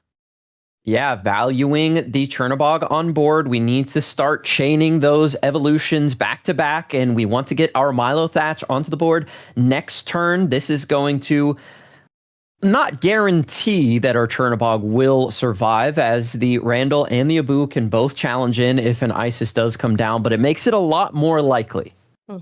Yeah, and also too, I guess if you want to take both of your characters off of the board to just get rid of my one character, which you almost have to. It's like the singers of Amber Steel. Like I kind of have to turn myself inside out to get rid of this character on your board, because if you have characters, I am in danger. But it's not. It's the Scrooge McDuck with the boost and then the double quest. So we do gain 4 lore from this, but that Chernobog could be anything. It could even be another Chernobog. That would be bad. I wouldn't do that, but it could. Oh, we had another card. It was a Peter Pan. Yeah, we inked after questing with the Randall and played the Peter Pan. Dylan always loves to exert all the ink, quest, and then ink again, even if he does have the ability to boost the Scrooge. That's just the way he likes to do it. So we're going a little bit wide here. We are going to play Todd, filter through our deck a little bit more, and see if we can find a 7-cost character to evolve this Chernobog into. It looks like we found a Demona. Board not wide enough to take advantage of that quite yet. No, not, but, we are at 8 lore for Dylan as we exert the Retro Evolution device and we choose the Hades looking for a deal. Are we going to take that deal? Are we going to give you 2 cards? Last game we did. This game, do we value our Scrooge McDuck? And he said, we do. I do. The collective, we are Legion, and we value the Scrooge McDuck. Draw your 2 cards. I probably have an Isis Fender Chill, but will it be enough? Yeah, Scrooge McDuck here is extremely important. Not only will the character get bigger turn after turn after turn, but at some point, it could be a target for that Milo Thatch and could eventually draw you some cards in the form of getting those cards that you boosted underneath the Scrooge into your hand. I think it is important to keep that there, as we are going to sing Malicious, Mean, and Scary. That does remove the Randall Boggs and potentially sets up a future Prince Philip with these characters with damage already stacked on top of them.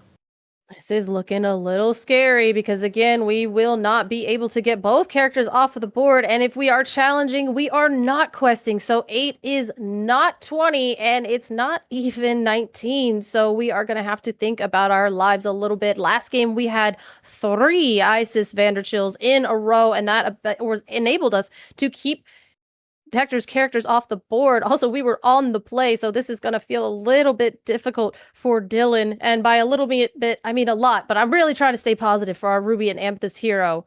But also shout out to Hector, because this is a very interesting match.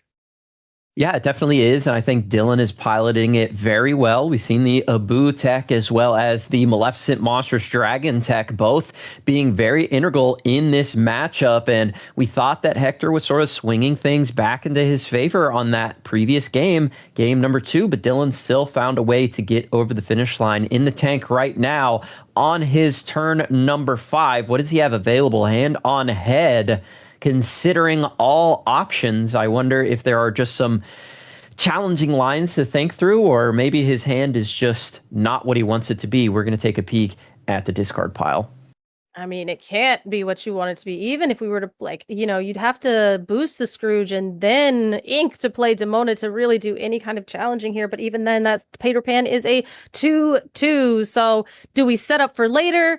Okay, I see. We're just going to shift the Peter Pan onto itself here and maybe go for a little bit of lore, as just hoping upon hope that you don't have it. This hand is a little bit more gummed up than I believe that Dylan would like it to be. But here we go. We boosted, we quested, and now everything is evasive. But does Hector even care about your evasive board?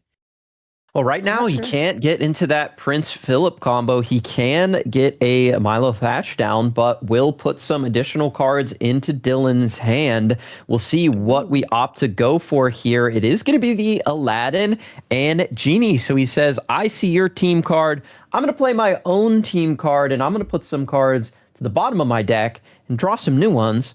+1. +1. That +1 is actually insane. But look at that beautiful enchanted that Hector opted to play here. That thing is very colorful. At first, this was one of the enchanteds I saw it, and I was like, it's got a lot going on. And then I saw it in person, and I was like, okay, all right, I see you.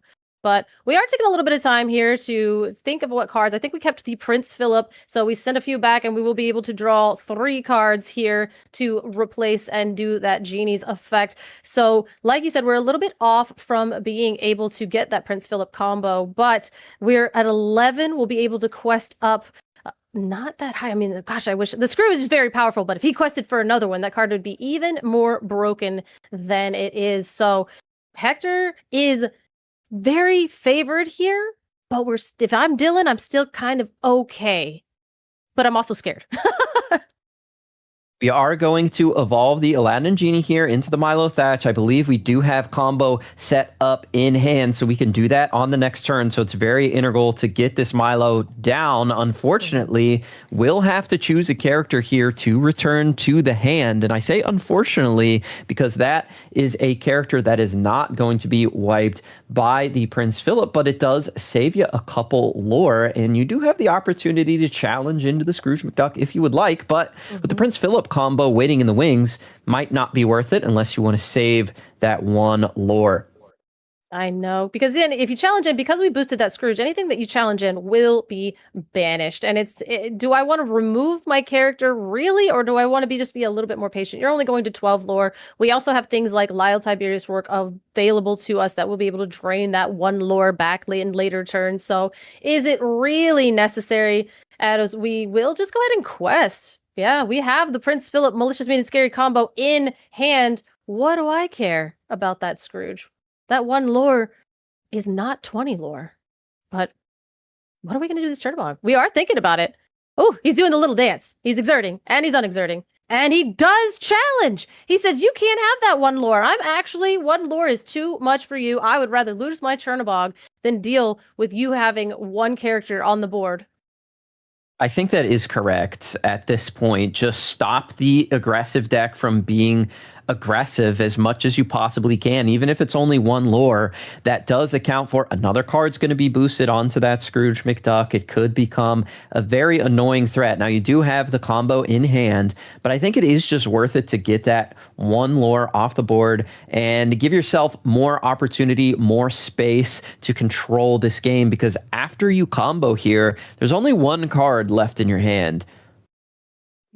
Yeah, one card, but at the same time, the cards that are on the board are questing for an egregious amount of lore. But Dumbo, ninth wonder of the universe, into our little tiny Peter Pan. Now, we do know this is the card from before, so the one card left in hand is that Peter Pan Tinkerbell duo shift. They're fast friends. Get it? Because they're evasive and they're fast. And do you get it, Garrick? I do. I love Thank it. you. Big fan. And we pass it back over to Hector here. Yeah, we'll see if Hector does opt to go for the combo. We're just hitting two characters, but we know he does have the shift available in hand. So that's 3 lore represented on the opposite side of the board. If we let both of these glimmers remain on the board at this point. So Hector has some decisions to make. He could find some other removal options in the hand. We don't necessarily have to combo here. It doesn't feel super great to just use that on only 2 glimmers, but sometimes you got to do what you got to do. I wonder if it's worth it to let my opponent develop the board a little bit more. They can't do much against the Milo Thatch at this point unless they use Demona, but then they'd have to challenge in with 2 characters at this point. It might just be worth it to hold back and be a little patient. They're only at 11 right now. I mean, they could, but at the same time, you could just take all hope away from your opponent. You've got a Dumbo, ninth wonder of the universe on board. That is going to be able to at least draw 1 card if you do shift the Peter Pan and Tinkerbell, which we know that Dylan has it. But Hector also knows that because he gave it back with the Milo Thatch. So I don't think that we're going to take any chances. Man, I'm the one that always plays scared, but Garrick's like, what if he just doesn't? What if we give him a little space? That seems like a terrifying answer, but we do need to think about it. This is top 4, and we are playing for the second championship invite of season 3. So we got to take a little bit of time and think about our lives here. Yeah, this the winner here will be invited to that Disney Lorcana Challenge North American Championship for the 2026-2027 season. We are going to quest here for 3. Looking like we might sing here. No, we are going to quest. And like we were talking about, we can't just be a little bit greedy here on this turn if we'd like to. And I think Hector agrees, as we are going to Milo pitch the Huntsman here, return the Dumbo to hand. So honestly not that greedy, all things considered. We're going to draw 2 cards here from our Milo Thatches, thanks to that secondary ability that they have. Yeah, so it was like, what was the line? The line was actually way more terrifying as we just shifted. We shift the Peter Pan and Tinkerbell, and those fast friends fly quickly into that Milo Thatch, challenging down and trading both of them, and then leaving a Randall Boggs onto the board here, and a Junior Woodchuck guidebook as we pass it back over to Hector as they just take their turns to draw cards in your face. You always know if you do something that doesn't feel good, and then your opponent takes their turn off to just draw cards at you, it never feels good. It never feels good. Yeah, the threat of double Milo might have just been too much at this point. The clock would have been too fast, and I don't think Dylan would have been able to keep up, especially if the combo was in hand. There we see Hector wisely sending that under the sea to the discard pile yet again. And we just, that Todd, being able to filter. So we Junior Woodchuck's guidebook. We also Todd filtered. And so we just took our turn off here, being patient, like you said, to just set ourselves up for that future win. And when we have this many answers and this many ways to sculpt your hand and to draw cards and to gain resources, then Hector has all of the time in the world as we will exert the retro evolutionary device, and it's a Lyle, which will be able to draw a card, discard a card. And because we've discarded those 2 cards, Dylan's going to lose a lore, another important lore. Now, the problem, I mean, there's a lot of problems, but one of the problems is, like you said before, Garrick, this Randall Boggs just won't be able to quest for 2 very efficiently this late in the game with all the ink that Dylan has available to them. What's really interesting about that retro play is we went from a 3-cost character to a 2-cost character, but Todd came down onto the board, and most of the characters that you play in the retro evolution device, when they come into play, they do something. They give you something, and because of that, their stats are a little bit lower than what you would think. Like Aladdin and Genie, a 3-3 for 5, not super great. A Todd 1-2 for 3, pretty bad, but it draws you 2 cards, you discard a card, but we retro into a 2-cost character that lets you filter again and drains the lore and is also just a bigger body than the 3-cost character was. So you might think that that's a little bit of a down-tempo play, but I really like that maneuver there by Hector, able to take a lore away from his opponent while seeing an additional card and putting a better body on the board than the 3-cost. Yeah, we took that turn and we filtered and drew so many cards. And as an extra little treat, we also lost Dylan a lore. So that play basically said, I have all the time in the world and I will spend this turn making sure that you will never win this game. And that is kind of reminiscent of what Sapphire used to do when you're like, I'm feeling okay. And then they're like, oh, develop your brain. You're like, so cool. And they're like, vision of the future. And you're like, that's fine. And they're like, oh, into another develop. You're like, I'm going to need you to stop now. So that was one of those turns where they basically set themselves up for the future. Yeah, and we talked about it so many turns ago. Hector had the ability to do the Prince Philip combo and chose not to. We chose to take it a little bit slower, maybe let our opponent get a wider board. And since then, we've just been making skillful play after skillful play, navigating every single threat that comes down from our opponent turn after turn. And I've really liked what I've seen thus far as we're going to continue that game plan. Let's play an Elsa down. Let's draw a card. Maybe we'll evolve this Elsa into a 5-cost character. Hector right now just being the epitome, the ultimate patient player. Ultimate patient player. And that is I have to feel like Dylan maybe feels like Amber Steel players used to feel in the past, where they're like, oh man, as the malicious meaning scary is sung by this Milo Thatch, and then we will retro evolution device the fist bump. And Dylan takes it here. Not just kidding. I'm kidding. It was Hector. Hector took it. Red Evolution device on the game 3 here in top 4. So now, Garrick, we will see a Retro Evolution device versus Retro Evolution device in the finals of the CCQ in Saint Augustine, Florida. Yeah, I am really interested to see what happens here with the 2 Retro Evolution devices coming into the finals here. We're seeing again how the metagame is changing time after time after time, over and over again, where we had like a really aggressive format, and then we got into a format where it's like, okay, it's all the mid-range decks are actually the best deck, and now we have this deck that just feasts on the mid-range Amethyst decks. We just saw it happen live in 4K on the Wonderland Twitch channel. The Retro Evolution device did exactly exactly what it needed to do and was able to defeat the mid-range Ruby and Amethyst deck. And now we're going to see them go head to head. Will this cause another major meta shift going into that Disney Lorcana North American Championship? Will aggro rule next week? But right now, the control is ruling the day. Garrick, I think that a lot of people took that 4K personally, but that's okay. It's all right. We're also on YouTube, everybody. So shout out to Additional Ink. But yeah, that is a huge upset with that. And I just want to know, does anybody know what the mirror looks like? Please? Katie? Luke? It looks like another retro evolution device staring right back at you. I'm looking at the device in the mirror. I think it's going to be looking at the two lists. I don't know if they were identical.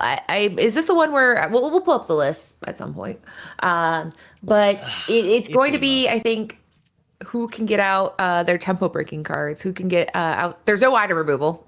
So once your item's there, enjoy it. No, there is. Actually, no, there's Aladdin.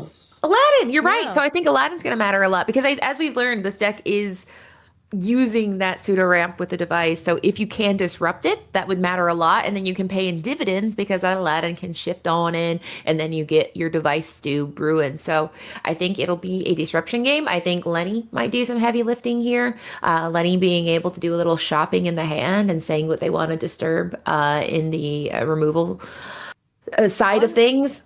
Okay. Oh, sorry. I didn't mean, sorry. I was like, one person has one more Lenny than the other, correct? So, Sploosh is playing one Lenny, one Dumbo, and Hector is playing two Lennys, but is playing the 61st card as Miss Incredible. Diabolical. So if anyone's going to run a little bit extra. 61st, the 61 cards always seem like it comes from Amber Emerald. Those are Amethyst Emerald. Amethyst Emerald players are just devious little guys, loving to do the little cheeky one-ups and things like that. But I do, sorry, I forgot about the Aladdin Binish. I was thinking about the awarded Aladdin, but it is kind of, Aladdin, I think, does a lot of heavy lifting, especially that filtering aspect that Aladdin and Genie are able to do together. So I think in any mirror, it feels like nothing's happening until it feels like a landslide. But we'll see. It's a control mirror, so it could be either sloggy or one of those things where a turn happens that's critical, and then it is just a absolute blow for there. Garrick, what are your thoughts?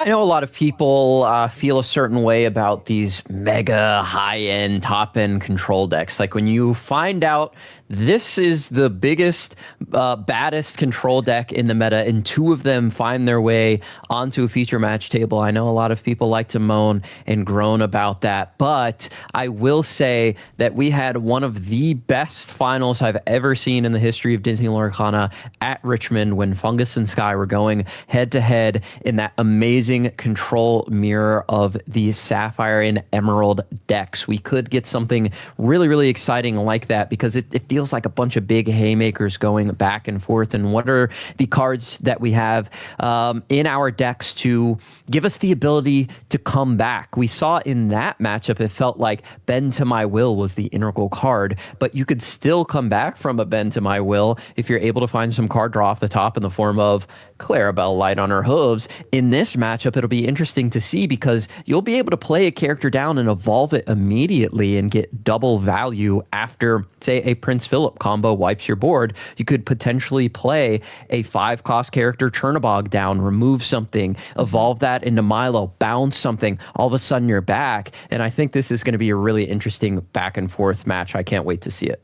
I love that you mentioned the Richmond finals because you're so right that these control matches, they are enthralling, especially casting. I mean, that's the Fungus versus Sky match lasted, I think, over 2 hours, but I got done and everyone's really tired. I'm like, what happened? They're like, 2 hours passed. But when you're in it, it feels very, very fascinating. I'm sorry, Kelly, what were you going to say? Oh, I completely forgot, actually. It's gone. That thought is completely gone. So it didn't even matter. Yeah, absolutely.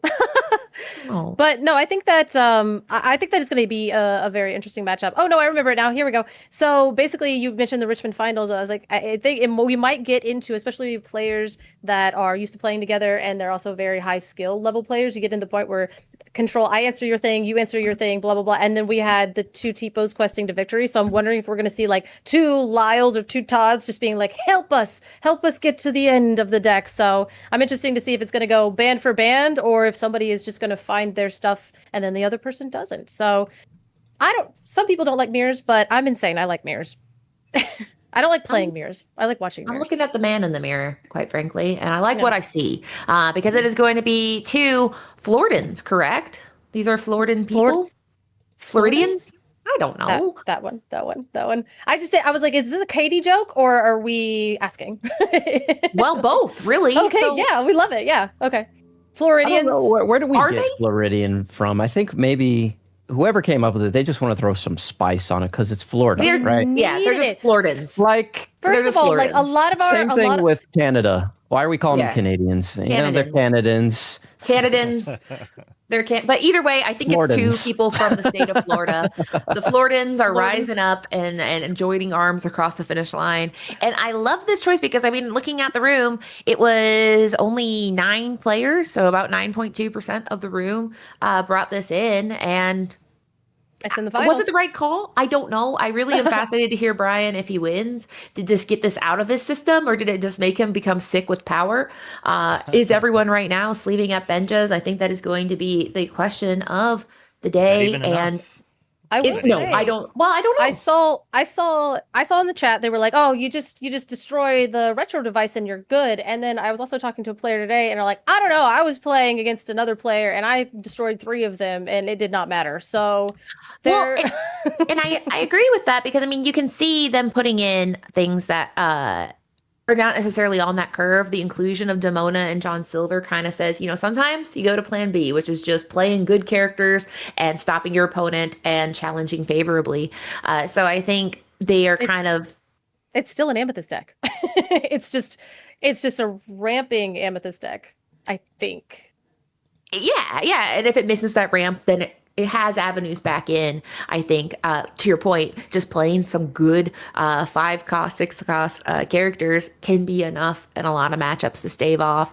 So I am excited to see how Terran plays into this because I think Terran is fascinating with the Turnabog of it all because it kind of gives you a little bit of inroads back in.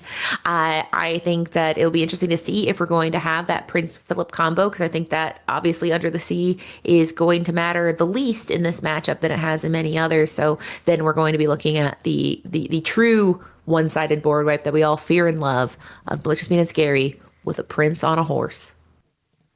Yeah, vanquishing all of the foes. Yeah, I think that this is going to be a really fun matchup. I hope that it is, and we're all right and vindicated, and it's not the worst thing we've ever experienced in our lives. But I don't think it will be. I think it'll be really exciting. And we have Katie and Luke Wonderland on the comms there. Two great people. They're not Floridians, but you know what they are? They are Americanians. And Nebraskians. No, yeah, Nebraskians. And we got some Terranians in the deck, if I can say that, for Terran. So we're just going to spice up everything because Florida is making us feel very special. So that's like the nicest thing anybody's ever said about Florida. Sorry, I just got really excited. And in the words of J-Bomb, one of these people get to go to Conti's. So that is pretty exciting. Those are the words of color, I think. Color the coiner, Conti's is law, as we call it. But no, it is the North American Championship. It is not North America Championship. Well, there's an N on the sign, in my defense. I know. There is. Okay. It's quite confusing. Either way, one of them will be headed there. But Luke, what do you got going? Well, we're about to start the finals here, and we have a surprise that we were able to swap some cameras around, so it looks like the footage is way better. Oh, we're missing. Crispy. We missed the hug. Dang it! I didn't transfer it to them hugging. It was adorable. Teammates in the finals is fantastic, and everything. And we will be able to chat with Color and Garrick again here. I do believe if they're going to stick around for the post show, but if not, I have to go to work right now. Well, we're not going to see Color, but we'll probably see Garrick. Who knows? Hopefully, we will. But Katie, how excited are you to watch all of the retro evolutionary devices get broken? I'm excited because I mean it is a deck that I it's a new kind of archetype in the meta. Obviously, Retro Evolution Device has been around for a couple sets, but it hasn't necessarily been viable just due to the better decks in the format and the fact that now all the puzzle pieces are kind of gelling together here. I think Aladdin and Genie coming together as a duo really made this deck viable. So it is exciting to see a pretty much new deck to the meta being able to be played on the stage like this. I can't help but to think about the plot line of how this will impact going into the North American Championship, but we're going to find out. I mean, Luke, they kind of look like, I mean, to be fair, are they related? Why do they look so similar? Like, what's going on there? They are besties. And when you Their faces are strikingly similar right now. Why? I love it. Why If you test together, eventually you become the simularity. I do love, we have Rascal Adams pointing out that the caster curse enacted Under the Sea isn't going to be useful in this match, but then it could be the exact math to win the game. It's kind of the TPO, right? We talked about, me and Brent Bukai in the finals that we talked about with a notable Fungus and Sky, where we said TPO, the last card you want to see. And then TPO won the game, because that is how it works in some of these control matches. You win with what you have, and sometimes it is an unlikely pairing. But if it's what you need and the math works out, then you win, and you kind of just say, hey, those are the cards that worked for me. I like he just shined his playmat. He shot. Oh, he put like he did a little. He rubbed his hoodie sleeve on it to try to clean off a bit of it there. Well, you got it. I mean, that playmat. I love DKP was selling his, and he was like, for what the price is, you tell me. So he said it's a bidders war. He wasn't going to say what the price is. So I, to this day, don't even know what that mat is worth. But to me, it's priceless because it's beautiful. But we have Brian here, as we know, who is a Disney Lorcana Challenge champion. And he was a champion in the Infinity format using a control deck. So he is somebody who loves a control deck. But I'm assuming Hector probably is a fan as well, because he chose to bring this deck into this room, possibly inspired by his dear friend, Brian. Yeah, it's pretty amazing to see the whole squad, almost the whole squad, bring it, and then the one person who didn't bring it also make top cut there, and almost getting there in that last match. Really close nail biter. It just Hector kind of had everything he needed there. Kind of brutal. I do feel a little bit of sadness in myself here, or jealousy, I should say, that this was not Sky and I at CCS last week, because we both played these same decks, but the meta shifted. We did not predict it properly, while Brian and Hector properly analyzed CCS and saw all of those Amber Amethyst decks, and they showed up again. But you know, they got wrecked today and yesterday. I'm gonna wreck it. Play today. But as someone pointed in the chat, no, these players are not playing for the season 2. They're playing for the 26-27 season of Villainy. And so they are playing for, I mean, people, that is the sequentially third season. But now we are going out here, Hector putting out a book and saying, listen, you're not going to be able to disrupt it. This is one time where an item is feeling pretty safe, because as we talked about, there is a little dash of item removal with the Aladdin, but it is a 2 cost, but you have to pay that additional 1 ink to banish the item. So this is a one time. If you're going to be using the book, it feels a little good right here. Brian was like, you know what, Hector? You're the team captain. You do the right plays. I'm just going to do what you do. I'm going to play my own book, and we're going to see where we can go. It really is going to be close here. Unlike most matchups where you could just play your retro device here on turn 3, it's dangerous to do when your opponent can play an Aladdin and banish it. So you kind of have to save it and play your character before your retro device, which is normally the opposite of what you want to do. Yeah, and there we go. And enter Retro Evolution device, go into Thinkable, and makes you think there's another one possibly coming, or into this point, like we mentioned, if he knows that there's the Aladdin Devious, you might just kind of not play it until you're completely ready. To your point, playing the Aladdin and then the Retro Evolution device means that you can go ahead, shift, and then use your Retro Evolution device to get in, going from 5 cost to a 7 cost character, and just racing forward. In this case, we don't have that. We have a Todd here, which, as we know, will let you go ahead and draw and discard, basically doing that filtering ability that Garrick and Color talked a lot about. Lyle here, I don't think he's necessarily for this matchup, but he could matter later. He is a body, and he absolutely can help if we want to go ahead and do a duet later. But in this case, he is just going to be a character that is on the board. There we have another Todd. So as you said, it is definitely imitation's most sincere form of flattery right now. Yeah, and it's possible that this mirrors won by turning things sideways early and then trying to you just get a little bit of lore here or there, and Lyle kind of gets to do that. He's bigger than all of the other characters this deck plays before turn 3, and with the 3 drops, only the Huntsman really battling there. Some lists were running White Rabbit to try to slow down the aggro decks, but Lyle's kind of shown that he's doing a little bit better of a job there. Very valid point, and I do think that we saw Demona go to the Inkwell. Demona is one of those cards that could be crucial in this matchup. If you're able to develop a kind of wide board with some competitive challengers, then you could take advantage of the Demona. However, it's going to depend on the hand size, and it's going to depend on, are you able to develop it? Both players are only utilizing 2 Demonas in the deck, because Demona can kind of be antithetical to what this deck wants to do, where you're kind of leapfrogging and having a small board until later.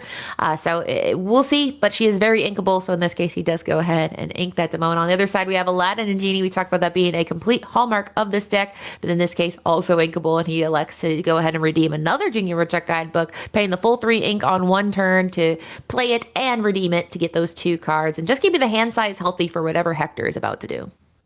Yeah, I'm interested in wondering how long we're going to be saving the retro devices and which turn we want to pull the trigger on that. We've seen from Hector flashing his hand occasionally that before this Genie, because who knows afterwards, we do have at least one of the 2-cost Aladdins that we need to banish items. And Brian has flashed that he has a Milo in hand, so he might be waiting till turn 6 to do it, to play a Milo early, force Hector to use an Aladdin on his turn 6 and not really commit anything else, so then he can play another Milo possibly or something and deploy double Milo into play while disrupting Hector. And the only way Hector can really get out of that is to answer with his own Milo and the next turn use retro and combo to cheat out Prince Philip. Otherwise, the Milos are just devastating here. Absolutely. And Milo is just another way to kind of fuel your hand, because then once you get to that Milo part, you can keep taking advantage of cards that have the discard ability and go ahead and draw cards at the end of the turn. And so both of them have a pretty robust hand size. I think we're looking at least 6 cards for Brian. And there is Terran. We talked about this as really good technology against Chernabog. You are able to take cards from your opponent here, 2 of them, and it's any card. It doesn't have to be a character. You put them in the discard to the bottom of their deck, but you can choose your own as well, and this looks like that's what he's electing to do here, is to choose his own discard. He's not afraid of that warded 2-cost Aladdin on the other side. Yeah, it is kind of interesting to see we opted to put the Terran on the bottom. It kind of creates a little loop there, so we just won't run out of cards if somehow that is a way we're going to go. And if the Aladdins do come down and we're banishing the retros and we get in this really big slog fest, looping Terrans with cards such as the Prince Philips or Mean Malicious to allow you to combo multiple times and then use a late game Genie with the abundance of cards you might have from the books, you can get to those again more right. That Genie, realistically. yeah, and Aladdin and Genie just kind of, I like call it going shopping. You just go ahead and say, I'm going to return this and see what I can cash in.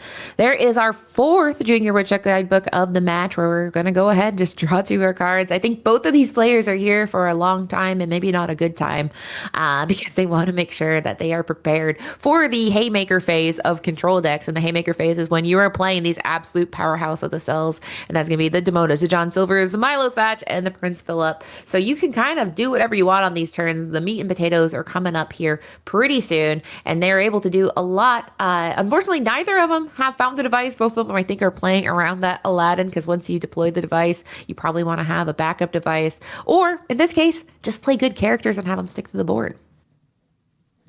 Yeah, just trying to make sure you can get things into play to do all of it. As you're saying, it's pretty important here.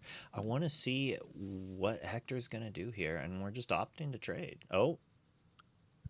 And then I think we're getting reports that you're a little soft here, so you might need to either increase your volume or get closer or something. We don't know, but I don't want people. That actually at the moment. Oh, okay, I just don't want people to think I'm just yelling at you, even though. Listen, I'm excited, and sometimes I be yelling. Here comes Alyssa. There's Alyssa. There's Elsa. She is exploring the unknown, and she is going to keep drawing cards. Both these players say, hey, you know why I ran in with this? I love card draw. We have Aladdin and Genie engaging in a challenge, something they are not known to do, but it is nice to get that Terran out of here because he is a 5/5 that can do a lot of damage against pretty much anything in the deck. And then we are kind of, that is going to be the whole turn here. Just get one lore off the Todd because he is not good for much else and other than getting that lore on the board. And at this point, I think that is going to be just, are we going to ink for this turn? Or has he already passed? He might have already passed. I think he did. So in that case, that is all he can do. And now it is up to Brian here, who is divvying up his ink, kind of doing a little budgeting for this turn. Oh yeah, sorry, just hopefully the volume now is not too loud and it is a little bit better of a mix here. This is going to have drastic impacts on, as we have lovingly been calling it, Contis, or, you know, the North American Championships, if you'd like to go it the correct way, as Brian takes a gander of what is in Hector's hand with a Lenny. Yeah, take a look here. There's another linear. Go ahead. What do you think he's going for here? Well, there's nothing to take. Nothing. That's a good point. No actions. So he can take actions, and actions, songs are actions, and then actions are actions. But in that case, it was just a vision. It was not able to grab any of those songs.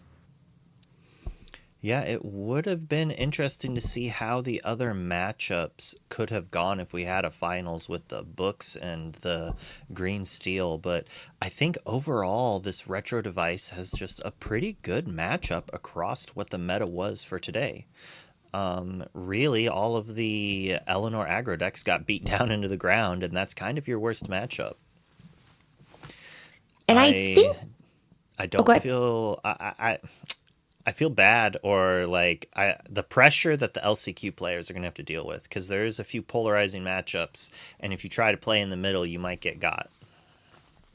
I think that's a very, very, very valid point. And I think with this deck, this is kind of a polarizing matchup type deck in the sense that you can go under and over it. Now, I do think both these players have done a very good job building their deck for the middle of the room. It is now his chance to say, what do you have? And do you like Malicious Mean and Scary? Because it's a three-peat. We have three of them. And then we also have Under the Sea and I think... the Milo and Elite, Aladdin and Genie hanging out down there. So... Under the Sea, I mean, his board is very under the seeable right now. We said that card doesn't really matter very much, but it does matter if you've played a full board and all of them are able to be targeted. And we do have enough singing power on the board where we could go ahead and elect to sing that song next turn. So I think now he's going from, I'm looking at your hand and deciding what to take, and I'm also planning my next few turns. Yeah, a lot of tanking here, and we got to decide, as you're saying, planning a couple turns in advance, being like, well, what is he going to ink? What's he going to do? Is he going to Prince Philip me? And, you know, the Under the Seas, if you draw too many Under the Seas and not an Aladdin to filter them out, it can be kind of rough. As we had a lot of options there. It's kind of crazy how Brian had no options to take, and Hector looks over and is just like, oh, here's a grip of things to take, and realistically, it's not that good of a hand, because it was that 2 or 3 Mean Malicious in his hand before one getting taken? He had 3 Malicious Mean and Scaries and an Under the Sea. I really am an optimist because I keep seeing things that are bad, but I'm like, but these are tools for later.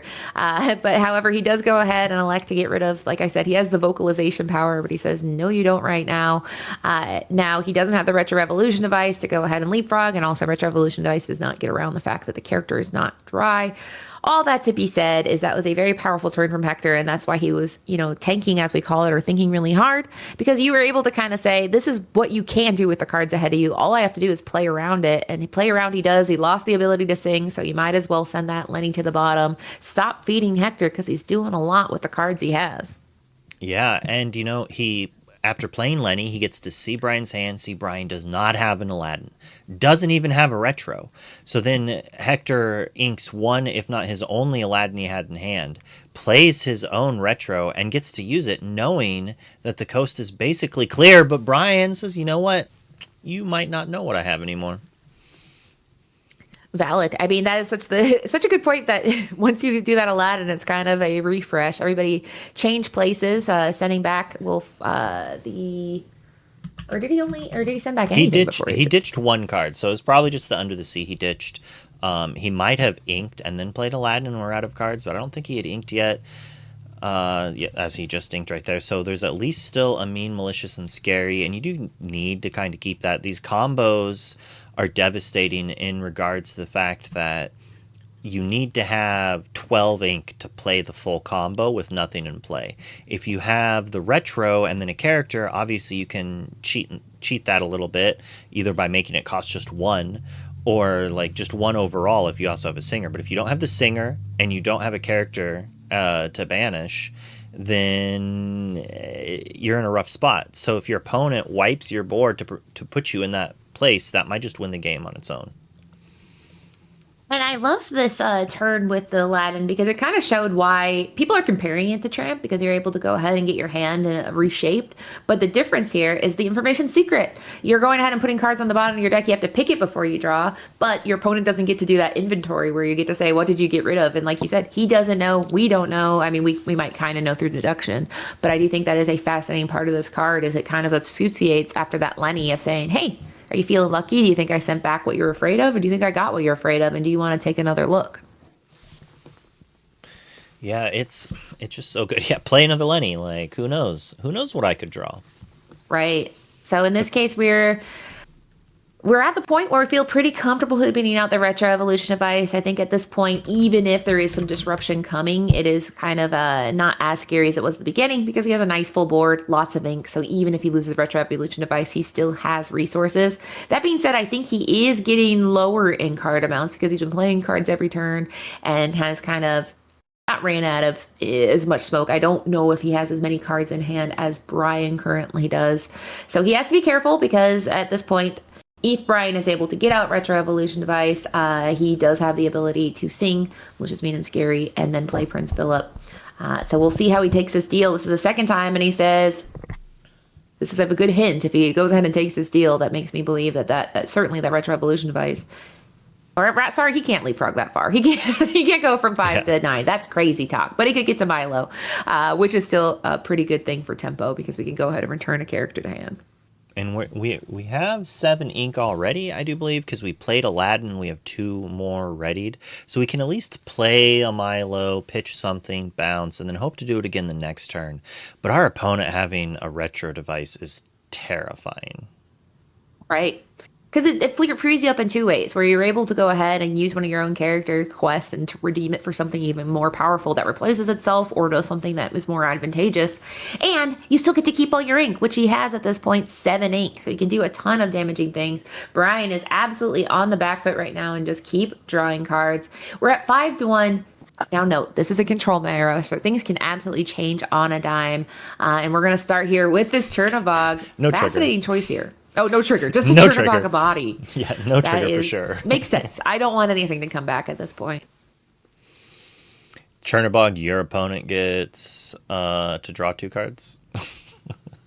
Or put Chernobog on the bottom. Yeah, it's going to be rough. Sometimes you just have to do that. Chernobog is insanely powerful when it is absurd. It's only fair that at its worst, it's a 5/4 quest for 2. Like, I guess at worst is you can't ink it. That's its problem. Yeah, and I think that is one of the reasons people kind of have been titrating up and down on the Chernobog. Some people even debating whether it could be removed completely. We've seen that decks are trying. I mean, the fact that Abu is in the deck means that people are trying to respect the Chernobog as much as possible. So we'll see how people respond. However, at this point, the world is his oyster. He is able to deploy a second. I believe that was a second Hades looking for a deal here. Second or third, I don't know. Third, yeah. There's one in the discard here, but second on the board. I was like, I don't know if that one in the discard was discarded by something, but it very well could have been retroed, but we don't have a Milo in play, so it would have been a 5 for a 5. Let's see, do we have a Milo to just add insult to injury to this board? This is not looking good for our DLC champion, Sploosh Magoo. It makes sense that, I mean, these control mirrors, this is what can happen, where it is incremental losses. And Hector was able to take advantage of just keep putting the pressure on over and over and over again. That turn where he played the Lenny let him kind of see a vision of his own future, where he is able to play around what Brian wanted to do.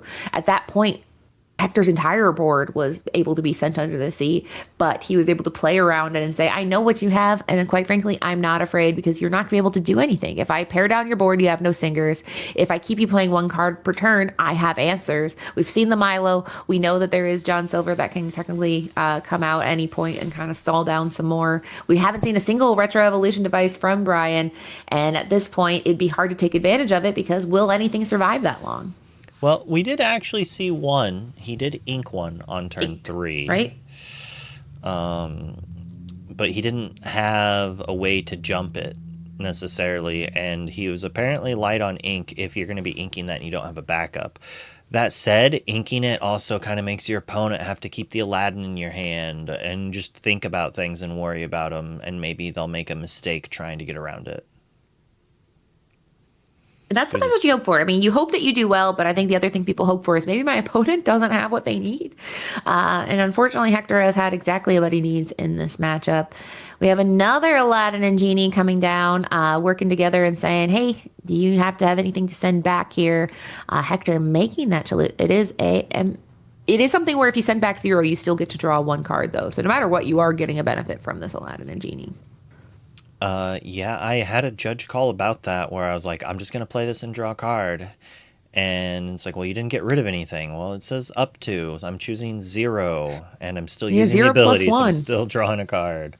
But I could see how it could be seen the other way, and I wouldn't be surprised if they changed the ruling on it, honestly. Being that, like, well, you didn't pay the cost technically, but it's hard to say. It's like with Doc, are you discarding your hand if you don't have any cards? Like, that'd be interesting if you had no cards in hand, you couldn't even play the Doc. I mean, I think that would be a very good way to make sure Doc was never played in the meta. Right? It's like, no, you have to discard your hand. You drew 2 Docs, suck. Bad for you. Yeah, right. You're like, okay, actually, I need 2 Docs. I need 2. But here we have a Retro Evolution device going down into the Inkwell. And Hector is just having a pretty good time here. He has Questers on the board. We're going to sing a Malicious, Mean, and Scary here, dealing 1 damage just for the fun of it. Or... let's see, is he about to use a Retro Evolution device for that? Prince Philip. That is fascinating. Just using a Prince Philip for targeted removal feels pretty bad, but he's in the commanding position where he can't. He just has to keep Brian from having resources, and that was a great way to do it. Yeah, like, you cannot have Brian just play a Mean, Malicious, and Scary, a retro device, and turn the Milo into a Prince Philip to wipe your board back, because all of a sudden, like, then he gains momentum, and, like, you let him do that. Now you're at 11, and you have 7 lore in play. Can you win over 2 turns before Brian somehow stabilizes? I think it's looking pretty good for him. I agree wholeheartedly on that, because, I mean, what Brian needs, the resources in this deck is going to be your ink as normal, but you need characters. All the characters harmonize with each other to be able to do the combination effects where you're able to use your device, you're able to play a Demona and then challenge with your characters. But if you have no characters, you can't do any of that. He, in this case, elects to return a Prince Philip to hand, which kind of shows that Brian is in the I'll do what I can. I don't want you to win as fast, but that doesn't feel great because, as we know, you can be easily punished for that move here in the sense that if he has another malicious, mean, and scary, there could be an immediate punish. That's all he's able to do this turn. This kind of shows if you have just ink, that's not enough to win this matchup. Yeah, it's really an unfortunate spot. You return an Aladdin, then he's able to dig deeper for things if he needs to, and Sploosh I don't know if Sploosh knows it exactly, but Hector does have a couple of Under the Seas kind of just drifted and stuck in his hand. I think he would have loved... Oh, he's got it. I love that. Yeah, okay, all right. And that is fascinating, right? It's just like, this is the punished. He's like, well, what are the odds? The answer was 100%. Hector has had every answer to every problem that Brian has presented in this matchup. It makes sense. Hector was on the play. Brian was on the draw. So I think Brian would like to drive this car now because Hector was driving and he took him into Scoop City. Yeah, and that game took 24 minutes. That was a slog of a game. And realistically, that had to have been very disheartening for Brian. There are some decks that when you lose, you know you lost, and it's turn 5.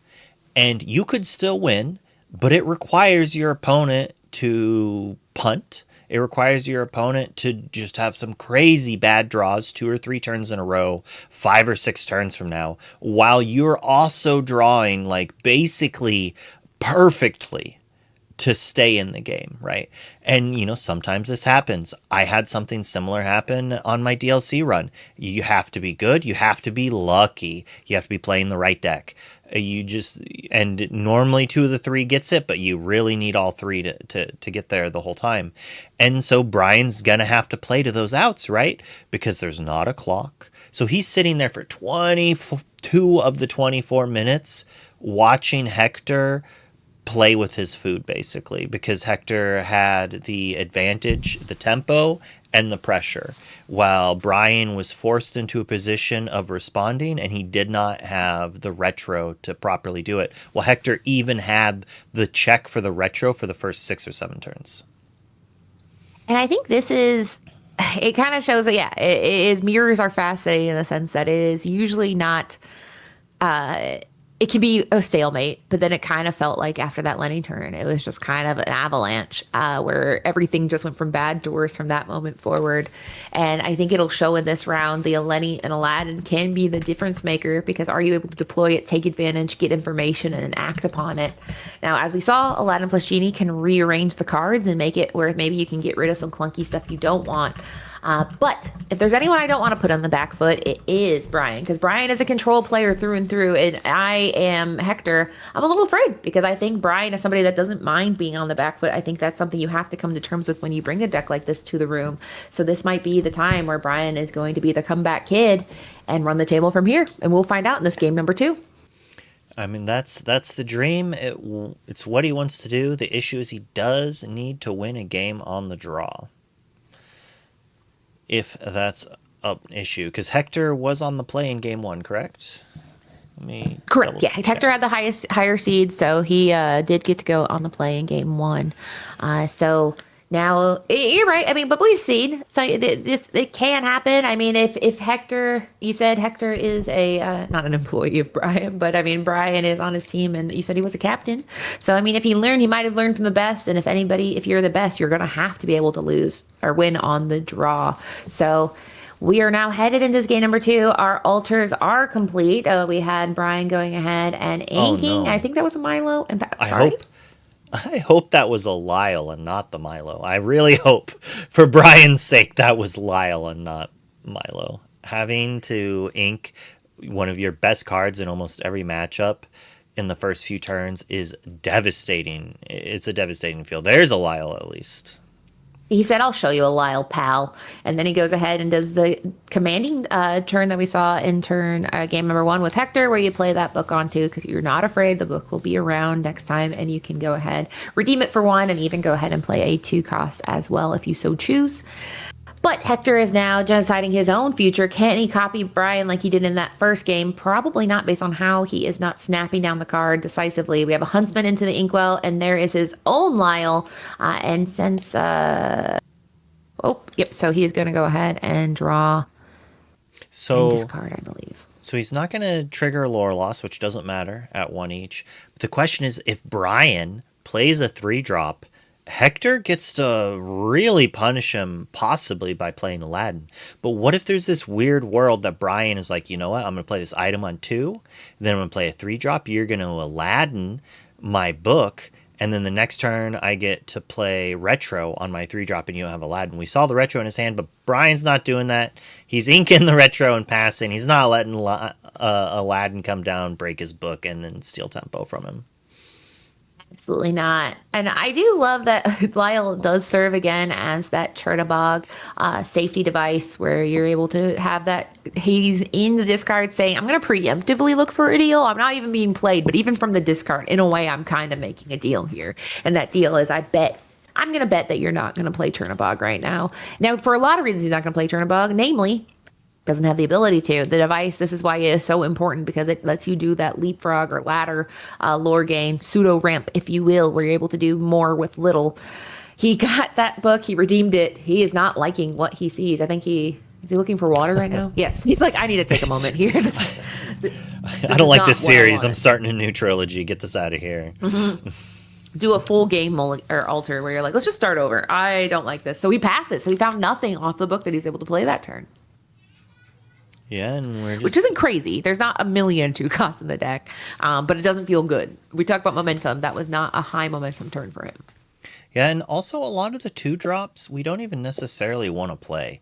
If we don't have the Aladdin shift with the retro device to be jumping forward in characters, the 2-drop Aladdin ward doesn't do much, right? While Hector here deploys a book to keep up the card advantage while also having some pressure, but Brian's Huntman, the Huntsman, correct? I feel I said it wrong slightly. He's the Huntsman? The Huntsman. The Huntsman. We'll pop him up on the screen here. His ward is only one of his 2 features. The fact that he can challenge down and trade with an Eleanor or the 1/4 David bodyguard that's seen a lot of play is pretty good, but he also just kind of stopped Hector from questing right there. It's like, you're not going to do what you did to me last game. That 6 or 7 lore you had kind of mattered, but it also didn't matter. That's another retro going into the ink. Maybe Brian has like his way to win the mirror is to just play the mid-range deck and banish his opponent's retros, and it just didn't work that way in the first game because Hector had everything. I do think it's very important that they thought about the mirror with building these decks, because I mean, this is a deck that I think is rising in popularity and will continue to rise. We even had the Buzz's Arm Amber Emerald deck thinking about the mirror in a world where only 3 were in the room. They're like, but what about the mirror? But it happened. These things, if it's a deck and you think it's the best deck in format, then you really need to think about the mirror.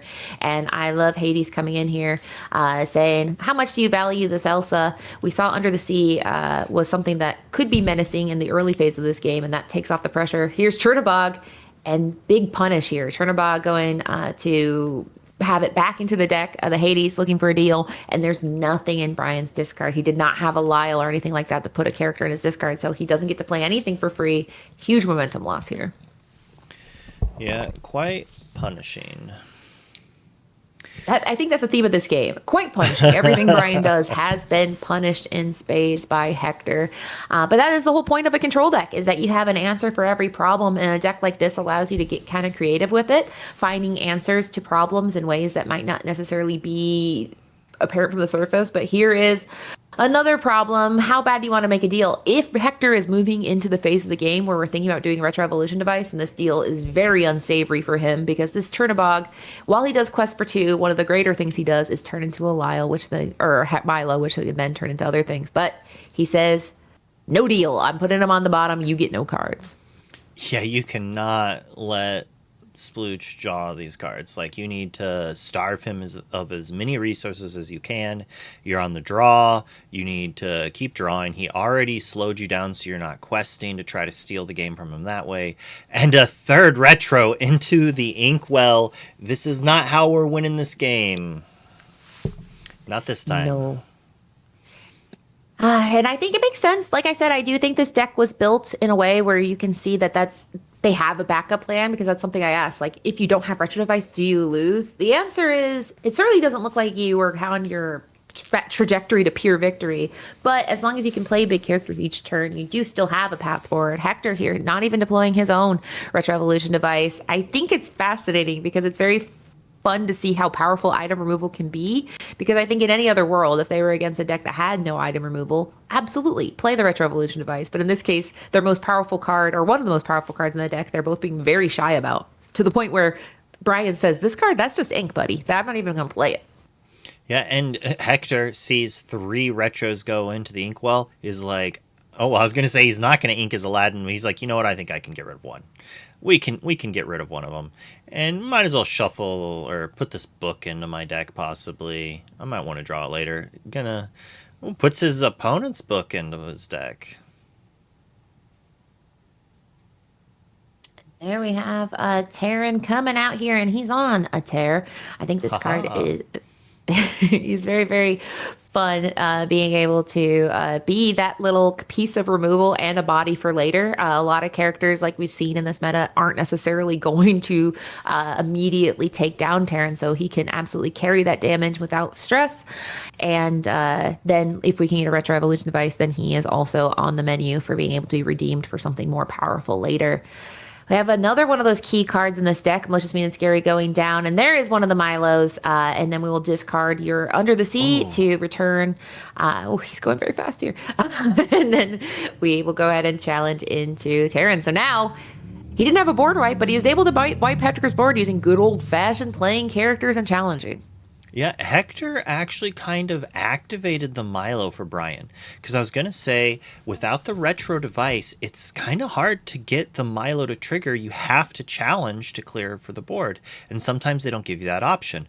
So he was able, though, to trade his 5-drop into Hector's 5-drop. And doing so means that Hector can't really jump up with his own retro device anymore. Because if he has 9 ink, he could just play these characters anyways the first time. And then Brian getting that extra card, he's not quite out of it, but Hector has 1,000 cards, and Brian appears to be owing cards to his deck still. Yeah, and now, I mean, it kind of shows why these card dungeons are absolutely essential, and why with that Retro Evolution device, when you're able to kind of leapfrog and play cards that replace itself, why that is also critical. We have that Lyle coming down, and he can do a little bit of thievery, making sure to try to get some lore off the board. Now, it is 2-1, so certainly not a stunning blowout, but I mean, Brian does have twice the amount of lore. Junior Woodzshack Guidebook will allow a little bit of redemption later. So, in this case, he's not going to get those 2 cards yet, but he does take 1 lore. So now, about 7 turns into the game, we're at 1-1. Do you think we're going to see Aladdin pop this book? It'd be funny. I mean, we've kind of been dancing around the Aladdin. I mean, the very first thing I said is, there's no item removal. Wait, there is. And then we haven't seen him be played. And that is going to be the 2-cost Aladdin, where you can play 1 to remove an item. But no, we see an Aladdin of a different flavor. This Aladdin is the Mischievous Pals. And the mischief they're up to is getting rid of some junk and trying to get something better. You go ahead and put the cards at the bottom of the deck. Your opponent doesn't get to see what they are, and then you get more. But like we mentioned last game, 0 + 1 is still 1. So no matter what, you are going to be able to replace itself, which is one of the value into this deck. And things are looking a little bit better for Brian. He has tools. It's just, will Hector let him use it? Yeah, with the inability to sing songs outside of Strike a Good Match. And we do Aladdin away the book and quest away. Brian sees an opportunity to try to close this game and to slow down Hector at the same time, and he's going to go for it. It's interesting you mentioned Strike a Good Match. That's an include that a lot of players have been playing, but these players did not. As far as actions that they're running in their deck, they are both only running 2. They're just the Malicious, Mean, and Scary and Under the Sea, and then the items are just Junior Woodzshack Guidebook and Retro Evolution device. So it's kind of fascinating that they have said, actions, we don't need it where we're going. But as you know, a lot of the cards want to get cards into your discard, so it's kind of, will this bet pay off? And I think we might see the deck shift a bit between this week and next, just because the inclusion of action is just going to depend on how much time you think you have to luxuriate in those decisions. Yeah, it's interesting. You make your Emerald Steel matchup just slightly better by reducing the amount of cards that they can hit you with. So if it's into a slugfest and you don't want to run out of cards, having less targets to be ripped from you is pretty good there. But it does make you weaker into Chernobog of sorts. It's kind of double-edged. It's like, what do you think you're going to play more of against? But did we finally get that Aladdin item? Did we got that Junior Woodzshack Guidebook?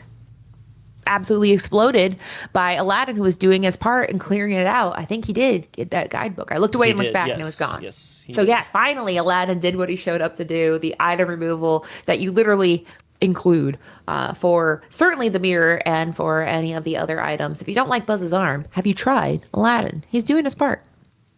Yeah, he is doing his part. He is Terry's. I'm not going to go there. I'm not going to go for the joke about, yep. All right. Anyways, if Adventurous Books got you down, Aladdin, he knows how to deal with it.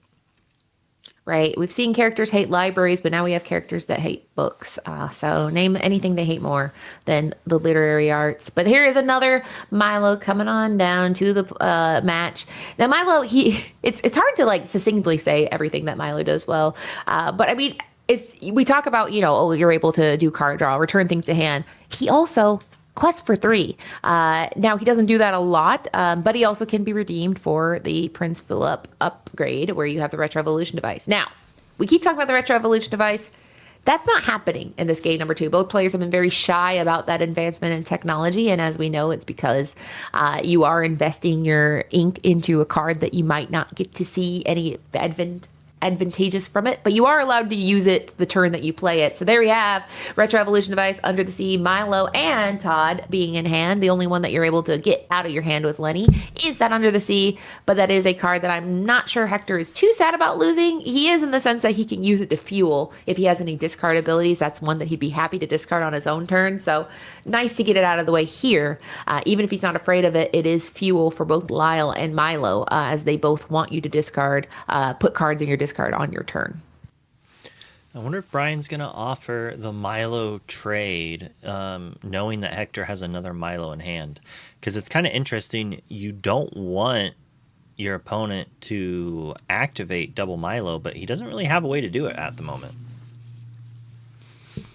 Like, you have to trade in. So if you exert your character, he can throw away a Lyle, play a Milo, bounce something, and then not trade. Maybe use your Milo to eat an Aladdin here.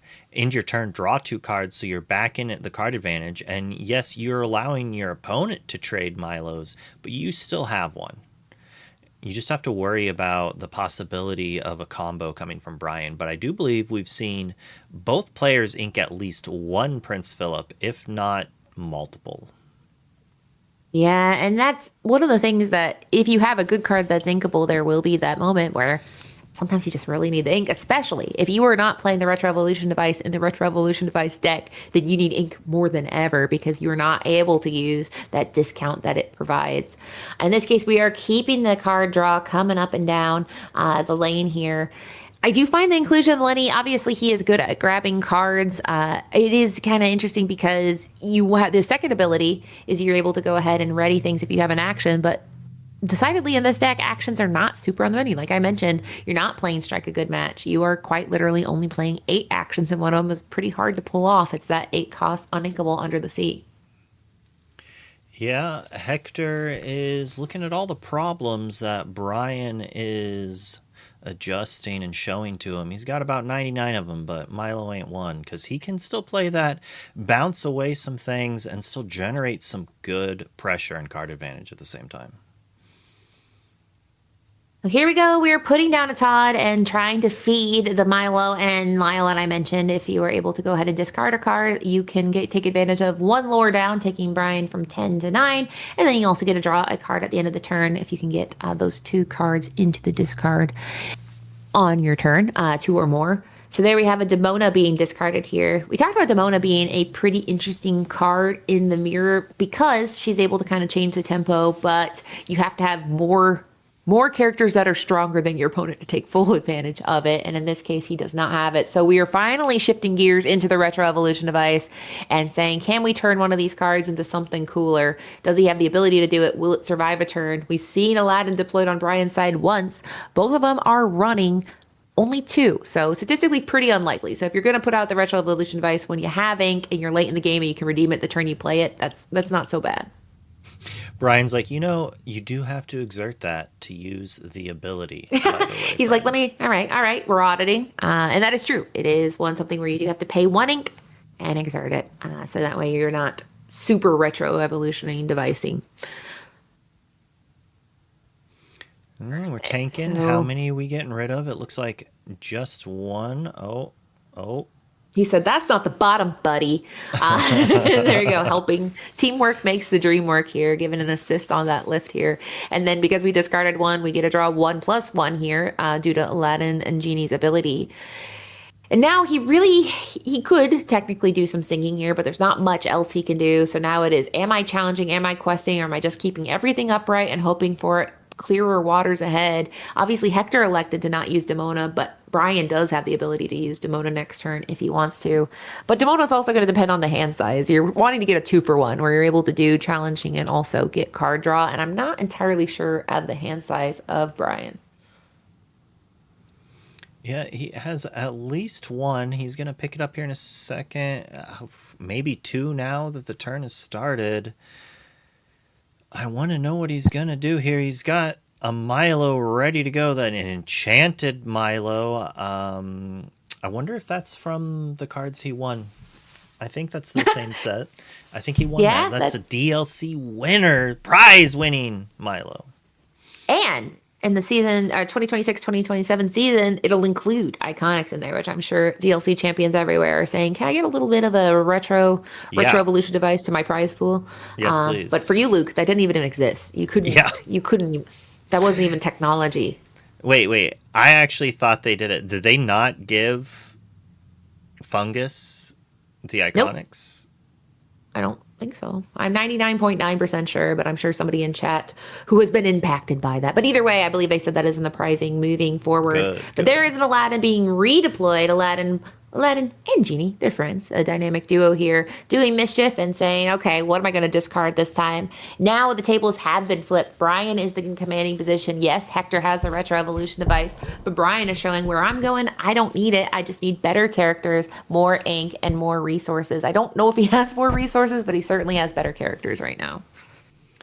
Yeah, let's see. Can Hector do something here? We can jump into a Milo, but it's looking rough with Brian at 14 representing 7. We have to answer 2 small things or 1 big thing. I guess we could trade. No, we just played the Aladdin. We can't challenge.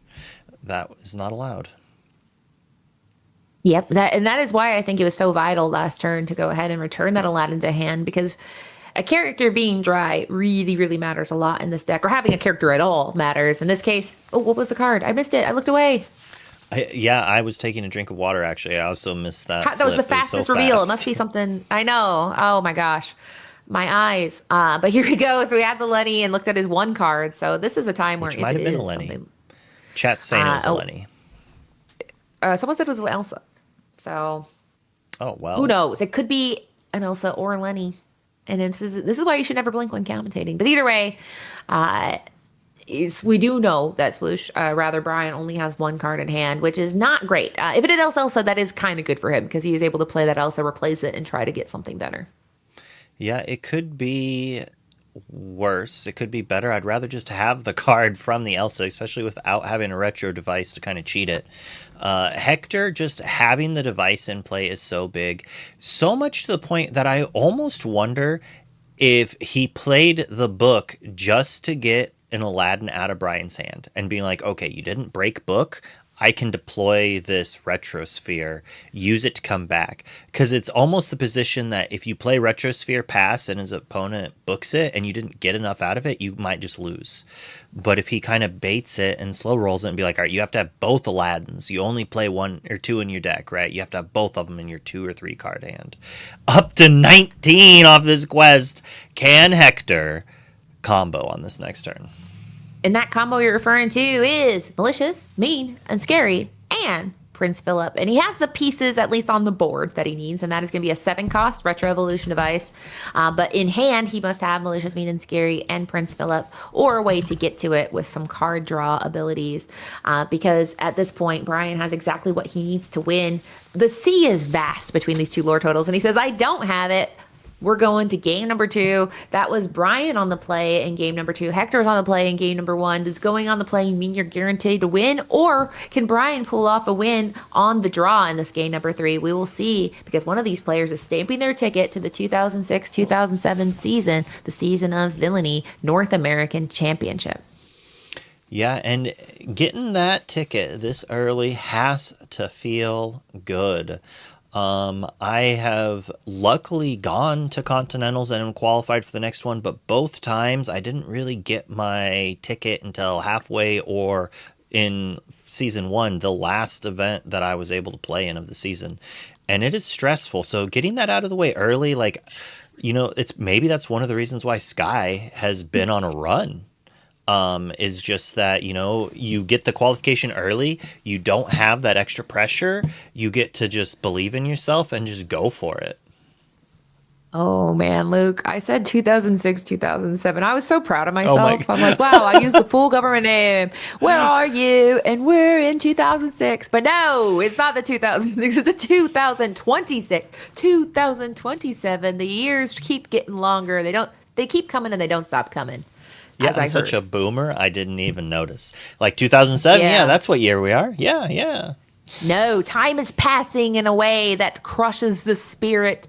But either way, right now, that is what they are playing for, is for that season. But right now, season 2, the championship is going to be next weekend. And both these players are headed there. They're going to get in an aeroplane and go all the way from the East Coast to the West Coast for that championship. And I'm very excited to see if these players even build this deck. I mentioned this a few times, but I think it's worth noting that Brian played this deck because he said he wanted to get it out of his system. So I am very fascinated to see if this is going to make him be like, this deck, I can't quit it. Or if this is the last time we'll ever see him play it. Did he truly get it out of his system by winning, or did that just make the spell get even stronger? Yes. It's hard to tell. Sometimes you're like, oh, this is the deck. I've got it. I know all the lines. It feels perfect even after a whole day. I want to keep playing it. And sometimes he might just be like, oh man, like it felt good, but like I could tell what felt bad, and I think there's going to be more of that at the next event, especially after I did well. I don't know if I can run this. Both things have happened. I've seen tournament runs where the player who keeps winning is like a week ahead of the meta, you know? But I think Zan has literally done both. I think Zan with Blue Steel was like, here's how to play Blue Steel. It's the best deck in the format. He crushes an event, and then the next week he plays a deck that beats it. And he says it was the best deck in format. Was by exactly. Becoming the best deck in format, you no longer are the best deck in format. The irony of it all. That is funny. And then I think there was another time that he did similar, but then did not perform the next week. And so like sometimes you're too ahead of the meta. Sometimes you're perfect, and you get to ride that wave for a hot minute. And you know, maybe Brian's on that right now. And it's all of that to say, I mean, there is a chance that these players are saying, if I play control deck, maybe people won't. But either way, we're off to the races here. We have Demona being inked. We have Junior Woodzshack Guidebook. As we've seen, that it is very advantageous to do this early. Later, your books are not guaranteed. We talk about the benefit of this card is you're able to use it economically to play it and then maybe redeem it later. But in this matchup, knowing that these Aladdins are the biggest fear, not this one, the other one, the one that is doing his part, can come on in. Now, both players are only playing 2, but I feel like that is the secret card of the game, and the reason people have been playing around it. Both Hector and Brian have been like, you will not get rid of my item, because this deck only has 4 items, 4 guidebooks, 4 Retro Evolution devices, but they do not want to lose the momentum from those items. Do you know what would have been hilarious? Is if Brian played a book there, passed it to Hector, and Hector Aladdined the book, passed it to Brian, and then Brian Aladdined the book back. And like, because you like don't activate the book to answer their book, and because you answer their book, they can answer yours. And Brian has the shift. Nothing powerful to sing here, but it does give us the ability to quest for some lore here and filter our hand, get rid of some of these 8-cost unusable cards, and get to do a little bit more. Now, getting to keep this Aladdin will matter a lot, because as we've seen the Retro Evolution device, yes, you want it to survive a turn, but if it doesn't survive a turn, you can play it and then use it the turn it is played. In this case, though, we are just going to try to get some lore where we can, because we can quest, because there's not a lot of things to fear. Terran is a 5-cost, and it cannot rush in for a little bit later, so this is time where you can luxuriate in this clear and free board. And now Hector needs to get his resources out. As we've seen, yes, your ink matters in this deck, but the true matchup is, can you get your extra value out of the pseudo ramp? We have 2 Retro Evolution devices in hand, which I think is perfect, because probably not likely that you'll have 2 Aladdins, so he can keep those in hand, prioritize them to maybe play one and have another one later, because he needs to catch up. Right now, as far as the value, Brian has more, but Todd is going to help clear out the way. In this case, we're inking one of our 2 Evolution devices, or maybe he drew another one, we don't know, but we have Under the Sea being discarded, because like we've seen, that's not the most valuable card. It can matter, but not much. Yeah, and we had a question whether or not Brian's invite passes down. If this was for season 2, it would, but this is actually the second CCQ of season 3, so they are qualifying for an event that only one person currently is qualified for, and they're playing for some really cool new promos, some Mother Knows Bests for participation, some foil Mother Knows Bests, and foil playmats featuring the art as well. Really neat stuff that RB has decided to give to the CCQ circuit outside of just the invite. Last idea include on, we talked about the differences between this deck, and this is one of them. It's Dumbo, the flying elephant, not the one we know and love that costs $1 million. This is just a little baby. He's an uncommon, but he does give evasive until the start of your next turn. So I think it can matter if you have a line of characters where you're like, you wouldn't, and you can go ahead and give him evasive. He does not run, a lot of times people will run it for synergizing with the other Dumbo, the 8th wonder of the universe. But this is just one that is a little bit of a tech card. In this case, missing. But we also have a Lyle coming out. And there we have the Aladdin Punish, one of the Junior Woodchuck guidebooks coming down. And like you said, it could be bait. It could be a situation where it's like, I'll put this book out. You wouldn't dare try to target it with your item removal. In this case, he does dare, and then he plays his own. Could this be a bait of a bait where he fell for the bait, but now he will lay his own trap?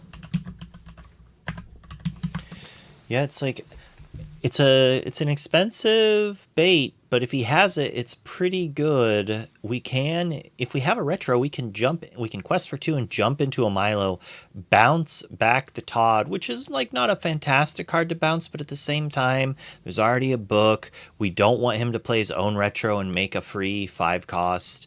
It kind of steals the tempo away possible, because not only are you like, you need to answer this retro device, you need to redeploy your card draw. The issue with it, though, is you are giving a lot of cards. Well, not anymore. We have the Aladdin right back. We're not letting them draw those extra cards. So this might be what we do. It's unlikely we quest with Aladdin and Genie, since our opposing Aladdin can trade. But we're perfectly fine with Lyle making that trade. And I think that is one of the most important concepts in the game is you can have a trade. Is it the trade you were trying to draw up as far as ideal for you and, least pain? But in this case, we have that, if the Aladdin, I do love it that they literally said you wouldn't do it. And they said, I absolutely would. You were not going to draw. Because I think obviously Retro Evolution Device is valuable for that pseudo ramp ability, but 2 cards matters a ton in this matchup. This deck wants to have lots of options to be able to do lots of punishing things, and denying your opponent 2 cards feels pretty good, even if it's not necessarily that ramp. So no matter what, I think you are getting value destroying that book, because it is representing the possibility of the control elements that are coming up down the line as you get more and more ink. Yeah, Brian's body language, though, is interesting. He doesn't seem too happy. And we know Hector actually has the retro. So I kind of feel like Hector's book was a little bit of bait. And it looked like Brian's might not have been. Or at least it was the thought. Like, that's the other thing is, like, you make these plays that could be a trick, right? But sometimes you make the play to make your opponent think you're doing the trick, so they don't do that and they wait. And that was the bluff, like a reversed bluff of sorts. And sometimes you make those plays and people watching are like, that was terrible. Well, it's like, yes, but you didn't see the outcome of what could have happened if they played around this or played around that. Sometimes it's much easier to play against good players than new players, because a new player might not know of what cards they should be playing around. So if you don't have it, you just could lose on the spot. I think that's when my dad was getting into Lorcana. I said there's 3 phases. The first is you learn how to play the game. The second is you learn how to play your deck. And the final step is you learn how every other deck works, because your real task is to learn how to play against every other deck. And so that is kind of what they're doing here, is that mind game. But here we go. We've lost our books, but what about the Retro Evolution Device? And he has some pretty tempting targets here. That Aladdin being able to get 2 lore, and now we can go up to 7 with Milo Thatch. Now, returning Hades is interesting because he probably does not want to lose either character, and he likely, Hector will pick the most valuable one. So he can return his own. You're forgetting, Katie. Milo has Ward. You're right. So you can't even make a deal. But he does elect to choose his own because as You're we also saw, item brilliant. removal matters. He only has 2 in deck, but now he has as many as he needs with the Milo. So he puts that back in hand and says, don't make me do it, but I will. And, you know, we had some discussion in chat earlier. The play he just made is also how this deck has a fairly positive matchup against the Buzz's Arms, Book, Kevin, Item, Mill deck, Escape Rope deck. And you just play Aladdin, you banish the adventure book, you Milo a few turns later, get back the Aladdin, and you do it again. And then in the late game, you can take out the pesky Inkcasters. They have no way to beat you. Yeah, unfortunately, as chat pointed out, he didn't quest with that Aladdin. So he saw the glowing of, wait a minute, I can get Aladdin back. But as we know, you want to be very, very careful with the sequencing, as we talked about with that Chernobog and Randall Boggs and under the Malicious, Mean, and Scary in Dylan's matchup. It is something where if you're going to do any kind of combo where you're returning things, you want to make sure you get as much value out of the cards before you redeem them. In this case, we're going to use Retro Evolution Device to change that Hades into a Milo. Did he get a quest there? Are we all just not questing? We'll see. But in this case, now that Milo can return character to hand here. So he didn't turn his genie sideways, but he did gain 2 lore a minute and a half ago. Okay. Well, shout out to Lorebot by Bobby McHugh, who makes a wonderful program which we're using to track the lore in play. And one of the features he added is we actually have a history of all lore gains and changes, so we know. So at 1:03:38 p.m. Central Time, he did go from 5 to 7 lore. The question is, was that from a different character, or was that from just verbalizing to Hector, I'm going to quest for 2 and then activate retro, and he just put the Aladdin into his discard. And since they are besties and teammates, I'm assuming they assembled together and decided to do shortcuts. Very valid. You know, words are powerful. And shout out to, as a person that I dabble in corporate controls, I love an audit trail, guys. We love audits around here. So here we go. We have our Retro Evolution Device. So now is the question. Is he going to punish this Retro Evolution Device? He has the Aladdin. He just has to pay 2 + 1 to take advantage of Aladdin to do his part. We're inking our own Retro Evolution Device. Here we have the 3 ink. He does it. He says, I'm doing my part. And buddy, get that Retro Evolution Device into your discard and pass. So now we have that Milo. We have to redeploy a Retro Evolution Device in order to do the cool things. And by the cool things, I mean Prince Philip with Malicious, Mean, and a little bit Scary. You know, I'm disappointed that we don't have a Prince Philip promo. Honestly, we've got Enchanted Milo, Enchanted Mean, Malicious, and Scary, and then you just got, and here's Prince Philip. He's mogging on a horse, you know. Yeah. He doesn't need an Exactly. enchanted. He's enchanting. And there we have a 5 cost, which, you know, 5 cost pairs so good with the device. But as we saw, that device did get destroyed. So now we have Aladdin, and as we've seen several times, this is where you kind of can do a little spring cleaning, discard your cards, and then draw that amount +1, and that not discard. You're putting on the bottom, which does really matter because you'll never know what those cards were really unless you played a Lenny turn before and then a Lenny turn after, and you use your brain to do some calculus in between. In this case, though, that costs full 5 ink to play that Aladdin. So here's why the device is powerful. He has a lot of cards, but he can't do a lot per turn. He doesn't have really many songs. He just has a Malicious, Mean, and Scary and Under the Sea. So that's one way you can do multiple things per turn. But the other way is a Retro Evolution Device. So I really love Brian's prioritization of getting rid of it because it kind of cuts down Hector at the knees. Oh, just kidding, as they say. It is a sequel of Retro Evolution Device. So does he have a Milo to answer that to get back his Aladdin? He doesn't. He shifts it. He might have another one. It's possible. There are 2 in the deck. But I think that this Retro Evolution Device response by Hector could matter a lot if Brian is not able to respond in turn. Yeah, it's crazy because if you were to just glance at this board and not count the ink, you can't really tell who was on the play this game. They have, as you said, identical boards. except for Hector having the better looking enchanted. Ooh, we have the mean malicious. 2 more Milos and a Demona. That is a spicy good hand. I would not want to be. I agree.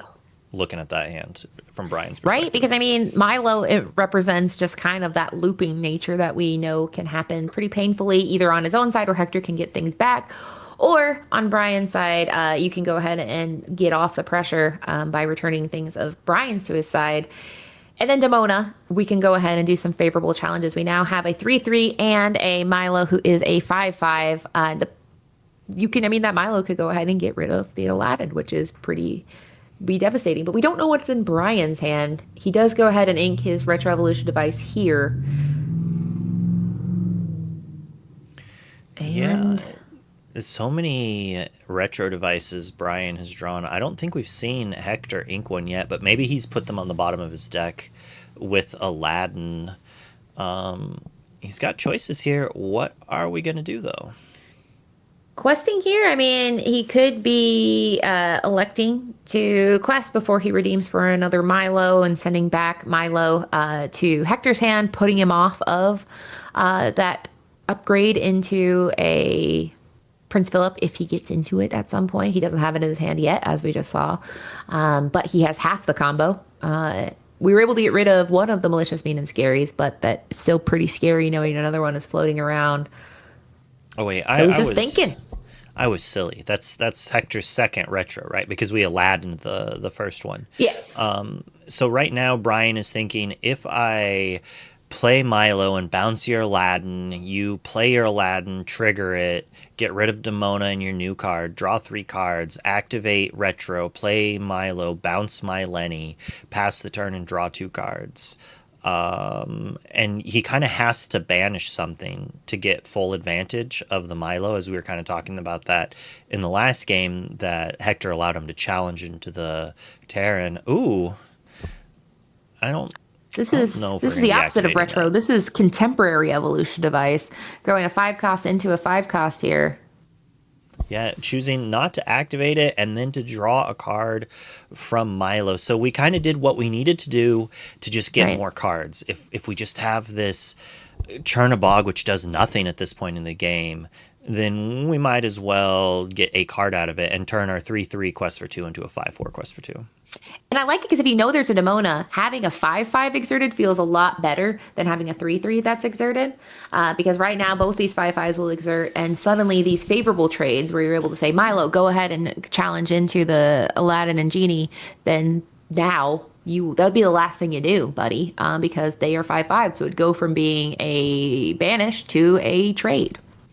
This is kind of scary because, like, we can be in the position where we either trade Milos if we want, or we just keep our Milo up and we take out a Lenny for free, turn our Aladdin into a Milo, and then we get a draw. But, answering the Milo while still having our own seems pretty dang good, as that's the choice Hector opts to go with. He doesn't need 2 cards in a turn. He's fine with 1, as we put Brian on nothing but a lone retro.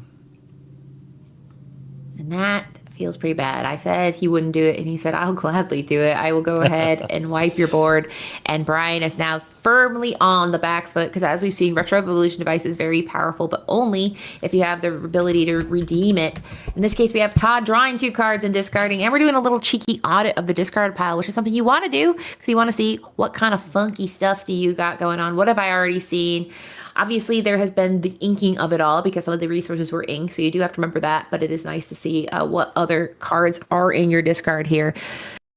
So then we can play our Elsa, draw another card. If you guys are keeping score at home, it is 9-2, Brian up at 9 and Hector at 2, so he's definitely not out of the race here, but he is a little bit scared because anything he puts on the board is now firmly in the territory of Prince Philip and Malicious, Mean, and Scary territory. Now, he has to have both those cards, and he didn't have those cards previously, but it is something that he definitely could have received by playing that Demona, which had the ability to draw 3 cards. Another thing that could be nice is I thought he was just shaking a hand. I was like, he's done here, but no, he was looking at the discard. I was like, that's bizarre behavior. But no, he's checking his own discard. Both these players are running 2 Demonas. As we know, Demona can be a very fun, punishing card in the response to Demona because of the fact that it exerts, and then the Stone by Day she cannot ready. I guess he just drew those 3 cards. She also is gigantic. She is a big lady. Yeah, outside of Prince Philip, she's the biggest character around. So you're gonna find her challenging Milo's quite a bit. The matchup against Amethyst is fairly favored, but I found myself constantly getting got by my opponent super ramping with like 2 or 3 ramp effects into a Demona, and while also having a Sven or something crazy like that. And then later on, how do I deal with this giant Demona that is going to continue to exert my warded characters without having the Prince Philip combo? So it can occasionally throw a wrench in your game plan. It's not enough to just win the game, of course, which it does in other matchups, as there are quite a few people who would happily never sit across from a Demona ever again.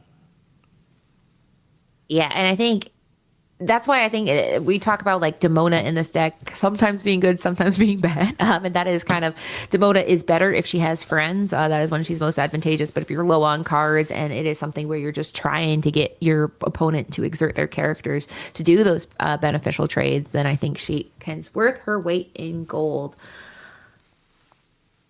In this case, we are gonna... Well, the judge is reading a card, I do believe. So let me read this. Probably, usually, may or not, kind of things like that. He's like, Lyle, I don't like the look of him. He punched an old man, and he did. He did punch Kashikam, I think is his name. Either way, the Emperor of Atlantis, or pushed him. Either way, it was very foul behavior. And now we have Todd coming in. We get to draw 2 cards, discard 1. This is, like we said, food for the Milo to keep your hand nice and ample as we move forward. And the question of the day is, will Hector let Brian keep this beautiful board? I think that he doesn't have the best 3 cards on the board, but 3 cards is better than none. And I think looking at this also, this is a time where Under the Sea we say it doesn't matter. In this moment, it actually could, because his entire board is Under the Seeable. So this is the one time where actually that would be a true board wipe, which is very rare in this matchup at this phase in the game. Ooh, and there goes the retro device from Hector drawing his second Aladdin here. And if we have an Under the Sea, it is devastating, but I think we're just going to quest a little bit here, it looks like. What are you going to do, Brian? Throw all... to 4 of your characters into my character and do nothing? But Hector's still thinking maybe we're not going to. Well, yeah, we're gonna quest. Oh, eventually, we'll pick one or the other. And there you see in his hand, he's got a Prince Philip and some other card. There might be another Retro Evolution device guy, actually. It's a Milo. Oh my goodness. So this is rough business. If you're a Brian, things aren't feeling good. Now you are getting to keep your board, but like we said, that Retro Evolution device is so valuable when able to do that leapfrog up in the ability or in the characters. And right now you don't have the ability to leapfrog. Now you do have 8 ink, which is good. So he does have the ability to sing and play Malicious Being Scary. In this case, we're not doing that. Get that thought out of your head, because we're just doing some old-fashioned challenging. We have Emma. We have Mean, Malicious, and Scary at home is what we're doing, right? And we did the best thing we can do. Just do some Mean, Malicious challenging. Yep, exactly. And this is a big character. We know Hector has another Milo in hand, but that's honestly, you don't want to bounce that. Just like Brian found out the hard way in the last game, he bounced that Prince Philip and then it got replayed on him immediately after. He did not forget his Lyle trigger this time, though. Yeah, that Lyle trigger, I think probably what they were looking at, is it a May or not? That's usually what people are looking at, and it is not. It is a must type of situation. The may draw a card. Sorry, you may draw a card and choose a discard, but you must the second condition is met, that is something that will happen no matter what. However, in this case, it's time to play Chernabog we discarded to return Prince Philip to hand. Kind of funky choice there, but Lyle can't sing Malicious, Mean, and Scary, so it feels not so bad. Yeah, that's definitely a good feel from Hector that we can't see that happening again. Oh, what are we doing now? Drawing some cards. Did we just activate Retro and not put a character into play? I love it. I love it. That is to just draw a card off of Milo. Well, yeah, I mean, because, if you Retro Evolution Device, truly, the card draw, and I think that makes sense. Trying to get the card draw matters a ton here. Just making sure that you're exchanging a card that's not so good for the card that you believe is on the top of your deck. And that is something Brian doesn't have the luxury of. He is now at 9. They're both at 9-9. So the tools that are in their arsenal are getting a little bit smaller. We are able to play a Todd here and keep doing that dig for a better answer. He is having to dig as deep as he can because that Prince Philip, Malicious, Mean, and Scary combo is becoming more and more important as the game goes on, because now we are looking at 5 lore on Hector's side, and that will just keep growing unless Lyle slowly drips it. The slow drip from Lyle. So what's funny is Retro Evolutionary Device is not actually a May, but how do you prove that they can't play a character? Because it's a hidden zone. You say Lore Guide. I think because it's a hidden zone, it just automatically counts as a May. Like you are allowed to not find something or choose something possibly. So that's kind of cool. That's fascinating. Yep. The problem, I wish they would have just said May on the card, even though like you don't need it and it technically is a waste of ink.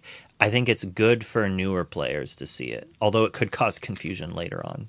But right, Katie, because what's a lot happened? of times I was reading the card. I'll be honest. I was in the jutsu of the technicality lore guide call we just had there, and that is why. Raise your hand, yell lore guide. One will come over and explain all of it, unless you're on a computer, and then they do not show up. But sometimes they do in chat. They're very magical that way. Oh, yeah. It looks like Aladdin came down, and then a Todd. We got rid of a Demona. We challenged a Todd, and now I think we activated the Lyle to lose a lore and pass the turnover. And pass he does. That was crazy. Did someone message you that, or did you rewind it? How did you do that? What? Never mind. It was amazing. You're like, what happened? And you're like, actually, I know what happened. So that. How did I do it? I used critical thinking and looked at the screen. That works. That's fascinating stuff there, folks. And that's why he has won a DLC. And there we have the Elsa, who is going to go ahead, draw a card. Todd, where you can draw 2 cards, discard a card. So this is just going to go ahead and fuel Hector's plan. It feels miserable for you, Brian, because Hector has everything he needs for the win, which is being able to draw cards, do a lot with the Retro Evolution Device. He has Questers on board. Now, Brian has a little bit of the ingredients needed to win, but he doesn't have all of the ingredients, and that is just the Retro Evolution Device being, I think, the difference maker. And that's what happens in these mirrors, is who has the most important resource and who doesn't. And right now, Hector is the one with it, and he is paying in dividends. Yeah, this match has been a slog. We are almost at an hour 20 minutes for the finals here, which I do believe a big chunk of it has actually been this game. And I think, I did kind of predict that these control matches, it's either you have this turn where everything slowly starts to fall, or it is truly just a slugfest where it is control on control. Can you respond to this? Can you not? And we're seeing the value of the Aladdin. I think that kind of shows why they were hesitant to play items, because once the party starts, it doesn't stop. And there we have the combo we talked about. Malicious, Mean, and a little bit Scary combined with Prince Philip, Vanquisher of Foes. I thought they were friends. Well, I mean, when you're mean and scary, you never know what's going to happen here. That's a lot of lore in play for Hector as well. That's 1, 2, 5, 6, 7 in play. And even if we have the Elsa, that still only gets us to 19, but it's not even in his deck. So Brian might have the ability to come back, but it seems rough, and a Ward character might be the only way to get there. I think, yeah, and that to your point, that word matters a ton here. Now, Ward does not get around blanket effect, so if we're able to do that again, which is possible, he does run 4 Malicious Mean and Scaries and 4 Prince Phillips. That is one path forward. However, if he's able to stick it and keep that character for the board, then he can sing and then go ahead and play his own Prince Philip and get back into this game. But the math is how much lore is on the board, and we have a lot. 1, 2, 5 plus 2 is 7. So not necessarily game on board, but it would certainly be a situation where if he makes the comeback, he has to stay in a commanding position, which would be pretty hard. So it is this is match and point. Can he respond? I see you in the chat, Luke. Come back here. I had to unmute. I started to talk, but I was muted. I have to mute when I type because it's very tippity tappity. This is a tough spot here. What do we have to do? It's like, are we inking this? Are we discarding it? We have to do something. And none of it feels very good. And I think he has a Retro Evolution device here that he's thinking about discarding, because where he's going, he's like, listen, this I don't think we were doing device technology. So he's just gonna say, wait, we'll look through the discard one more time. This is my favorite part of the control mirror, is of all the decks that look and see what have you gone through. I feel like these kind of board wipey control decks are where you really start doing the audit. But the thing he doesn't know is what he's been putting back in the deck from Aladdin. So he doesn't know what he's been recycling. But he is able to say how many Malicious Mean and Scaries have we seen. And then, like we said, remembering if he inked them, which if I was taking notes, I could refer back to it. But I do not remember. This match has been going on for, I think, 40 minutes. Or rather, this game has been going on for 40 minutes. And it's so hard to remember that. You play, this is the third game of this super long set. He's been playing himself all day to try to remember, you're like, oh, did that happen last game or was that earlier this game? Like, oh, which inked happened where? I do wish we were able to take notes. That said, I don't think I'd want, if they allowed note taking, I would prefer you could only take notes on your opponent's turn. And then 2 rules being added. 1, you can't just instantly end your turn to stop your opponent from taking notes. And you can't make your opponent wait longer to end their turn so you can write more notes. But that would be an interesting strategy where you just quest pass just so they can't write down something you did, I guess, possibly. But in general, I support note-taking. As Brian here, we're still thinking about what to bounce, right? Or did he bounce something when I missed it?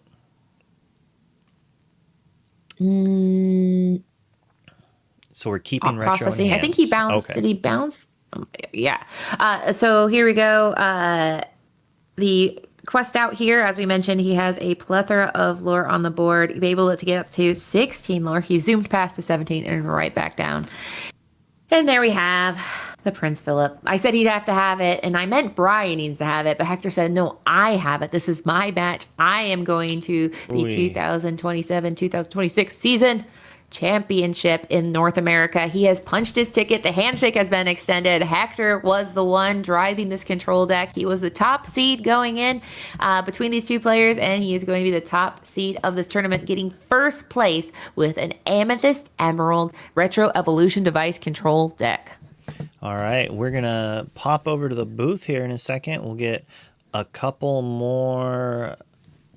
Well, we're going to have an interview, hopefully, but we've got to change a few things to make the screen look a little bit better. We had to change our cameras, so our interview screen now has to be rotated around so we can see them, but we're going to get that taken care of.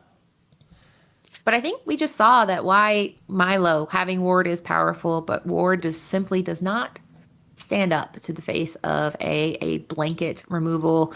And we saw why item removal matters a lot. And I cannot wait to see how decks respond next week. I will be interested to see what percentage of decks have teched in item with removal, if people care. I just think that in the lineup, 5 of the top 8 decks were item heavy, meaning that it needed items to win reliably. Now, obviously, one deck or two of the decks, and I'm referring to the Buzz's Arm deck, have so many items where I'm not even sure item removal will matter. But this is a deck where I do think item removal can be very impactful, and it was. I think Aladdin was kind of the difference maker in this matchup. Yeah, the item breaking was pretty devastating. We got to see some really cool plays where it's like, well, are you going to take out this book? You're going to let me draw some cards? What you going to do? What are you going to do? It was the game 3, right? That they both broke a book for the other player and then immediately played a retro basically the next turn. So that play line worked out for him. That's probably like $50 worth of coaching right there if you're going to play the mirror that they showed you for free on stream. Oh, and they're playing with a lightsaber. Hold on, I got to show you them playing with a lightsaber. They don't know I'm showing this, but that's one of the prizes you are. for getting first. Do you like mirrors? It's not a story the Illuminary would tell you.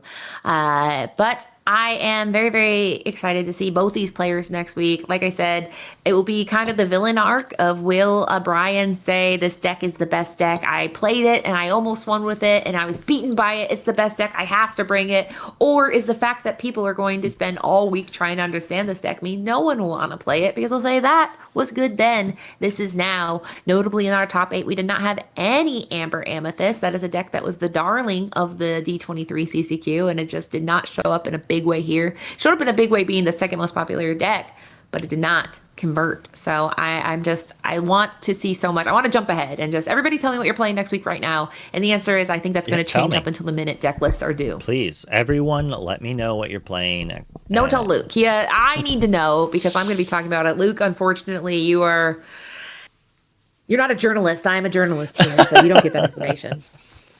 I would love that information. It seems very useful for me. And I think the interview is just about to start here. Their hand in the microphone go. We're going to make it hop over so you can just look at their beautiful faces and that amazing lightsaber. Pigment too. Wow, look at him. Shout out to Brian and him looking so similar. They must, maybe because they practice so much together. It's the jersey. All right, Hector. Congrats on the win, my friend. Qualified for next season. How's it feel? I mean, it feels good. I didn't expect this at all. I made the trip up here last minute with my family to play with my friends, to actually practice with this, green-purple deck to see if it has, if it's viable for nationals. And I mean, it worked out.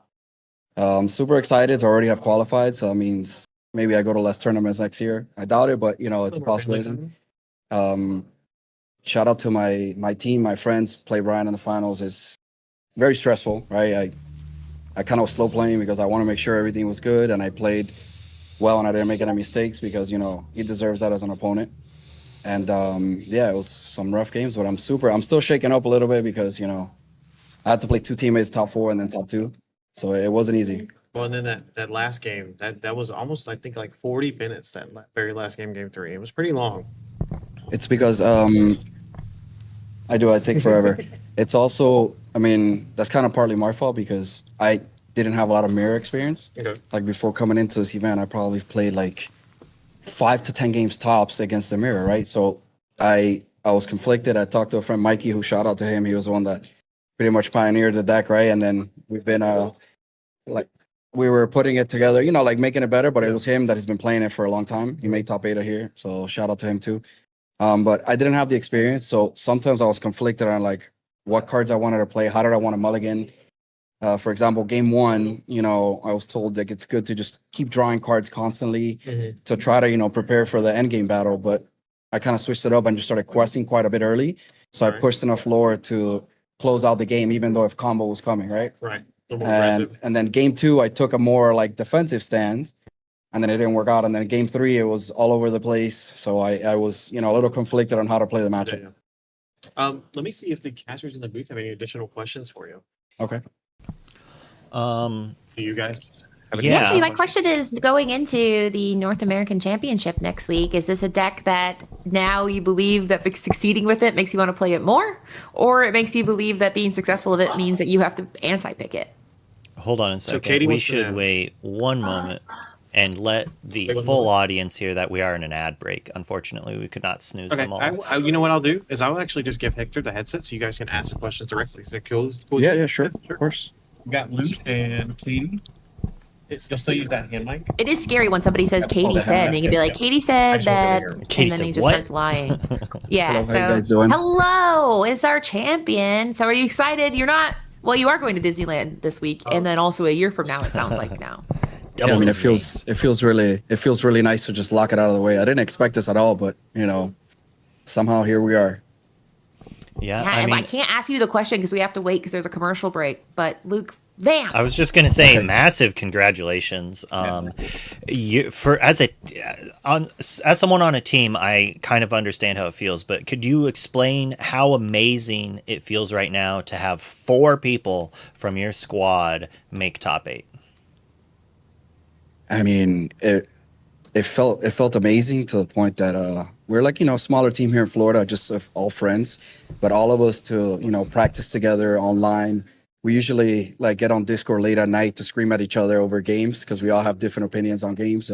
But it feels good to come out here and have the whole squad like perform. It shows you that we're still good at the game and we could compete with some of the bigger teams.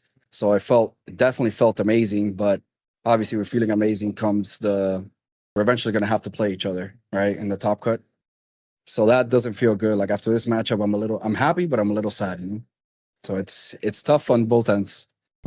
Well, I'm sure if Brian had to not win the event, he would have preferred to lose to one of you. So he's not going to be feeling too sad. And just remind him he won a DLC. He has no room to complain. Katie, what was your question?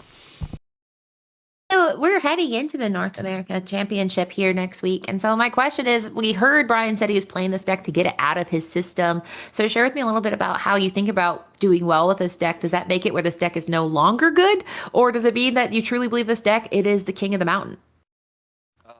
It kind of just puts us at a crossroad, right? I came here to test the deck to help like narrow down my choices for next week. And then coming here and playing with the deck, and I felt like I did a little too well throughout the rounds. I don't want to get, like, I don't want to feel some type of way about the deck and then just lock it in for next week. And I don't know, it was weird. I had another deck in mind, but then this deck, now that I did well with it and I learned how to pilot it a little better, now it's giving me a little confliction of what to take next week. So that's where we're at, all of us. And Right. Brian did the same thing. He brought the deck here, to see how he felt after playing it online for so long, so we could rule out some decks for next week. And here we are. We made it to the finals together, so it feels a little scary now that my choices are a little conflicted. I think there's probably 128 people approximately that can relate to you, not Yeah. counting the LCQ people. But I think it's fascinating to see you guys do so well with this deck. Do you think there's room in the deck to adapt to what you believe the changes in the meta? Because I've seen this list varied very much from what we saw last week. Yes, there's definitely. I mean, as I was playing throughout the event, I actually played all the worst matchups that I thought were bad. And I realized some changes that I would make after the tournament that we need to test to make it a little better, but it definitely could handle almost every deck. Of course, not every deck, it's like a free win or anything like that, but there's a lot of decks that are tough, but the deck is still win out. Awesome. Yeah, the capabilities of that deck are pretty absurd, but when you get to wipe everything they did and only with like 6 ink in play, it feels pretty good. And as one of the people who now has to reanalyze months of testing, thank you for that.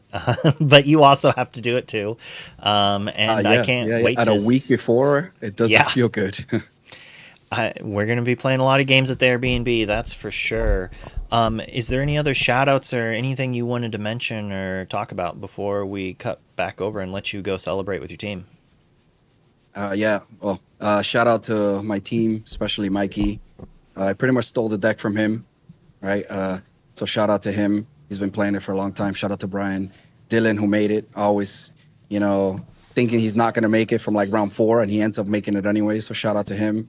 Shout out to Triad. That's the shop that we play for. Shout out to them. Also, my wife for coming down here with my 2 kids and spending the whole weekend taking care of them. Going crazy. Shout out to her. because she's the MVP. We came down here because of her. And thank you for everybody watching the community. I was super nervous, so hopefully at least we put up a decent show in our games. So shout out to everybody watching and the community and all our South Florida peeps. Love it. Congratulations. I hope you have a wonderful, because I mean, bask in the wind, wave your life around. It does make a sound when you hit things. So that is a fun thing to know. Yeah. I'm giving this to my child. I have a 3-year-old daughter who actually likes Darth Vader. She wears a mask running around. Wow. So I got her, so now we got her a gift.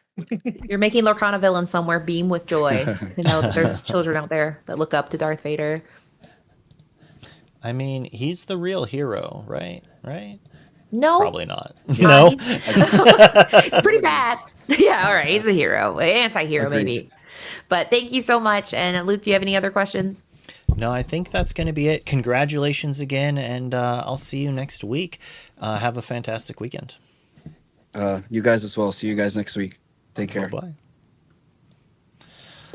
All right, Katie, that was a fantastic weekend here of games. Lots of stuff to watch. Ninja might be joining us back in the booth. I just muted him, but I'll unmute him now that he has his headset on.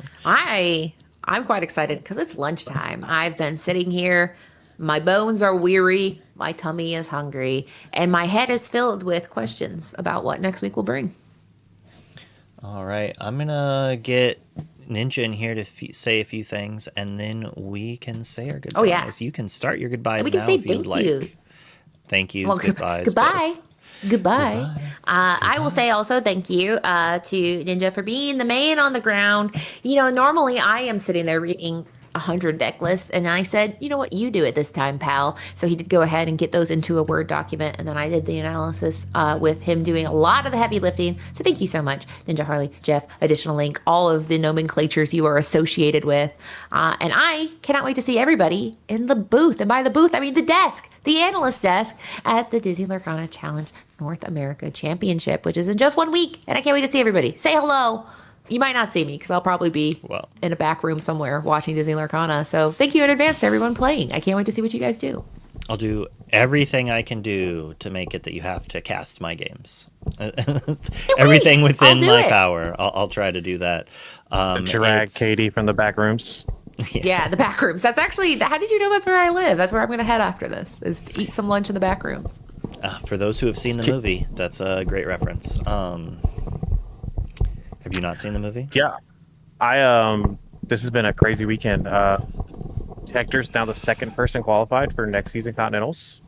But I do want to say thank you guys for all the digital lifting you guys did. Because this is the first time we've done something like this. This has been a learning experience for me. And so thanks for everybody that tuned in. Thanks for all the Illumineers that came out. And hopefully we hope to do some more of these. Yeah, and luckily we kind of fixed that camera issue for the last round. That will be taken care of the next time. We're going to do triple check the lineup. It looked fine preemptively, but then the storm and the internet did not like us, even though it loved those hand cams. But yeah, thanks to Additional Ink, Ninja, doing great on the ground job of getting everything ready, doing the interviews, did fantastic. And just getting the event to run really smoothly and making us have a lot of things to watch. The cam to see the room, fantastic. I truly enjoyed that. And then to Woodzshack's TCG down there, throwing what appeared to be a great event at a great venue there, renting a new place out and getting some other vendors there. I don't know which ones those are. And I'll shout out Meta Market, which is kind of shouting myself out, which is weird. But, without them, this wouldn't have happened, you could argue. Maybe. I don't know. That's egotistically. But it was a great day, and I think the casters did a fantastic job. The judges did a great job. We dealt with all those deck check issues and things that came from there pretty easily and pretty quickly. Got to watch some good action, and, it's time for lunch for some people, dinner and others, depending where you are, and maybe bedtime on the other side of the country. Supper, second lunch, breakfast, brunch, who knows? But I think we're going to raid someone here. Is there any other shout-outs that we wanted to give? Shout out to the viewers. I love people watching competitive Disney Lorcana because it just means that you guys care and that you guys like hanging out with us. So if you are spending your Saturday and Sunday with us, thank you. You have choices when you fly, but you chose to fly with us. Yeah, and I'll shout out. We had a couple new players show up in this event. They're like, "Hey, this is my first event besides the locals." So they had a lot of fun. They were really impressed with everything they saw, and just shout out to everybody playing Lorcana, all the Illumineers out there. Yeah. And make sure to stick around. We might not be rating an English stream, but they do seem to be playing Lorcana for a cause, and we care about that. So check it out. Give a Depends what the cause follow. is. If it's like a good cause, it's a good cause. Okay, good. It's the cause is pollution. We're pro. But Please maybe not. like and subscribe for pollution. Here we go.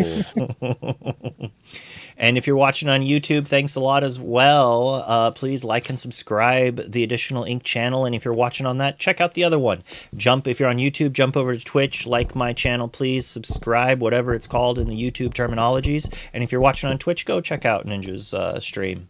But we're going to end on that note, and we'll see you on stream next week at some point. Bye.